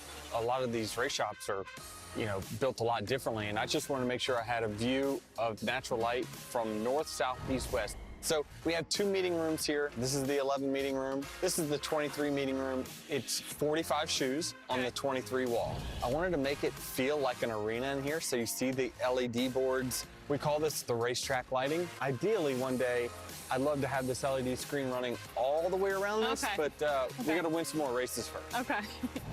So you and Michael have invested a lot in Airspeed. How do you feel like it's going to help elevate the team? I viewed it similar to a college campus, right? If you're a free agent, mechanic, or pit crew member, you're gonna always think about your options. And this is a recruiting facility. Hopefully this is a difference maker for us. You know, it's just a dream come true for me. And it truly is an amazing space. The coolest part about that is the fact that Denny gave us the tour, because he lit up talking about every single part of that space. And he had his hand on absolutely every detail, every design detail. He really wears Airspeed as a badge of pride. And when I say he had his hand on every single detail, Marty, you saw some shots of that kind of break cafe room. Well, along the ceiling where the light fixtures are, there are actually plants hanging. Denny hung all of those plants himself. So he helped some of the installation for all of the design choices he made for Airspeed. Truly just a state-of-the-art facility, Marty. Yeah, an impressive facility, no doubt about it, in Huntersville, North Carolina. You know, another thing that 2311 has done, Kim, you heard Denny mention 4 years ago, they started. Originally, they got their pit crews from Joe Gibbs Racing. That worked for a while, but the last 2 years, they have taken those pit crews back in-house as some of those pit crew members start to remove the cover of that 45 car. I talked to Billy Scott's crew chief for Tyler Reddick about it. He said it's been terrific. It gives us consistency. We can teach them our culture. It allows us to be better aligned as a team. And he also said at Airspeed, we have our own pit practice facility, our own gym. The drivers can drive the car in pit practice. He said, quote, it's been a noticeable evolution. Josh Shiplet is the pit crew coach there, longtime tire carrier for Denny Hamlin. And Steve, in a day and age where teams have millions, yes, plural, invested in pit crews, and salary-wise, for the 5 guys who go over the wall, $1 million invested in just those 5 salaries, how important is it that 2311 took those pit crews in-house? Well, I think the evolution is the key, right? It's control. I think that they did a really nice job at 2311 understanding kind of how you put the pieces together. You know, instantly they came on the scene and they got support from Joe Gibbs Racing. That was the instant kind of gratification of putting cars on the racetrack. But control's the key, because what's your mindset, what's your approach, how you're going to coach these pit crews. These pit stops now are so fast. It's not just how well you can do them, it's how fast are you trying to do them. You know, is this a sprint? Are you 10/10 going as fast as you can? Or are you a 9% team? You make sure you have them tight all the way around. And for Denny Hamlin, you know, he drives a Joe Gibbs car, and he could probably have a voice in that approach, but he's just one voice in it. But on the team he owns, I'm sure he's the biggest. Him and the other co-owner, right? They should have the biggest vote in the control of those pit crews. The other thing I like is we heard from Brad Doherty earlier, who knows Michael Jordan, knows his attitude, knows his competitiveness. Denny Hamlin, Michael Jordan are friends. They have gotten to know each other pretty well. Obviously, they're business owners in a race team. And Denny Hamlin has almost taken on that personality of Michael Jordan when it comes to competition. And we've seen it as far as the way he races guys now. I mean, he's one of the best, if not the best, on the track right now. As far as Denny Hamlin, he's a lock for Hall of Fame when he does retire from racing. But he's almost taken on a new edge of, I might intimidate you a little bit more than even race you hard on the racetrack, just because that's the mindset that I go into this with. I'm going to win every part of the race, not just the talent behind the wheel, but the mental aspect as well. He's become very comfortable with the microphone. He's been very comfortable with the popularity, both positive and negative at times. And I think that says a lot about an athlete, right? You're always judged. Your performance is always judged. But he's to the point in his career where he just seems, you know, he almost seems like he is just racing for himself, right? He wants to accomplish these goals. I think that makes him more dangerous on the racetrack because he's almost way more of a free spirit than he was maybe 10 years ago behind the wheel. Well, we did talk with Ty Gibbs when he was sitting up on the pit box. He's strapped into the car now. Listen into the radio. Everybody's going to be in the same boat now, where we're really close to the time window on not needing to pit again. So it's all going to be a job about saving fuel under caution and maintaining the lead, saving fuel to make sure we make it to that window so we can make it to the end of the race laps. We're going to run out. We're going to run out the damn lead. That's what needs to happen. Well, we've heard that before, and that was maybe a week ago with Logano. If we're going to run out, we're going to run out in the lead. Well, so this is the challenge, right? You know, it's easier and more natural to do a fuel mileage over a distance. That's how it's always calculated. We don't run time races, we run distance races. Well, now with a stated time window, you know, 50 laps to go in the race. So now the question is, you know, they're guessing, are we running under green or under caution? It's a much harder math equation, Dave. Well, Chris Gale is pretty good at math. His car leads the race right now, and we just heard you talking on the radio with him about obviously the time limit, and then certainly not wanting to come down pit road at all and give up that lead. Yeah, for sure. Well, I think part of it is, right, everybody just pitted, right, and has less than one lap on their tires, and you're right at that window, right, where 8:20 we know is the white flag time. We're going to roll off here at 7:05 to 7:10. Every caution flag we get increases it by about 5 minutes of less green flag time we'd have. So we think we all have enough in the tank to potentially save and get really close to that number. From then, the caveat depends is there's no more rain coming. How many laps does it take for the track to dry out to where you might need slicks, right? You go back to last year, it wasn't quite this wet at the start of the race. Close, but not quite. And about 24, 25 laps, guys were putting on slicks. So a little heavier wet conditions, maybe 30, 35, you're doing that. So then fuel may not come into play of that. So you don't want to pit if you're going to be able to finish this thing on wets based on time. We'll just see if the dries come into it or not. Crazy, lots going on. Drivers are in their cars. The track is drying. We'll be back to green flag racing soon in Chicago. Do not try this at home. Twisters, rated PG-13 in theaters July 19th. It's no wetter. Drivers are strapped in, and NASCAR has let them know, fire the engines back up. We sit here with the Celsius onboard camera looking at Corey LaJoie. There's Daniel Suarez. He's carrying the Coca-Cola onboard camera. As we look back on him, he put the dry gloves on just a little while ago. I'm going to tell you, Rick, it sounds crazy, but this is going to be a very, very interesting hour and 10 or 12 minutes because this crossover point is coming. I know we've had a ton of rain, but we have seen these cars dry tracks very quickly on rain tires.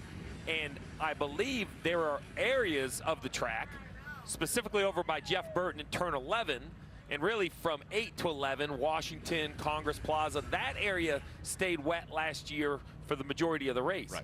But the front stretch and all down Lakeshore Drive and coming back Columbus, it dried relatively quickly. So there's going to be this crossover where your driver is going to have to put dries on to find pace and then tiptoe through the wet sections with dry tires on. So you know, I think this is going to be a pretty fascinating decision on how these drivers and teams have to tackle this. Let's hear from Randall Burnett. He's with Parker.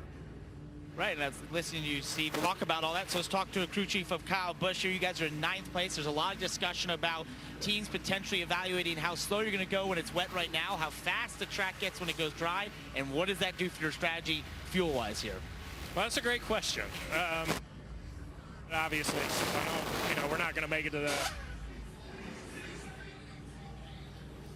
And when you have rain, sometimes you have some technical difficulties. It sounds like a microphone that has a little issue, so apologize for that. I know that Randall Burnett was getting ready to talk I was about on the that edge of my strategy. seat. I wanted to see what Randall was going to tell me. I know he was going to give me the answer on how to do this. Kyle Busch wanted to know what he had to say as well. He was listening intently also. So here's these rain tires have treads to move the water. They have softer compound Goodyear rubber for grip. You have to have grip. But what happens as the dry lanes dry, you heard Ryan Blaney talk about the concrete. He thought dried quicker than the asphalt. You then have to find this magical mix of, hey, I'm losing grip. Why am I losing grip? Well, my tires are too hot. So now down these long straightaways, we might see some crazy looks where they go offline, not really puddles, but find damp areas to cool these tires off, as we see Bubba Wallace roll off. So they are now back under yellow. You know, there's just a lot to do, and these drivers, fortunately, have got a lot of experience here recently. So the 23 rolled off first because he was on pit road at the time of caution, and that's why he was stopped in front of the entire field. He's making his way around. Marty. As the field rolls officially, Rick, you see Ty Gibbs leaving. Let's chat with Cliff Daniels and see if, so in an odd way, did that rain shower maybe buy everybody enough time to make it all the way to the end on fuel at 8:20 Central? Yeah, it very well may. We're crunching all the numbers on that now, and we'll just see how it plays out. But our Valvoline, HendrickCars.com Chevy's been pretty solid today. Always proud of the job that Kyle does and his team does. So we've got to evaluate, you know, the numbers of what you're describing and just see what we can do. You know, we'll be saving fuel. I'm sure a lot of guys will be saving fuel right around under yellow here.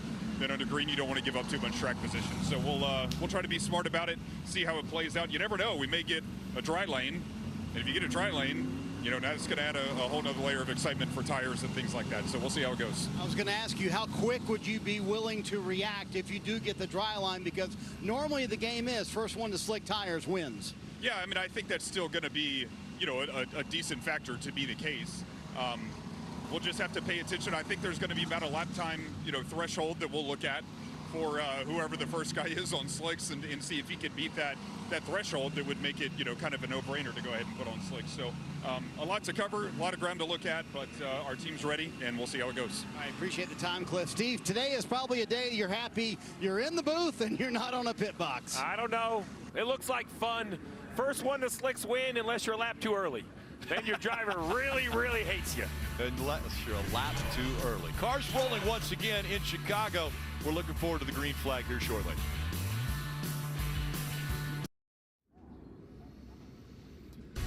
You're watching the NASCAR Cup Series, Chicago Grant Park 165, presented by Xfinity. Pretty good vantage point up there. Today's aerial coverage has been brought to you by Shady Rays, giving us some beautiful views of this 2.2 mile, 12-turn street course that the cars are rolling around now as they're going through turn number 1. Getting ready for the green to come back out. The red flag was out for an hour and 43 minutes. 27 laps are complete, 48 to go. Again, that number 8:20 has been told to the teams. That's 8:20 local or Central Time, 9:20 Eastern. But that has been told to all of the teams. That's when they will go to get the white flag and complete this race. If we can get in those 48 laps, obviously it'd be going pretty quick, but it's possible. Well, that's exactly the point, right? If this runs off green, 90-second lap times, they're going to click by very quickly. Right.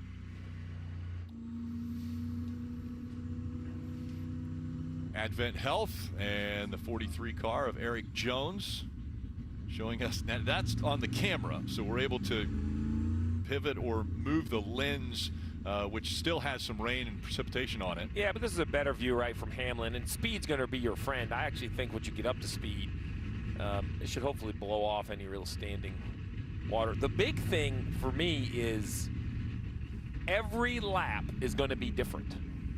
And what I mean by that is, you're going to try to test the grip level of your car. The same time, the grip level of the track is shifting. Right. So that's, I think, what makes this so interesting. And that's why I think Bell, Larson, some of these guys that run dirt, because that's a little bit like the dirt move, right? The moisture comes out of the dirt and they have to adjust quickly. Talking about SVG and, the road course, he has so much experience. Well, now, rain isn't equal to dirt, but the idea of a shifting track condition might be more comfortable to some, although to be quite honest, these Cup drivers now have enough experience. We have seen wet weather tires on different occasions with both ovals and road courses now. Man, they're the best stock car drivers in the world. Yeah. They make it look easier than it is, but I think this is going to be a much more exciting and energetic style race. I don't think they're going to just settle in. Dave, what about the 8 of Kyle Busch? He's restarting 9th. Think about it, Rick. They have had the season from, well, you know where. Everything has happened bad to them that could happen. In fact, the last 3 races, the 8 car for Kyle Busch, they've failed to finish in various ways. So they're now 104 points away from the playoffs. 7 races to go. They need a miracle. Could this be it? Kyle told me on the float, waving to the fans before the race started, we had to flip our entire car. This right-hand, mostly street course, our car was not working to the right. So we had to change everything to try to get it better. The wet changes a few things, but he is now going to show us what he can do with the car that they hopefully got better. You'll see it all from the Goodyear onboard camera. Kim? Well, Dave, Chase Elliott leads all drivers this season for best average finish of 10.1, looking to continue that streak, currently in the 8th position. And he had a really strong performance here last year, finished 3rd. Despite that, crew chief Alan Gustafson told me they went a different direction with their setup. They knew they had to put something else to the table after what SVG did last year, and they were able to learn from that data from SVG. Before the red flag, Chase said his balance was pretty good, but they're on a similar thought process, Marty, that we heard Cliff Daniels tell you. Alan saying the winner will be who puts on slicks early. The challenge is you don't want to be too early. Coming off a career best second at Nashville last week, you got to give credit to Zane Smith and his race team. They have him up in the 4th position. And all this talk about how the teams can make it from here to the potential end at 820 Central. Well, this team has not pitted today. I just checked in with the team. They can only go about 12 to 13 more laps. Actually, yeah, so they should be able to make it to lap 40 or 41 is when they think they would have to bring Zane Smith down pit road. But, Steve, their hope is that by that point, there'll be a dry line developing on the racetrack, and then everybody will be coming to pit road. Yeah, absolutely right, Marty. That's the idea, right? Don't pit now because you know you need fuel, but in 8, I really think this dry line is going to come quicker than we think. I mean, I think like 8, 9, 10 laps, these drivers are going to be thinking they want to switch tires. Now, it's not going to be dry everywhere, and they're going to have to adapt in the areas that aren't. But, you know, I'm reading some of the radio comments. They said, well, there's some puddling some places, but overall, they feel like the track is no more wet than it was when we saw the original green. And let's listen into the radio of Ross Chastain. No big puddles, but it's ice. I don't know if it's because I got out and I got to get reacclimated, or the tires have like a 1 lap on them, but man, it is slick. So normal pit road procedure when pit road opens back up. Yeah, that means live pit stops, put fuel in, make adjustments, change tires. So that's interesting what he said. You know, so they didn't, you know, they ran one like half a lap or so on these tires. Maybe they just didn't. Maybe they don't cure the same way. They cooled off and they're slippery. And normally in dry, you kind of work the tires to heat them up, but I don't think you can really do that at slower speeds in the wet. Look at that, the 9 car, they got slicks on the wall. They're so the ready next for time slicks. they're coming in, it's going to be for a tire change. They got the wets behind, same thing for the 8. You know, so they'll have wets ready in case you had a flat or an accident. But the next time we see cars on pit road in a competitive manner, or at least the leaders, it's going to be a strategic change. So cars rolling around, and pit road will be open this time by. What a shot. Yeah, I love that. Never gets old. Cars just appearing over the bridge there. There's railroad tracks underneath. That's in between Michigan and Columbus. So pit road is open if someone wants to come onto pit road now. Yeah, you might see some guys at the back come. There's a few that are on really odd strategies with some wave rounds. They might need to, you know, put some fuel in the car or some other things. But I think everyone in the top 20 or top 25 pretty well committed. Possibility that the 24 might pit. We'll wait and see if it comes to pit road. Remember, they had an issue with the steering. Yeah, well, and so did a lot of changes there, started in the back. Yeah, I mean, he was last on pit road, or he has yet to pit, right? So he's running 26th. So he's going to come down to service. Kim? Yeah, you're right. This is the first stop of the day for William Byron on the same set of wet weather tires he started the race on, and they noticed under the red flag there was some blistering specifically on that left rear. So they're putting wet weather tires on William Byron for the first change of the day. You see the Sunoco fuel going in too. They were going to be shorter than the remainder of the field as well on fuel. So it was just a matter of let's come now, Marty. Same move for last week's winner at Nashville, Joey Logano. Paul Wolf bringing him down pit road. They're going to go to wet tires here. Just heard a number of crew chiefs say, Steve, that it's going to be about 1 hour and 1 minute, according to their clock, that we will have for racing time. Are you surprised, though, Steve, even though it is slick out there, with everyone saying that dry line's going to come quick, no one went for slicks right now under this caution? Oh, no, I think it's still much too wet for slicks. I'm not sure you would see your car come back around if you sent him out here. I think you'd be 10, 15, 20 seconds off the pace. Getting ready to call this radio style once again. That means we have Mike Bagley, Dylan Welsh, and Jeff Burton back up in their perches. Mike? That'll be back, and I'll tell you what, tip of the cap, Turn 6 fans, they've not left through this whole weather delay. We're ready, they're ready, and we're ready to turn this green flag loose. Dylan. Interesting over here in turn number 5. There's a lot of street paint just off the racing line. This is already a tricky part of the racetrack. We talked about that in the dry. This is just another wrinkle now with the current conditions over here in turn 4, Jeff. We heard all the drivers talking during the red flag about how difficult it is to know how hard you can push the race car. Well, now we know the race is going to be done in about an hour. You have to push hard if you want to win this race. Somebody's going to cross the limit. We just don't know who it is. And Jeff just mentioned it, 1 hour, so 8:20 is the number. Once the race leader crosses the start-finish line after 8:20 Central, which is local, the next lap will be the white flag followed by the checkered flag. There will be no overtime. And I read that from NASCAR as in we could be under yellow, we could be under green, we could be, I mean, that is a time limit, so you know that's the situation. I only say that because if we run enough under green, this could be someone could be saving fuel to run those last 2 laps. So we really have no idea what it could be, but I applaud NASCAR for putting that time out so early, right? Now the teams know what they're up against. And again, it's a single file restart. Green flag is back in the air. Ty Gibbs leading them down Columbus Drive into turn 1. Here's Ty Gibbs. He'll take the reins. He'll scamper around in front by about a car length or two. That's Christopher Bell at the 20. Kyle Larson in the 5. They're already side by side. Zane Smith kicks the back end wide right there. Everybody is safely through turn 1. Now the right-hander onto turn 2 at Lakeshore Drive. Good racing there at the front of the field. Larson on Christopher Bell for the second spot. Bell will get the better of that battle as everybody works down Lakeshore Drive here. Just looking for some clean racetrack to avoid the spray. They work through 3 and down into the right-hander, the treacherous turn 4. Bell is close. He's putting the pressure on Ty Gibbs. Now here's the right-hand turn number 5. They go back onto Columbus Drive and head towards turn 6. And everybody is taking a measured approach. This is a very slick portion of this road course. course, and it's collected cars already today, and this has a reputation being very tough in the wet. Here's the battle for the lead. Christopher Bell taking a peek. Ty Gibbs giving him room, and Bell's just going to jam it in there. Couple of Toyotas, couple of teammates side by side for the lead. Christopher Bell won New Hampshire in the rain. That's a 1 mile. Trouble turn 6. Ricky Stenhouse Jr. and Denny Hamlin get collected. Hamlin driver's side into the tire barrier. Stenhouse driver's side into the tire barrier. They got stacked up coming off the end of the back straightaway here.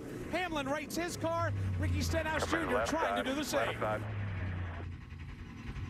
Hamlin can't get it fired. Stay green. The 20 has taken the lead away from Ty Gibbs as they work their way through turn 11 and up the hill and back down to turn 12. But it's now Christopher Bell out in front. Ty Gibbs running second. Here comes Kyle Larson in the 5.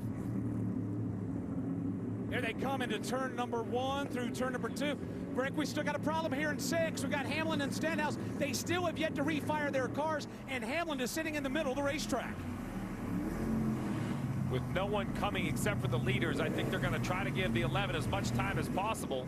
But, oh, it looks like he's rolling now. He was rolling, and he stops again. Marty. He's trying to recycle the power. That's what Denny Hamlin's trying to do. Finally, he gets moving, and I believe we stay green that entire time. Yes, we do. Here comes Larson, though, as he's closed the gap on that 54. Coming right at you, Dylan. They work down into turn number 4. Christopher Bell has scampered away. Ty Gibbs trying to fend off a hard-charging Kyle Larson through 4 and into 5. This is the race for the second spot. Tyler Reddick in the mix there as well at the back. Hamlin and Stenhouse away. So turn 6 is clear. The Ty Gibbs right now. Christopher Bell, everybody stacked up. Bell's away with a good lead. Here's the battle for second. Gibbs in the 54. Larson in the 5. Tyler Reddick in the 45. And they are tiptoeing their way through turn 6, up the hill, and then down to 7. Here's the replays of what happened. This is riding on with Denny Hamlin. Oh, he locked the rear wheels up. Just not understanding the grip level. You could hear them bouncing up and down. That is just too much rear brake in these conditions, it sounded like to me. And then Ricky Stenhouse, wrong place, wrong time. They were running 14th and 15th. The tire barrier doing a great job absorbing the energy, and I don't think a tremendous amount of damage to those two race cars. Yeah, maybe the 11 into the back of the 47. That was a pretty hard hit that the 11 got into the back of the 47. But back up to second and third. That is Ty Gibbs, who's running second. Third is Larson. He's trying to close that gap and take the position away. Everybody trying to search for grip right now. The track is starting to dry out. Don't get me wrong, it's very wet. These drivers are starting to get a little comfort as they hang the left onto Balbo. That's turn 1 with Christopher Bell.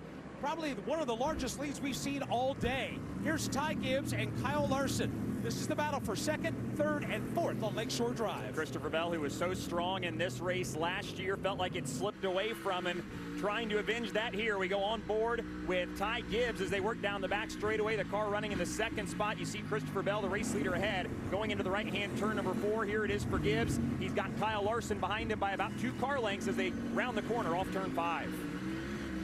Ty Gibbs getting a little loose there coming out of 5. He collects the car, takes a check of the mirror, and he's got Kyle Larson breathing down his neck right now.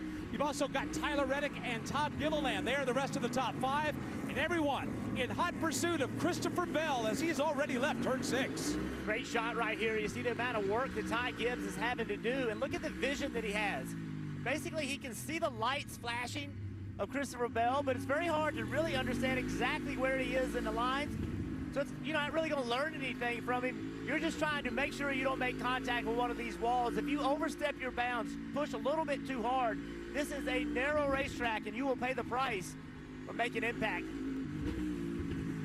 Ty Gibbs doesn't want to have any impact with these walls right now as he continues to chase down the 20 of Christopher Bell. And we get a great vantage point here from the Monster Energy onboard. Yeah, I love the look out front, but watching Ty go to work is even better. I mean, it is anything but smooth. Look how busy those hands are trying to keep control of that race car. Even on the straightaway under the shifts, it wants to fishtail. Here's Seabell back to the corner. Ty Gibbs. We watched him in car there a moment ago. Here's Kyle Larson, Tyler Reddick, They've already made the right-hander, the left-hander that is, onto Balbo. Here comes the right onto Lakeshore, and the leaders now starting to spread out just a tad, Dylan. Everybody just legging it out. You see some cars power sliding there off of turn number 2. Here's a great look at Lakeshore Drive. That's turn 3 right there that the race leader Christopher Bell is going through. Heavy transition here from different sorts of pavement and asphalt as they round turn number 4. All that street paint as well makes this so tricky and slippery. Everybody amongst the top 5 and top 10 right now, smoothly through 4 and out of 5, headed towards you, Mike. And not to mention the slick nature of the concrete that's on Columbus Drive, and that's what they're on right now. They'll go drivers right up against the wall, and then Christopher Bell will angle his car in. Larson, oh, Larson's in hot. Oh, he'll go windshield deep. Kyle Larson locks it down and slams into the tire barrier while racing for second here in turn 6.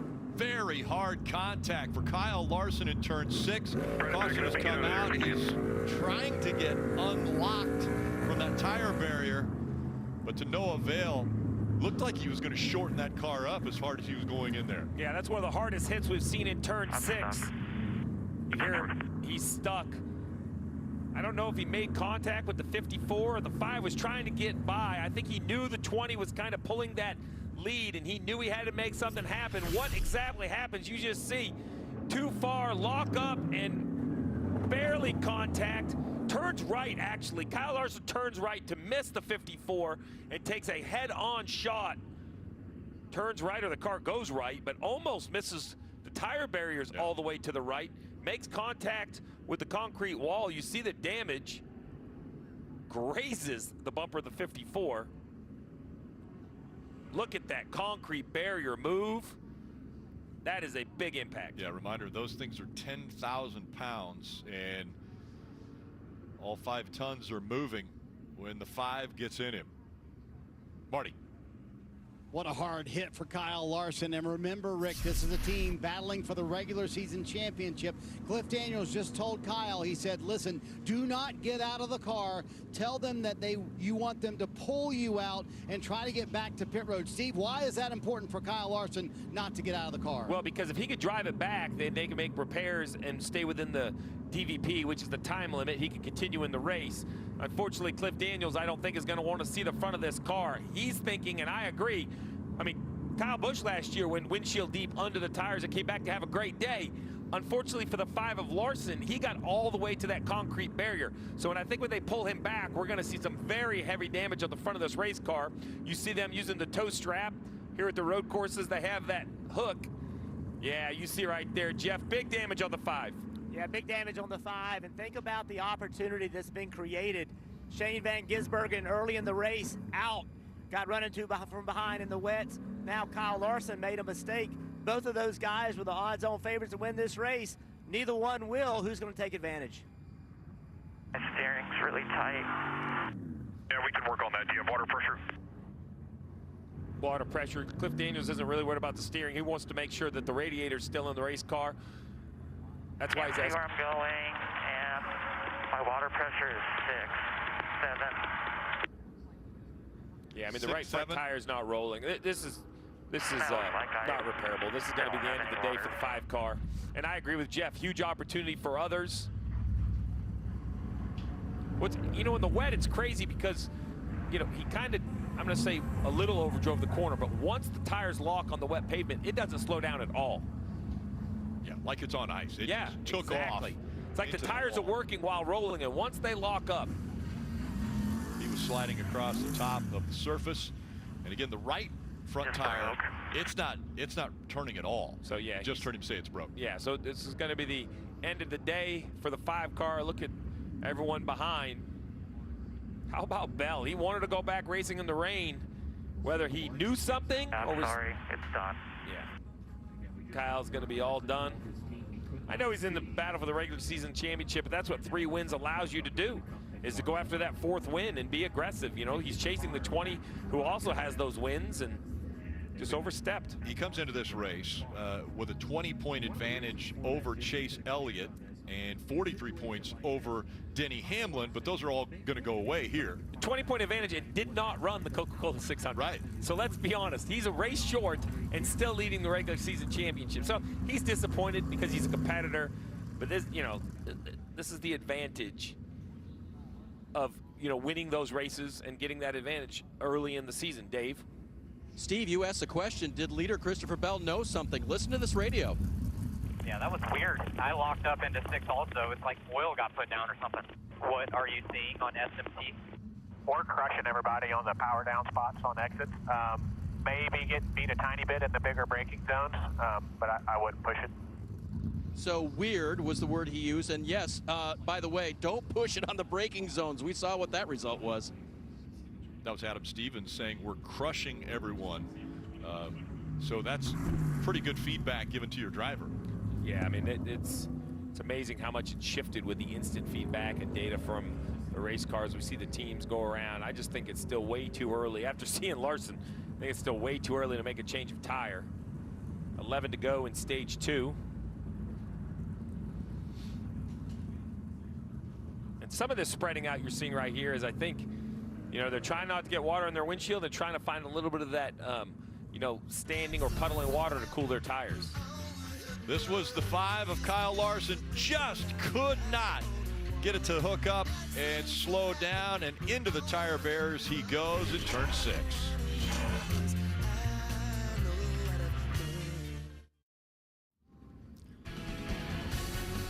Another great shot of NBC Tower. They're looking off toward Lake Michigan, and the skyline here in Chicago has been a great backdrop for this race. The second time that NASCAR has been on the streets of Chicago. Just a reminder, NASCAR has told these teams, and they told them quite a ways ago, that this race we will go to 8:20. And on the left, you see once the race leader crosses the start-finish line, after the time has expired, which you see on the right, the next lap will be the white flag, followed by the checkered flag, and there's no overtime. So that's why you see the countdown clock on the right. Once it hits 0, and then the race leader crosses the start-finish line, the next flag he will see the next time by will be the white flag. And I love this with this much, heads up, this much, advanced notice for the crew chiefs, because fuel is going to be an issue. Now this is very different because we normally do distance races, but there are no lights here, and this will give the fans the best opportunity, because now that we cross lap 37, we are basically 1 lap from halfway, so it could be just as easy to say, well, we'll just run till dark. Well, that frustrates me, because who says it's dark, right? This is a line that I can now race to. I have control as a crew chief. I can tell my driver where we're at. There's just a lot more definitive ability here. I like this. This is a great move for NASCAR to kind of update these situations. And again, we have the end of stage 2, which is coming up in 9 laps. 9 to go till the end of stage 2. Back on Kyle Busch, that Goodyear on board.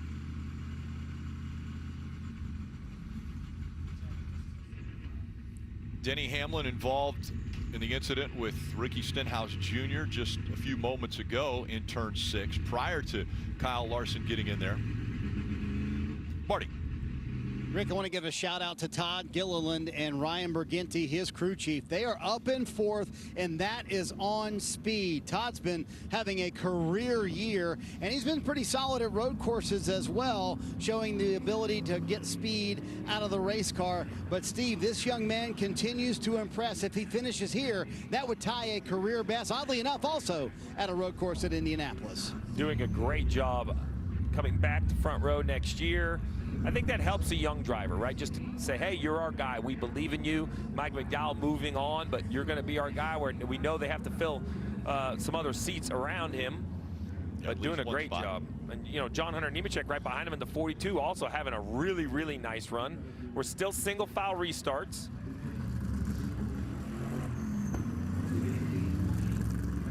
And John Hunter, this is, we talk about opportunities. This is a great run for Legacy Motor Club. He looked good in practice. This is a driver that, when we looked at the speed charts, I thought he had a top 10 car. I really did. I thought he had a real consistent speed. Maybe not the blazing fast lap, but you can tell when they're in control that there's not a lot of movement. So, John, remember you talking about the transition to Toyota, new manufacturer for them. So, always a learning experience when they go to the racetrack for the first time, before they can fill their notebook up. out of 12. They've gone through the restart zone, back under green flag conditions.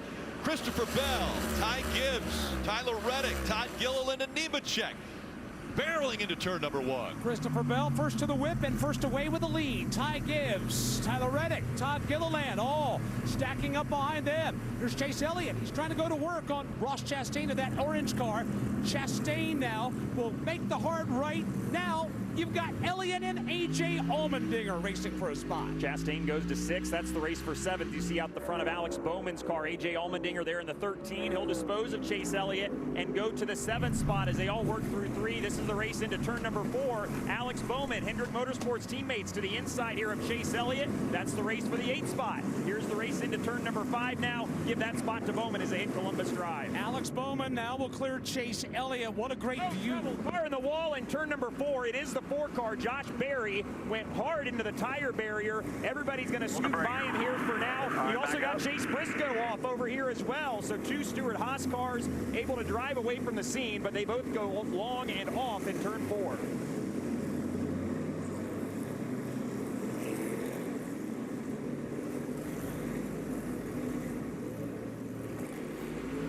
Riding along with the Monster Energy on board of Ty Gibbs, and Jeff Burton headed right at you.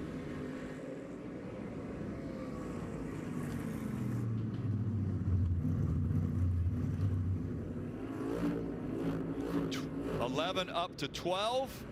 And Bell, Gibbs, Reddick, Gilliland, Nemechek. They're the first 5 that have to test those braking zones, which we have seen a few cars having some difficulties with. I like what Reddick was doing, putting the pressure on. I think force them into a mistake is just as important as making a mistake yourself. You see right here, the 41 and the 24 side by side. The 4 just way too fast into turn 4, head on into the tires. And he wasn't the only one. Chase Briscoe in the 14 behind him also missed the turn. Looking back, so here they come, 41 double file. And you just wonder if the 2 cars in front of them, you just kind of lose perspective in the braking zone. You see the 14 have to miss the corner as well. 4 was running 28th, the 14 was 34th. Mike? Here they come out of 5, back onto Columbus Drive. Christopher Bell, the red and black car right there leading. And again, the front 5 have stretched themselves out, and they've really checked out from 6th on back. Bell, the first to turn 6, everybody hugging the inside line. This corner is not dry yet, but it is in the process of drying. They're downhill to 7. Christopher Bell a little bit ago was driving away from this group, but now Ty Gibbs is able to keep up, and that Reddick, Gilliland, Nemechek, they all have better pace compared to what they had earlier before that last caution. So not sure if Bell's car has gone away a little bit or these other guys have figured out this wet conditions. You can see what happens if you push too hard, though. It is a risk versus reward scenario. You definitely don't want to overshoot the braking zones. Yeah, you mentioned push too hard. SVG out of this race. He was the favorite. Second favorite would be Kyle Larson. He hit the tire barrier in turn 6, now standing by with Kim. Yeah, Rick, and hit it hard. Are you okay, and what happened in turn 6? Yeah, I'm okay. I think all of us were getting a little bit more confident in braking, and yeah, I just went to the brakes a little bit deeper kind of each lap, and that time, as soon as I touched the brake, I knew I was in trouble. So yeah, just went straight, wasn't really aiming for anything, just was kind of just going to go where it was going to go. So yeah, it was a big hit. Glad Ty didn't get caught up in it. So yeah, just unfortunate. It's a disappointed Kyle Larson. To your point, Rick, one of the favorites here this afternoon. And a big hit. How helpless that must feel going straight. Christopher Bell, he is Pied Piper, leading everyone around the streets of Chicago. Why is it most places ask you want to add a drink to that and never what do you want to add to that drink? Meet Tia Saborita, our chief flavorista. A drink is only as good as the sabores inside. It's all about finding the perfect combos for any given moment. Like when the waiter says to enjoy your food and you said, you too. Grape Escape. When you're trying a Carpe the Diem. Rainbow the Slush. When you get the ick. Lemonade Cream Cooler. When you're in the market for a new babysitter. Okay, inappropriate. Live free. Eat Sonic. If you want to live free. Looking for a refreshing change? Say goodbye to sluggish performance and reach for the one that won't slow you down. Ah, that's crisp. Experience the force of clean, pure oil coursing through your engine. No matter what you drive, Wix Filters is the clear choice. Here's to filtration that works as hard as you do. Wix Premium Filters. Performance starts here.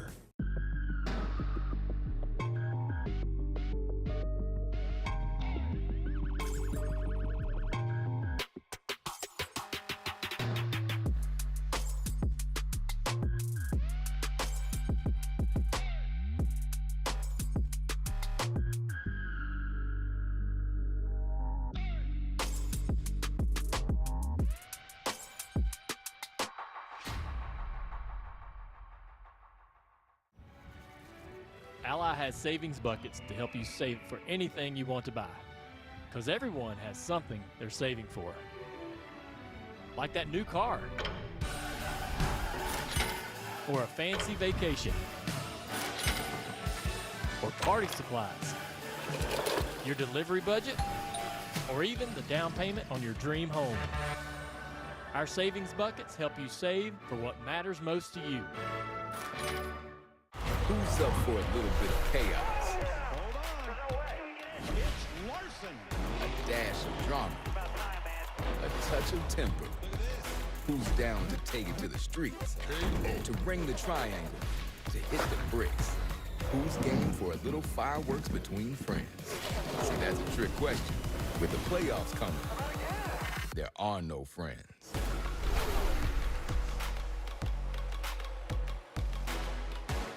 What a season we are having because of people like you. Absolutely incredible. Come back to us, Simon. AGT, Tuesday on NBC and Peacock.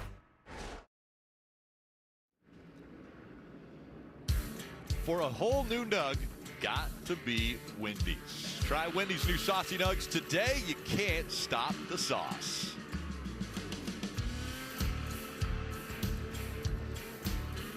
Cloudy skies, the sun trying to peek out just a bit now as we have 34 laps to go in the race. 4 remain in this stage, but again, we have the clock that we've got to deal with, Steve. But also, we've got some betting to do. Well, DraftKings Sportsbook is an authorized gaming operator of NASCAR, and this week, new customers can bet $5 and pocket $150 in bonus bets instantly. Download the app and use promo code SPEED when you sign up. DraftKings Sportsbook.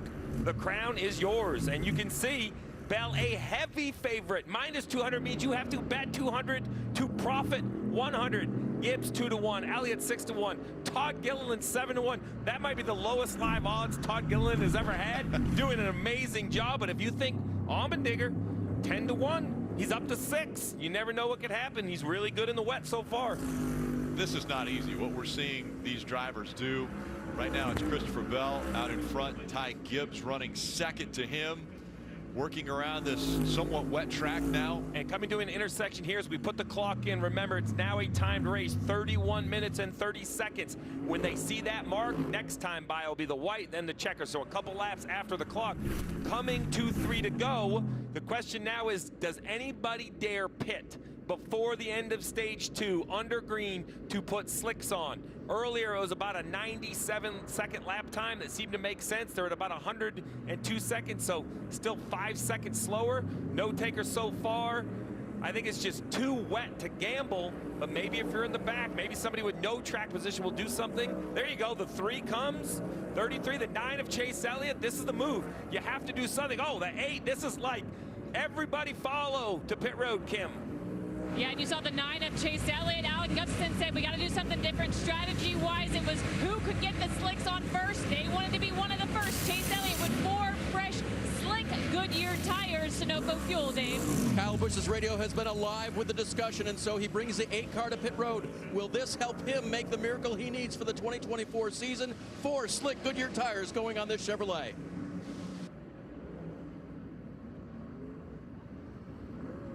So now the question is, that was about 10 or 12 cars. Pit road will be closed when this man, Christopher Bell, hits the start finish unless he chooses to pit. Remember, because he's the leader, because he's closing pit road at 2 to go, he still has the option to pit. I think, Jeff, he has to come this time. Yeah, it's a very interesting call because we're going to have to pit this time.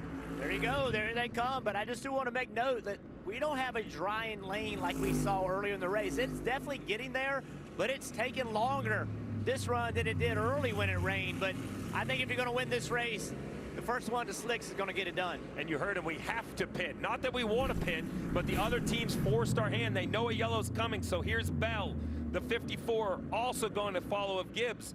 Gilliland, Nemechek, Reddick, I think everyone's going to come. I'd be shocked if anyone stays on the racetrack.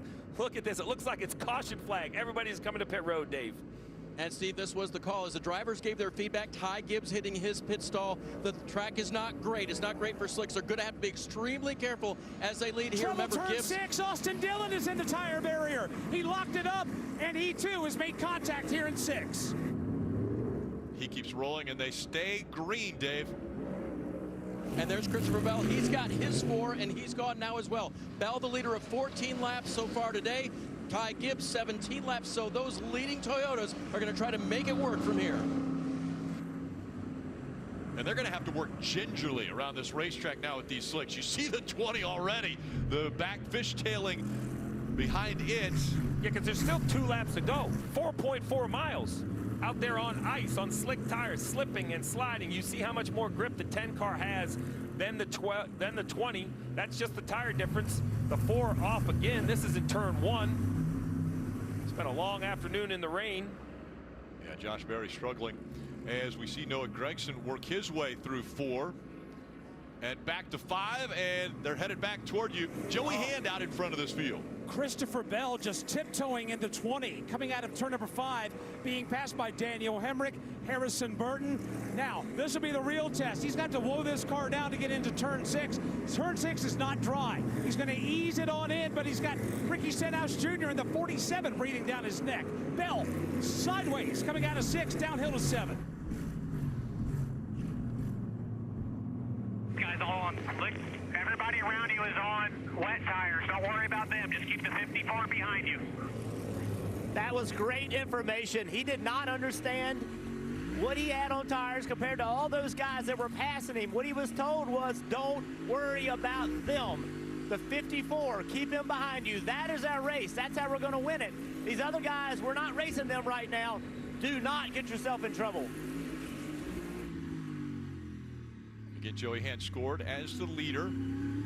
He's out front of Alex Bowman. And the counter argument, Rick, what is Joey Hand staying on the racetrack for? Well, it wouldn't shock me if he finishes stage 2 and stays on wets. And he said, we're driving right by you guys on slicks. We know we have to get on slicks eventually, but if we are 3, 4, 5 seconds a lap faster than you to start the next stage, I could gap 30, 40 seconds. I could come and pit and blend and still be better than those guys that started on slicks. Steve, how far do you think you could go on wet weather tires when we know there's a clock? We know there's an end to this race. It's 30 minutes, less than 30 minutes from now. It's really the speed crossover, right? It's really when do wet weather tires become slower. You see right now, though, Joey Hand leads, but Alex Bowman, he's thinking this stage win would be very important. That is a team that is looking to be pretty decent in the playoffs, looking at points. He's not locked in by any means, so a lot of very important points at the end of this stage. How much is he willing to push it to pass the 60 on the right? You see the footwork of Joey Hand. Right foot brake, or right foot gas, left foot brake. A very more normal NASCAR setup. Oh, look at the 48, Rick. He's on him. Can he get by? This is the final lap, and Joey Hand looks like he's going to be able to outrun Bowman. Bowman tries to go to the inside, but Joey Hand is going to win stage 2. Alex Bowman finishing in second there for stage 2. That's first career stage win for Joey Hand. Brad Keselowski third. Carson Hocevar and Martin Truex Jr. These are drivers that still are on wet weather tires, did not come before pit road closed. Gragson, Hemrick, Stenhouse Jr., Harrison Burton. And 10th is going to be Denny Hamlin in stage 2. So wet weather tires racing slicks. What is the right strategy as everyone has been sliding around the racetrack here at the Chicago Grant Park 160, presented by Xfinity. Make sure to join NASCAR's free rewards program, and you can start earning points and turn into member-only rewards. You can earn every time you check in for a race from home or at the track. Trade points in for tickets, exclusive gear, autographed merchandise, and one-of-a-kind race day experiences. Visit NASCAR.com/fan-rewards. There's the Chicago River, a little fuller now after the rain that's come through here. And how about the L there? Yeah, the L for elevated train here that everyone takes. Another characteristic of Chicago and downtown. Beautiful area. Everything's a little greener now too after the rain has gone through. Reminder, you see on the right side of your screen, time to race countdown. When that clock hits 0, and Steve, I'll let you explain. Yeah, so when that clock hits 0, the leader, once he crosses the start-finish line on the zeros, next lap around white, next lap checkered. So basically you're going to see 2 more laps after the clock expires.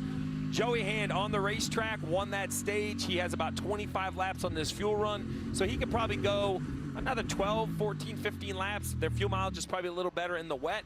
This is going to be a fascinating decision for the leaders, because while Bell and Gibbs came to pit road to put on slicks, they were kind of forced to because so many people did.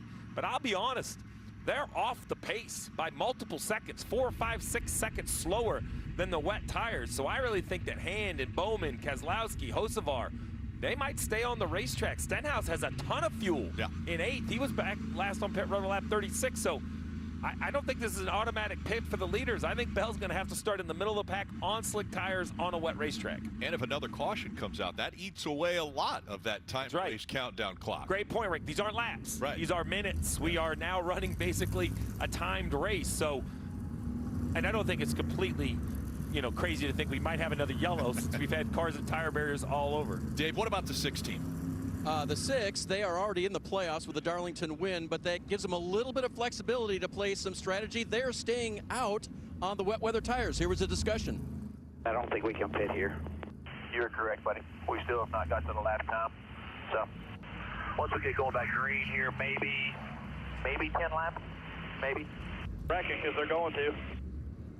And so there you have it. Keselowski making, Steve, that decision that you think might be the one for the right for the race win here this afternoon. To the lap time. What do they mean by that? Look, this wet weather thing is new. It's kind of new to all of us. So I was looking earlier that 96, 97 second laps were the dries kind of started to take over. The slick tires started to take over, and the wets couldn't really go any faster than that. We saw 101 second laps. We're about 4 or 5 seconds off that. So I don't know of another way, because to ask visually how the track looks and all that just seems to be so judgmental. I like data, Jeff, so I like a lap time threshold. Yeah, and the visuals of also, right? And what we've seen with the rain conditions is as the track starts to dry, you start getting a groove that's dry. But I want you to notice what this groove is doing. The drying part is underneath the center of the car. It's not where the tires are. So the heat from the middle of the car is drying the racetrack, but that is not where the 4 tires are going to be, where you're trying to brake and slow the car down. And even if you get 2 tires on it, that's still not the braking force as if you had had 4 in a dry section. So very unusual drying. Yeah, I think it'll eventually get to 4 tires that you can have in a dry lane, but it's going to take a little bit. Well, listen, we put the clock in. When you say a little bit, it's not a question. Right. It is a timed race, to remind everyone. So the little bit, the clock is continuing to run. Under 20 minutes remaining in this race as far as the countdown clock is concerned. And so Joey Hand, here's a guy, 45 years old, from Sacramento, California, the 2011 ALMS GT Class champion. He's a 2-time Daytona 24-hour winner. He's out in front with his BuildSubmarines.com onboard that we've been able to ride along with. How about Alex Bowman, Marty, who's running second? We talked about their precarious position trying to make their way into the playoffs on points. Of note, because of that move by Blake Harris, they finished second in that stage, and they have now earned the most stage points today at 14. That could be massive to them. Why did they stay out? Listen to the radio. Or we stay out, take a shot to win it. What do you think? Yeah, I mean, there's a pretty good dry line around most of the place. Want slicks and go after it? I don't know that we're going to win on slicks. We might win on these. That's the only thing. 10-4, staying out. So credit Blake Harris with that. Also an assist to Chad Knaus, who spent about 2 or 3 minutes on top of the pit box going through that strategy with Blake Harris. And Steve, you've been a part of those discussions sometimes. When the management from Hendrick comes by, there's a lot of thought that goes into that decision to leave the 48 out there. But they have those stage points that could be critical into getting Alex Bowman in the playoffs. I love the stage points, and I love the call. I think that you know, so many cars, by my count real quick, there was about 20 cars that are on slick. So if you go there now, you know, your best bet, if you're on the right strategy, you're 20th on that strategy, which is a real unfortunate place to be. I mean, if these wets work and you can gap the slicks by 30 or 35 seconds, you can almost pit and still return to the racetrack in front of them. All right, getting ready for the restart once again. It's Joey Hand that will bring the field back to the front stretch and the green flag. This is extended aerial coverage of the Chicago Grant Park 165. That brought to you by Shady Rays. Out of turn 12, Joey Hand, Bowman, Keselowski, Hocevar, Truex Jr. all on wet weather tires out in front of the field. And Joey Hand with a great restart across the start-finish line. But here's Alex Bowman who'll quickly catch him in turn number 1. They're hanging the left onto Balbo. Now they'll about to hand the right onto Lakeshore Drive. Joey Hand still in command off turn 2. And Truex had a look there on Carson Hocevar down into 1, stayed in line, but he's got a good run here off of turn number 2 as they work down Lakeshore Drive. That's the race for the 4th spot. Truex will go driver's right through turn 3, and here it is down into turn number 4. Hocevar heats way. Truex goes to P4 in the 19. Next on his list, Brad Keselowski in front of him in the 6 car. Martin Truex Jr. coming to life now out of turn number 5, and yes, Truex with some ground to make up. They race their way down Columbus Drive. There's Joey Hand, first car to turn 6. Alex Bowman 2 car lengths behind, and Brad Keselowski's got a lot of company in the back door. There's Martin Truex Jr. Stenhouse on the comeback trail after getting turned into turn 6 earlier. Stenhouse on relatively new tires. That's helping him out a little bit. He's taking advantage of it, but out in front of this pack is Joey Hand. This is an accomplished race car driver. He has won the 24-hour Daytona, the 24-hour Le Mans, the 12-hour of Sebring. This guy can get it done. A lot about SVG last year winning this race. Can Joey Hand make it happen today? Well, it would be pretty amazing. Let's see which drivers are on the move. Brought to you by Ashley Furniture. And on that list is Joey Hand. 29 spots since the start of this race. He has made up. Brad Keselowski 31, the most laps that have been made up to this point. But Joey Hand really hoping that a caution could potentially come out to slow this down as far as much is going on. The 48 now right on his back bumper. Alex Bowman tried to take a peek right there, but he exercised some restraint off the end of the front straightaway. But Hand cannot shake Bowman as they're racing through turn number 2. Got a car in the wall. A.J. Allmendinger in turn 12, buried in the tires, and will stay green as the leaders continue to work their way down Lakeshore Drive. For now, race for the lead into turn number 4. Alex Bowman looks to the inside of Joey Hand. Hand slams the door on him. Nose to tail as they work through turn number 5. Hand leads in the 60. Bowman couldn't execute the move going into 4. His next opportunity is right now going into turn 6. Here they come now. Downshifting and braking into this corner as A.J. Allmendinger continues to try to right his car. Bowman, though, can't send it in there to the inside of Hand. Battle for the lead is still on as he clears turn 6. Yeah, you can see downhill run, heavy braking zone right here into turn 6. 48 car is a little better than the 6 car. Alex Bowman has got to find a way around. See the car slipping and sliding. Uphill through the loop, now downhill. Bowman is all over the rear bumper.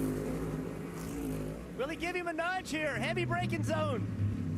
Bowman got a good run off the corner. Not enough, though. These two trying to separate themselves from those that are on the slicks right now. If they can get far enough away, remember that countdown clock is under 13 minutes now. Joey Hand trying to stay in front of Alex Bowman. Bowman all over his back bumper. Joey Hand's mirrors are filled with Alex Bowman. Here they come into turn number 1. Bowman again looking low. Hand will block the advance. He'll keep the lead out of 1, but Bowman now another opportunity to go to the inside. Will he do it? He's looking. Hand strong out of 2 and onto Lakeshore Drive. This is where Bowman was good last time. He's closer this lap as they work down Lakeshore Drive through turn 3 on the right-hand side. Out the front of Alex Bowman's car, the Ally on board. Race for the lead. Down into the heavy braking turn 5. Bowman to the driver's right of Joey Hand. He goes by. Alex Bowman to the lead. Joey Hand tucks in line behind him. They race off 5 in reverse order, but nose to tail. Alex Bowman in that purple number 48 takes the lead coming onto Columbus Drive, and he's going to leave Joey Hand by about 2 car lengths. On descent into 6. Hand is with him stride for stride. 2-car breakaway for the lead, while Hand now will lose a car length coming off that corner. Yep, Alex Bowman, we can see he had the best race car. Oh, the 4 in the wall again. This is turn 2. Multiple times he's been in the wall today. See if he can get backed out of there. They're going to try to keep it green as long as they can. And the cautions come out. Yeah, there's the caution out now.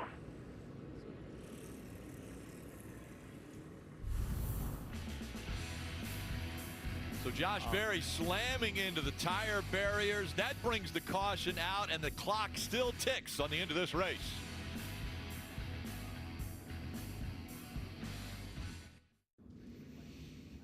Racing the clock in Chicago. You see the countdown. 8 minutes and 15 seconds. Once that's hit 0, and then the race leader crosses the start-finish line. The next time by, he'll see the white flag. The next time by will be the checkered flag. There will be no overtime.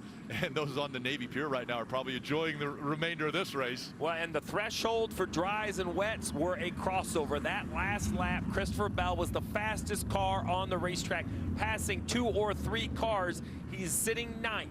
So now the question is, will there be enough laps? Remember, the clock doesn't stop. A yellow, we can finish under yellow. It doesn't matter. Right. Bell, Dave, he needs racing to let those tires work.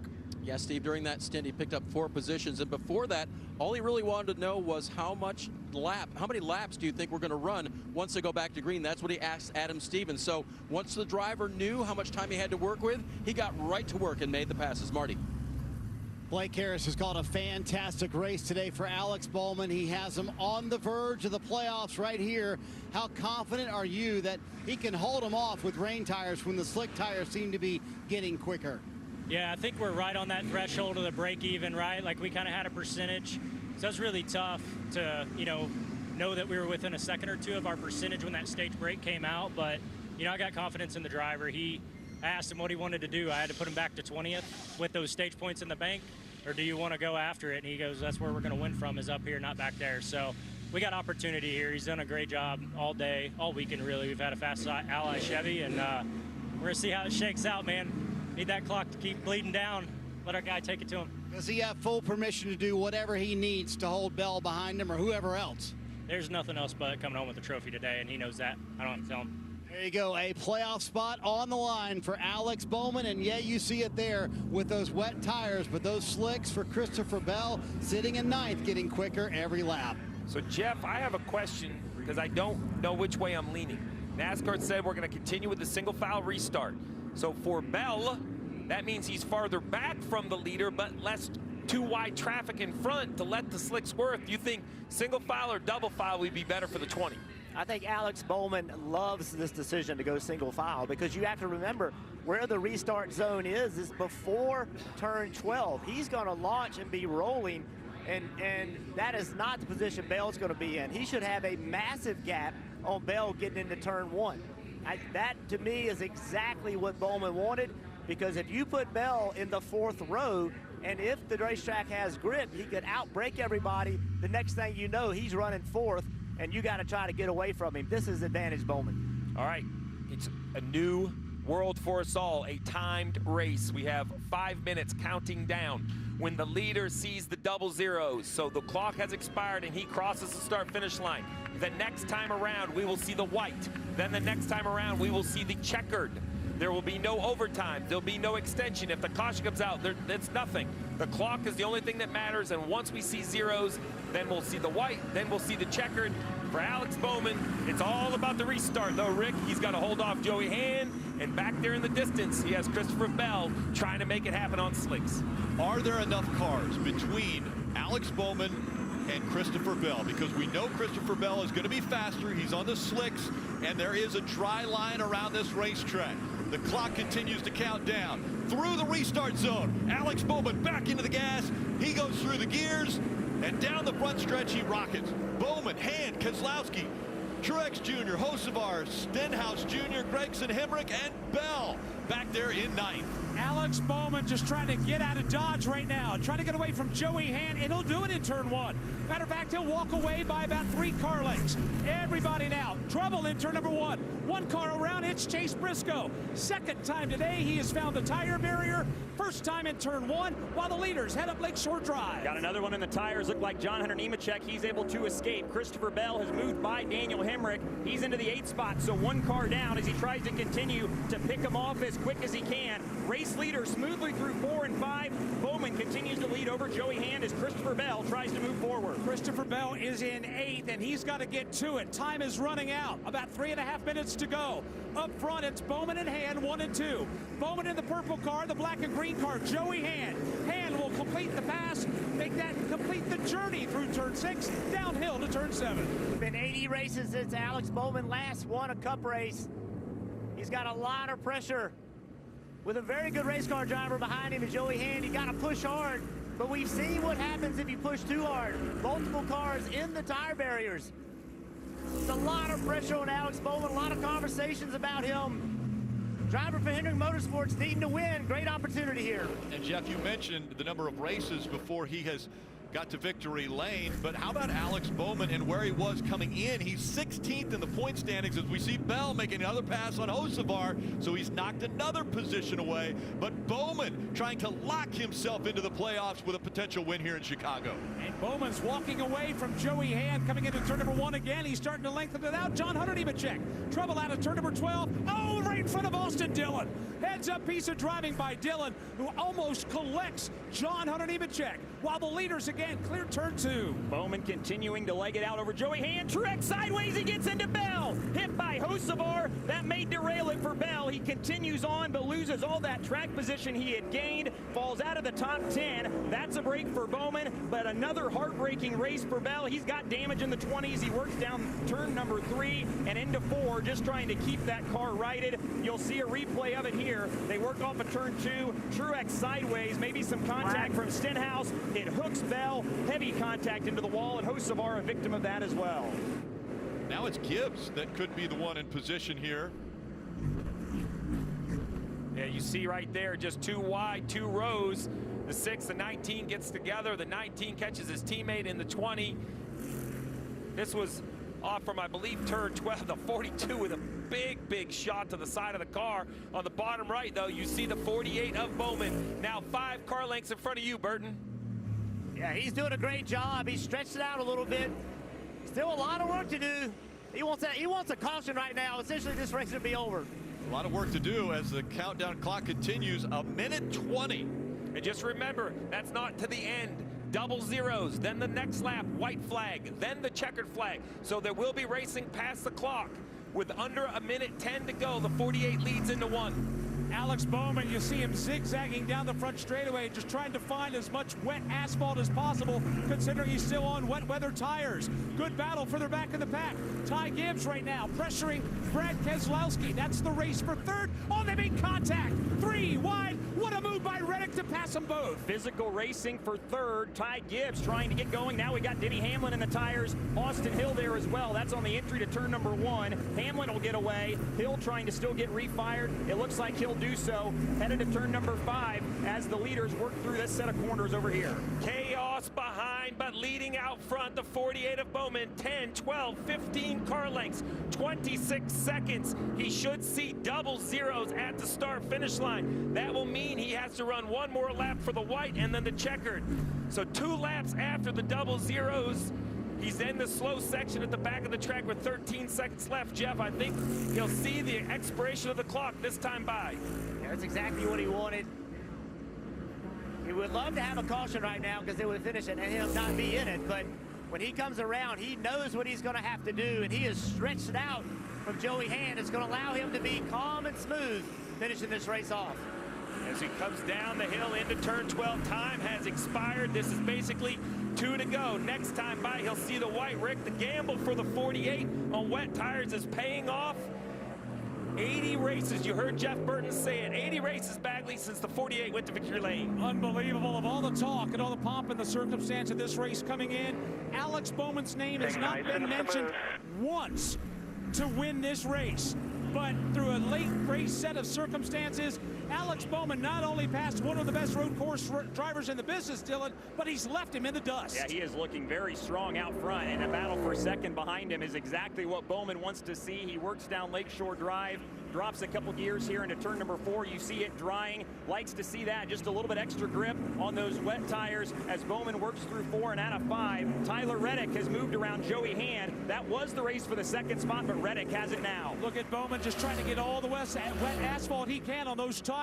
He's going to swing wide into 6. He's going to cut it right there at the apex, swing wide out of the corner, and now set up for the approach downhill into 7. You see the brakes glowing, and yeah, that shows you the confidence he has in the braking of that race car. He's able to drive the car hard on these older tires. He has a ton of confidence in his ability to brake, but he has enough gap. Now it's not so much about running lap time, although Reddick is running him down a little bit. Reddick's been pretty quick, about 2 seconds faster that last lap.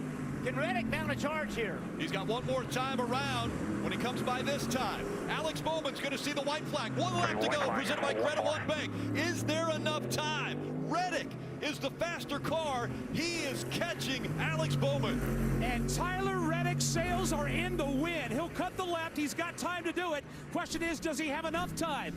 1.7 seconds behind the race leader.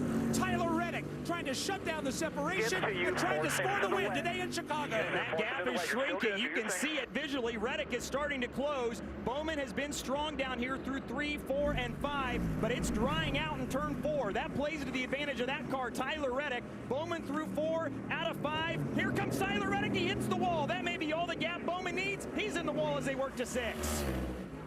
Tyler Reddick gave it all he had coming through turns 4 and 5. He's given up too many car lengths now to be a factor as Alex Bowman, for the final time through turn number 6, drives away. Tyler Reddick came so close, but he did regroup the car, but now he's 3.6 seconds behind. Reddick had about 20 lap newer tires on his race car, running Bowman down and simply made a mistake. Got it to the wall, and that's allowing Alex Bowman to drive away. Alex Bowman making his way through Congress Plaza for the final time.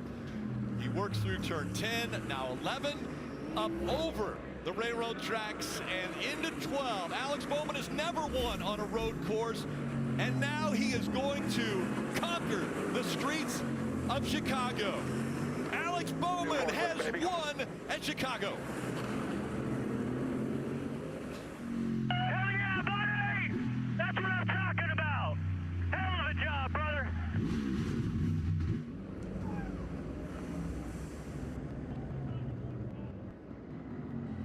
Awesome job.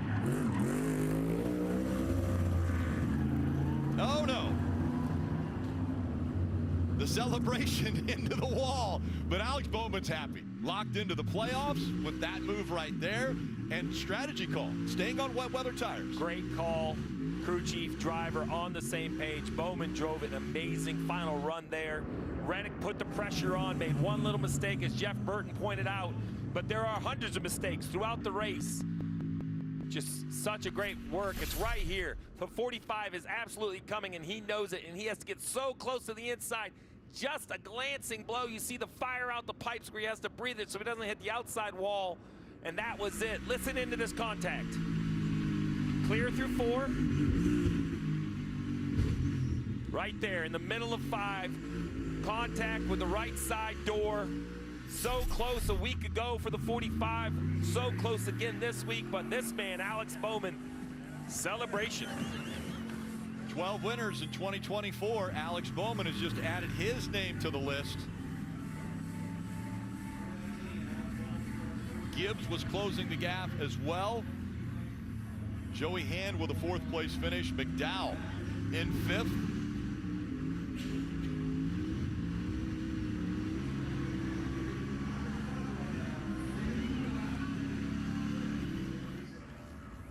Fans sticking it out here on the streets of Chicago, and Bowman maybe taking a page from SVG, doing a little drifting around the street course here.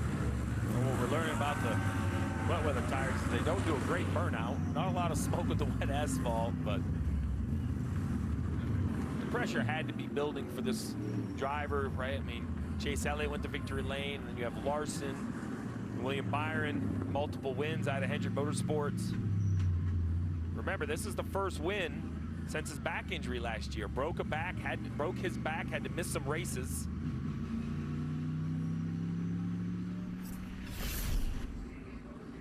And Bubba Wallace decides to... Well, remember earlier that the 48 spun the 23.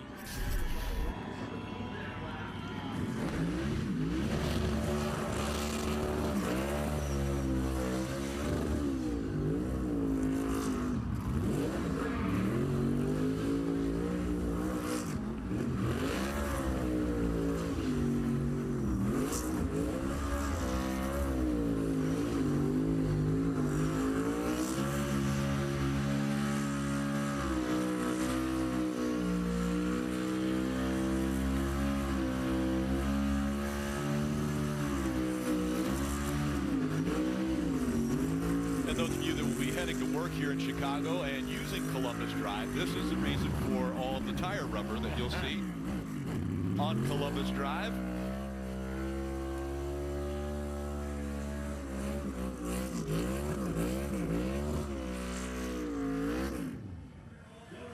Look at the suites right there at start-finish line, now covered in smoke, but a great celebration for Alex Bowman, getting his first win in 2024, which locks him into the playoffs and ending that 80 race drought.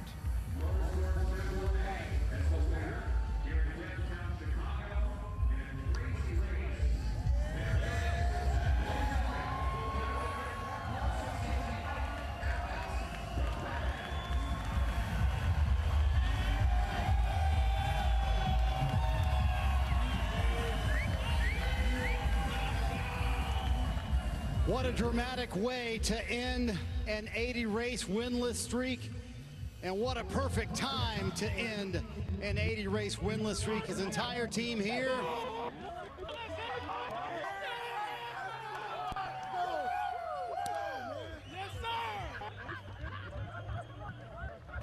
That's a fun celebration. The pressure off the 48 team.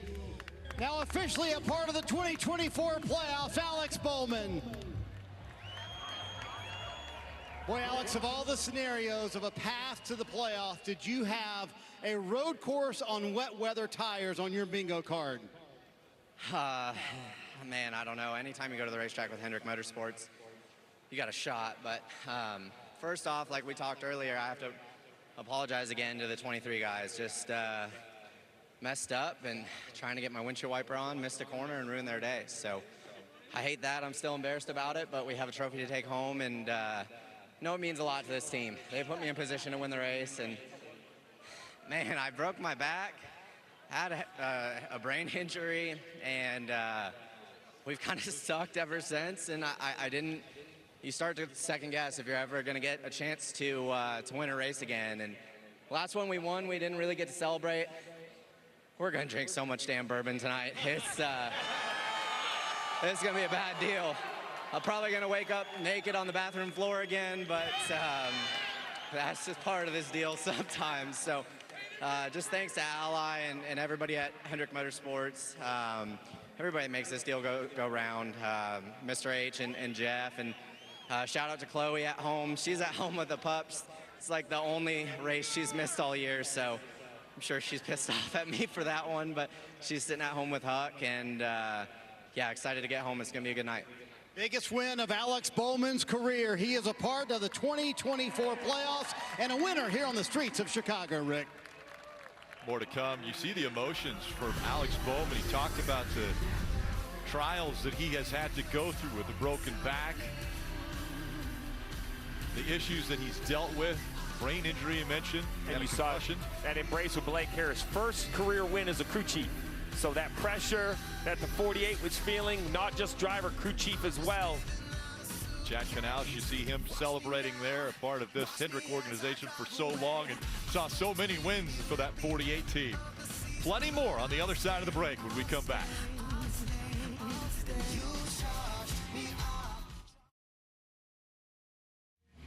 As the sun is setting on Grant Park, the celebration is beginning for Alex Bowman. His name added to the names in yellow, those that have won and locked themselves into the playoffs. Let's hear from Tyler Reddick, who ends up second in this one. Parker. Right, Rick, so close once again, 2 weeks in a row. Tyler, it looked like you were on the slicks, you were catching the 48 car, and you got in the wall in turn 5. What happened there? Yeah, I mean, you pretty much said it. We were catching Alex by a large margin there, and I don't know. That puzzles me. I clearly just screwed up. Trying to stay in the dry groove, and I had more than enough room of dry groove, as I'm seeing right behind you, and just, yeah, I cut the wheel a little too hard. You know, just not focused enough, I guess. I knew I was going to get to him. I knew the earlier I could get to him, the more options I was going to have. It was going to get a little bit more slick offline beyond turn 8, and yeah, just didn't even give ourselves a shot to race him, unfortunately, with that. So hate it. Not what this Jordan Brand Toyota Camry's about. It's not what this team's about. We've got to start capitalizing, getting these wins. Guys, it's a game of inches out there racing for wins in the Cup Series. You hear the agony of defeat in the voice of Tyler Reddick. We mentioned how many different tracks we're going to as far as the layout of those tracks. We go from the streets of Chicago. Next week is Pocono Raceway. Steve, a triangle. A triangle and another strategy-filled race. We're going to be embedded with Blaney and Todd Gilliland. Todd Gilliland had a great run today in 7th. Excited to follow along with that team next week. What has Chicago done to us here? We saw a great race a year ago, and then again, this one ends with a little bit of rain, a little precipitation on the track. It's a red carpet every time, to be quite honest, right? Not only are we blessed to be able to race on the streets of Chicago, but this city rolls out the red carpet. Everyone a part of this facility makes it happen. And once again, sun setting for a victory lane celebration, this time for Alex Bowman. Alex Bowman is going to celebrate. We heard it right from his mouth. He's going to be enjoying this one. NASCAR and motorsports coverage, it's available on NBCSports.com. Coming up next on NBC, it's American Ninja Warrior on most of these NBC stations. The favorites, SVG, Kyle Larson, out before the checkered flag came out. In the end, capitalizing strategy, Alex Bowman ends an 80-race winless streak, and he wins in Chicago.